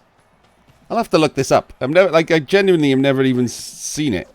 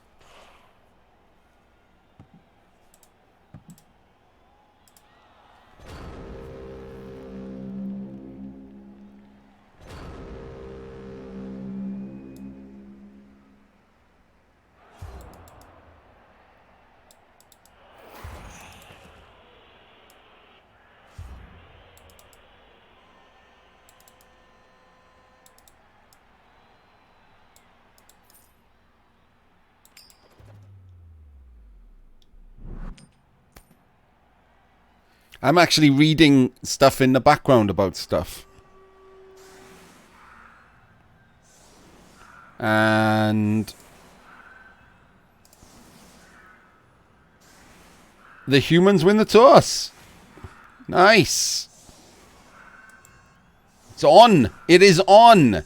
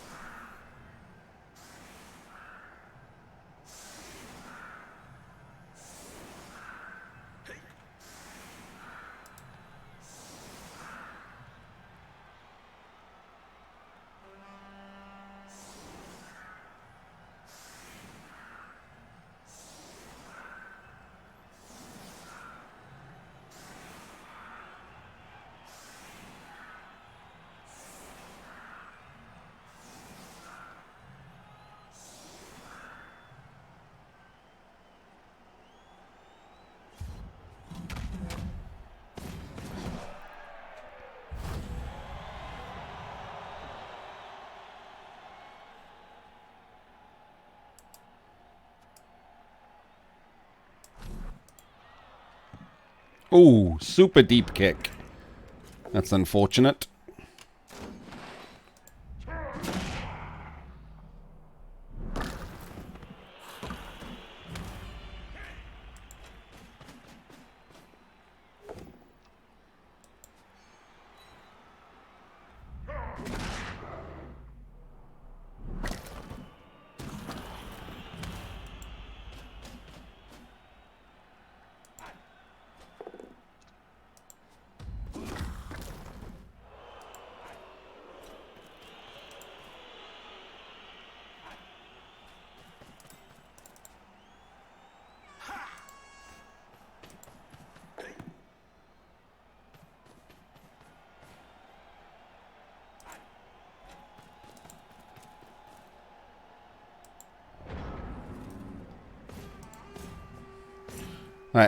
I don't like this. You see this setup here, Chug? That allowed him to tag 2 players with one guy? Like, this guy should have moved over here and formed like a proper screen.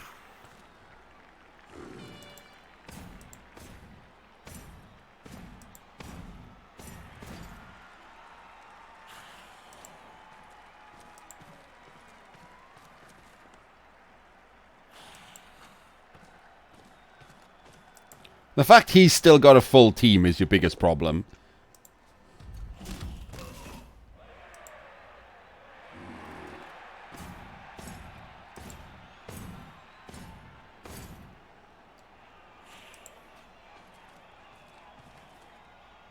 And that you've got no rerolls. I hadn't noticed whatever you rerolled is probably rubbish.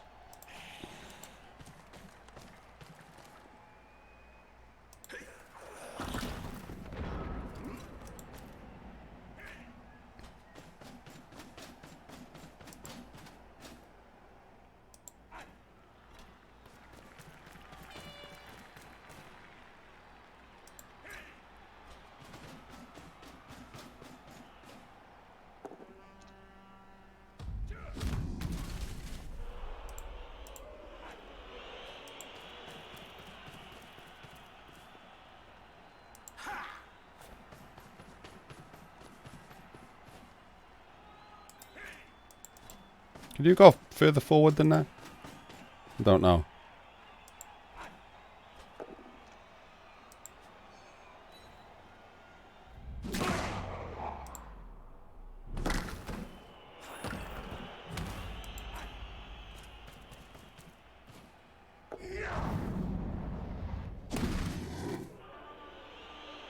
That's unfortunate again. See, then that's just bad luck, isn't it? Like, that guy should really be stunned.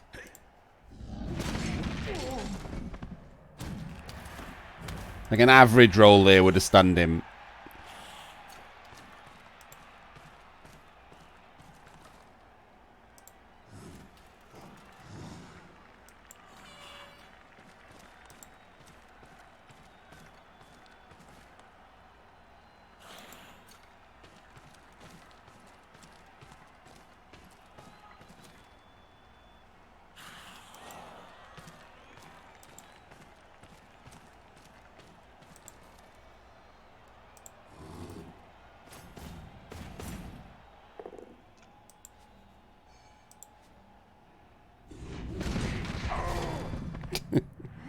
Another removal.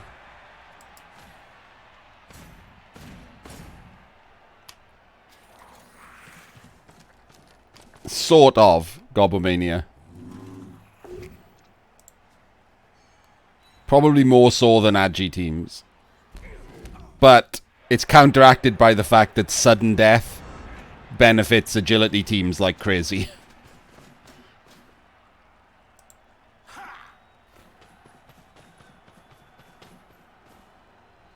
Oh, wow. That is bold.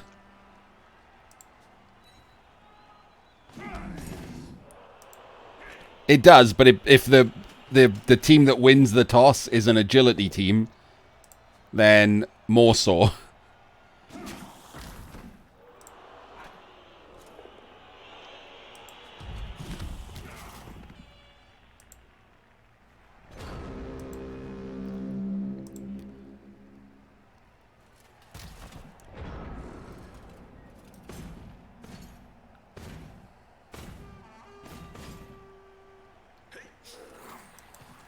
But if you're an agility team and 5 men, you have at least a shot, right?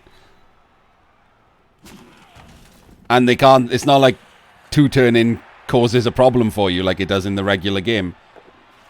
So this was awful, by the way, Chug. I have no idea what you thought was going to happen here.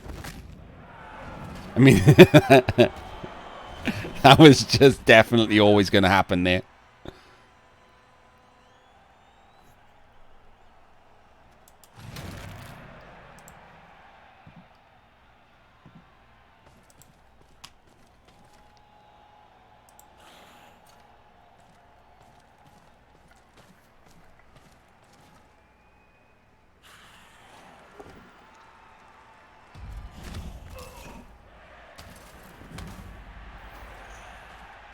Yeah, but he was hitting blodge, so it was a 30% shot.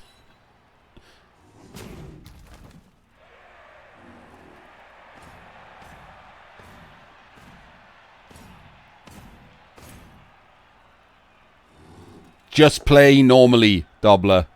Augurs will work out their own way of losing.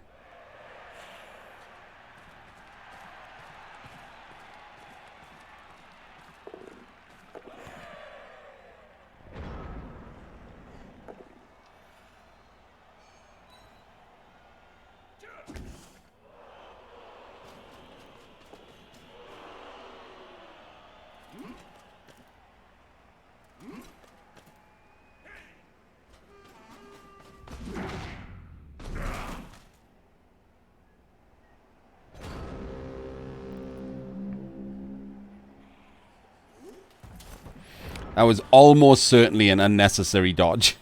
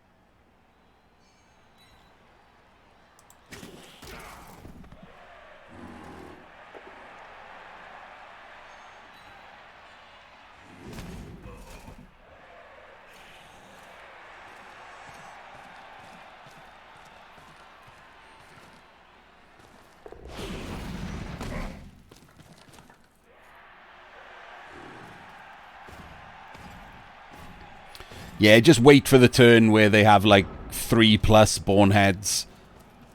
And then you can just walk in and take the ball off them. Also, don't forget that Noblars don't have tackle zones for dodging.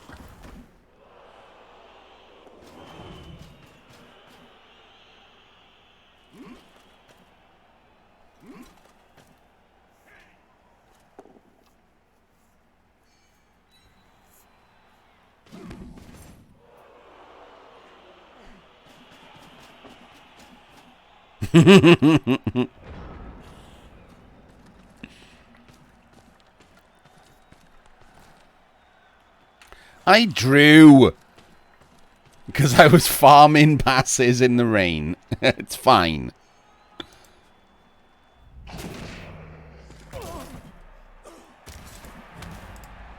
Oops.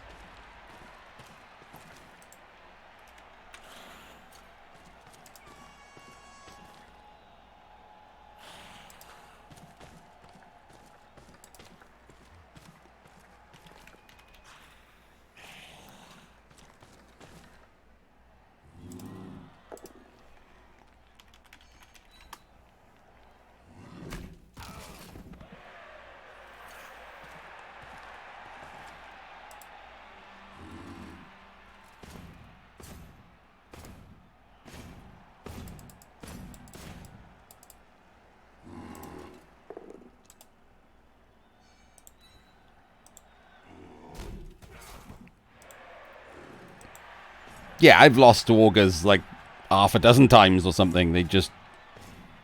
Sometimes they just remove your entire team. Wasn't that long ago I got destroyed by Augurs as starting Necro. Just literally deleted me.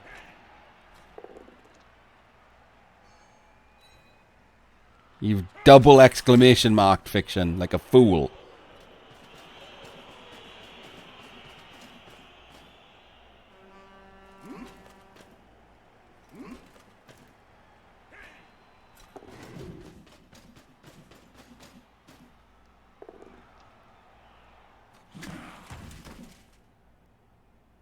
Yeah, but that's not advice to you, Dobler. the way you lose against augurs is that they just dice you.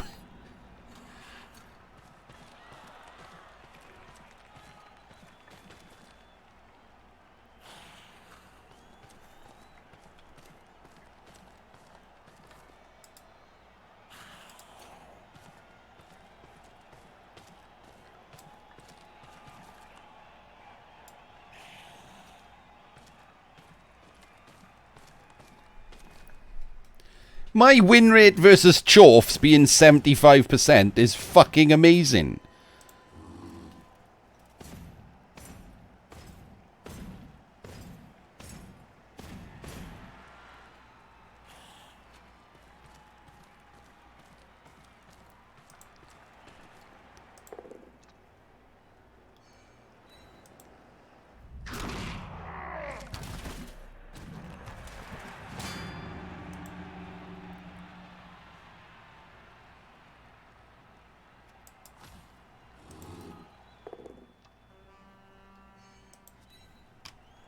I've only ever lost 12 games against Dwarfs. That's pretty fucking impressive.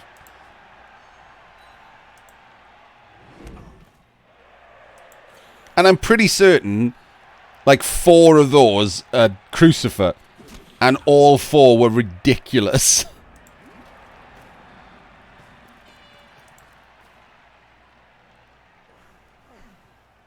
You were there for one of them, Jim, when he just did like 7 cars in the first half with no kill skills.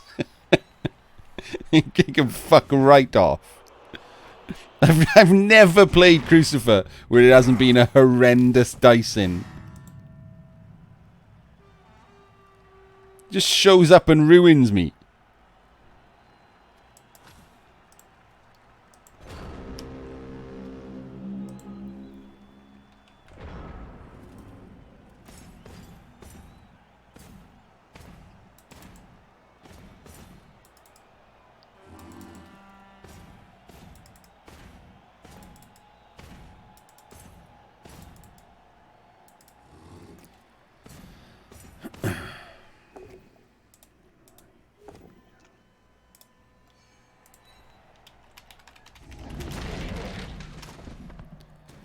If you look in my Discord in the EAB channel in Arian, I just did yours for you.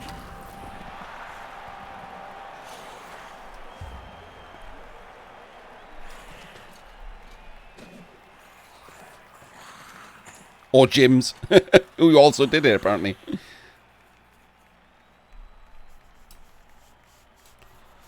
Gorbos are like my kryptonite, apparently. Don't know why.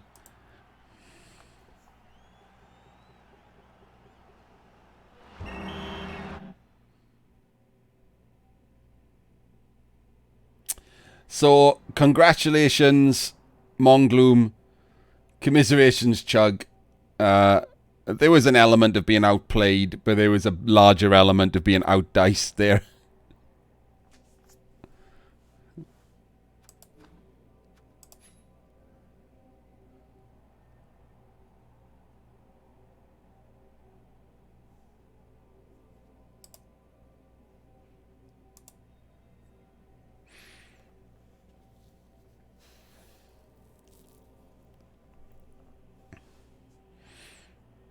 Yes, BZL is the world's greatest Blood Bowl player.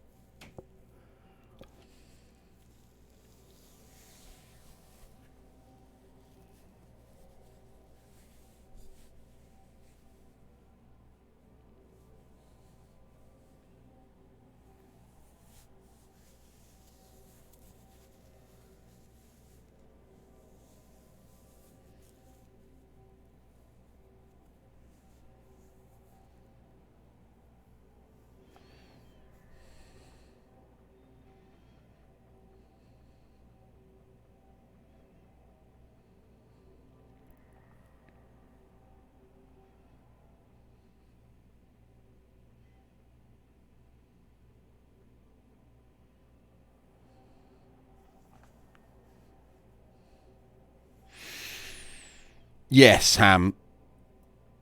Like, I knew the basics of the game from like 25 years ago, and even my starting seasons were like low 50%.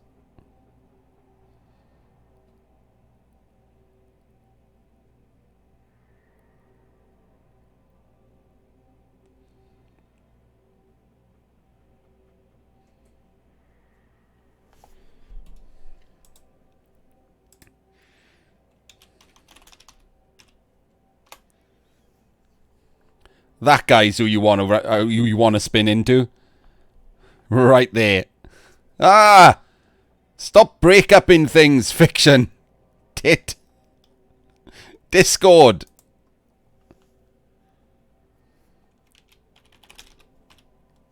So let's do it again. That guy is who you want to spin into.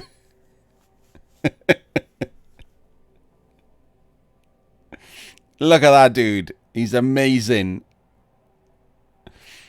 12, 20, 105 with orcs. That is some level of persistence.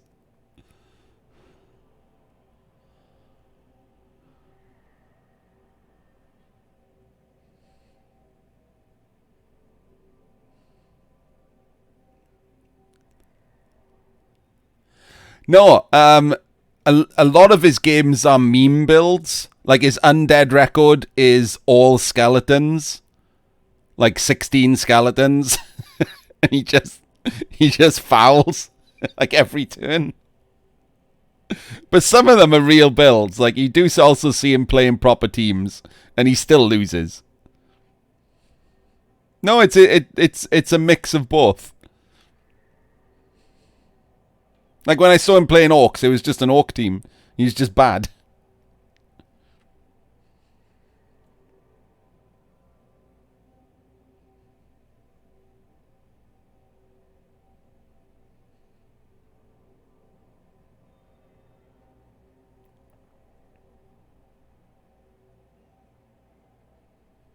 No, I've played him. He definitely wasn't trying to lose.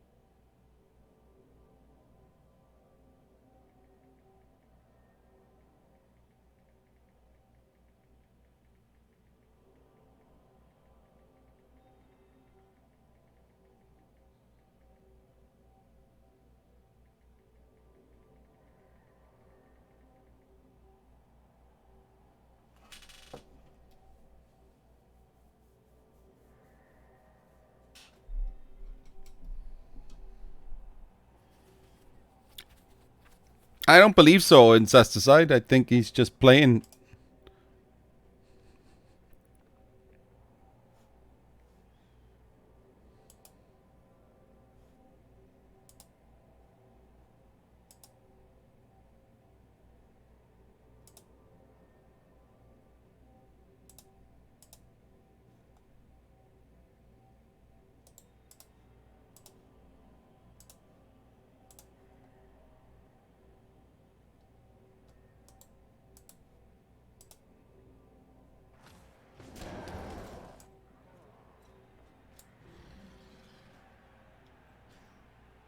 Hello, Mighty Blow. Meet Mighty Blow. Hey! Shattered is streaming. Right, I'm done. I'm gonna raid Shattered Ice. Everyone give Shattered Ice a follow when we go over there and say hello and stuff. Thank you, everyone, for sticking around, for talking bollocks for the night. I might be back tomorrow. I might be back Wednesday. I don't know. Because I've got a partnership application in. I'm still trying to stream, even though I don't really want to play Blood Bowl. So, hence dragging these out by just talking bollocks and looking at clips. So once I get the approval or denial, I'll decide what I'm going to do next.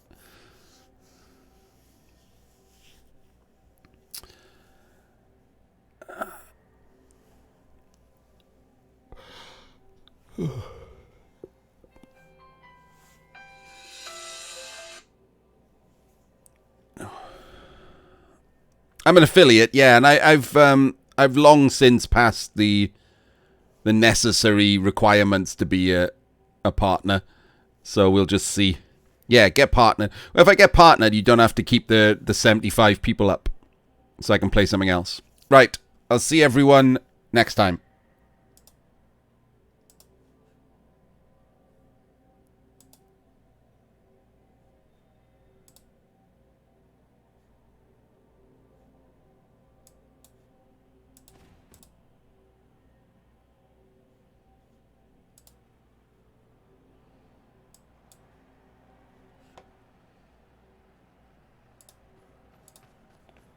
Okay, so he hits there, and then he hits my Palmer.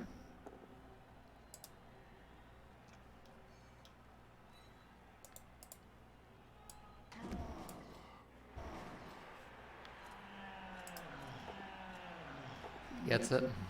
Gets it.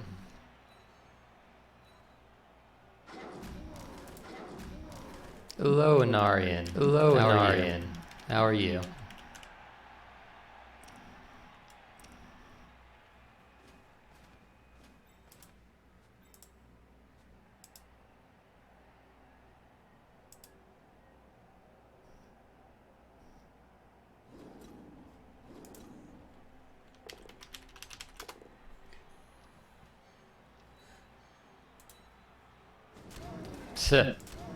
Well done, Art.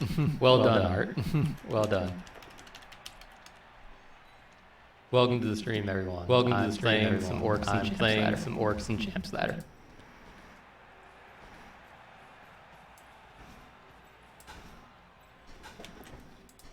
You didn't know I streamed because I generally don't stream. I generally don't stream. This is probably like the first time in months. Probably like the first time in months I've streamed. I just kind of felt like streaming some Blood Bowl today. Do I have the means to hit the ball? Do I have the means to hit the ball here?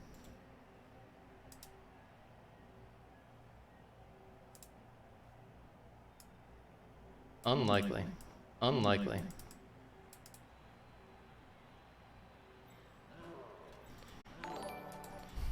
There's the raid. There's the raid. And thank you.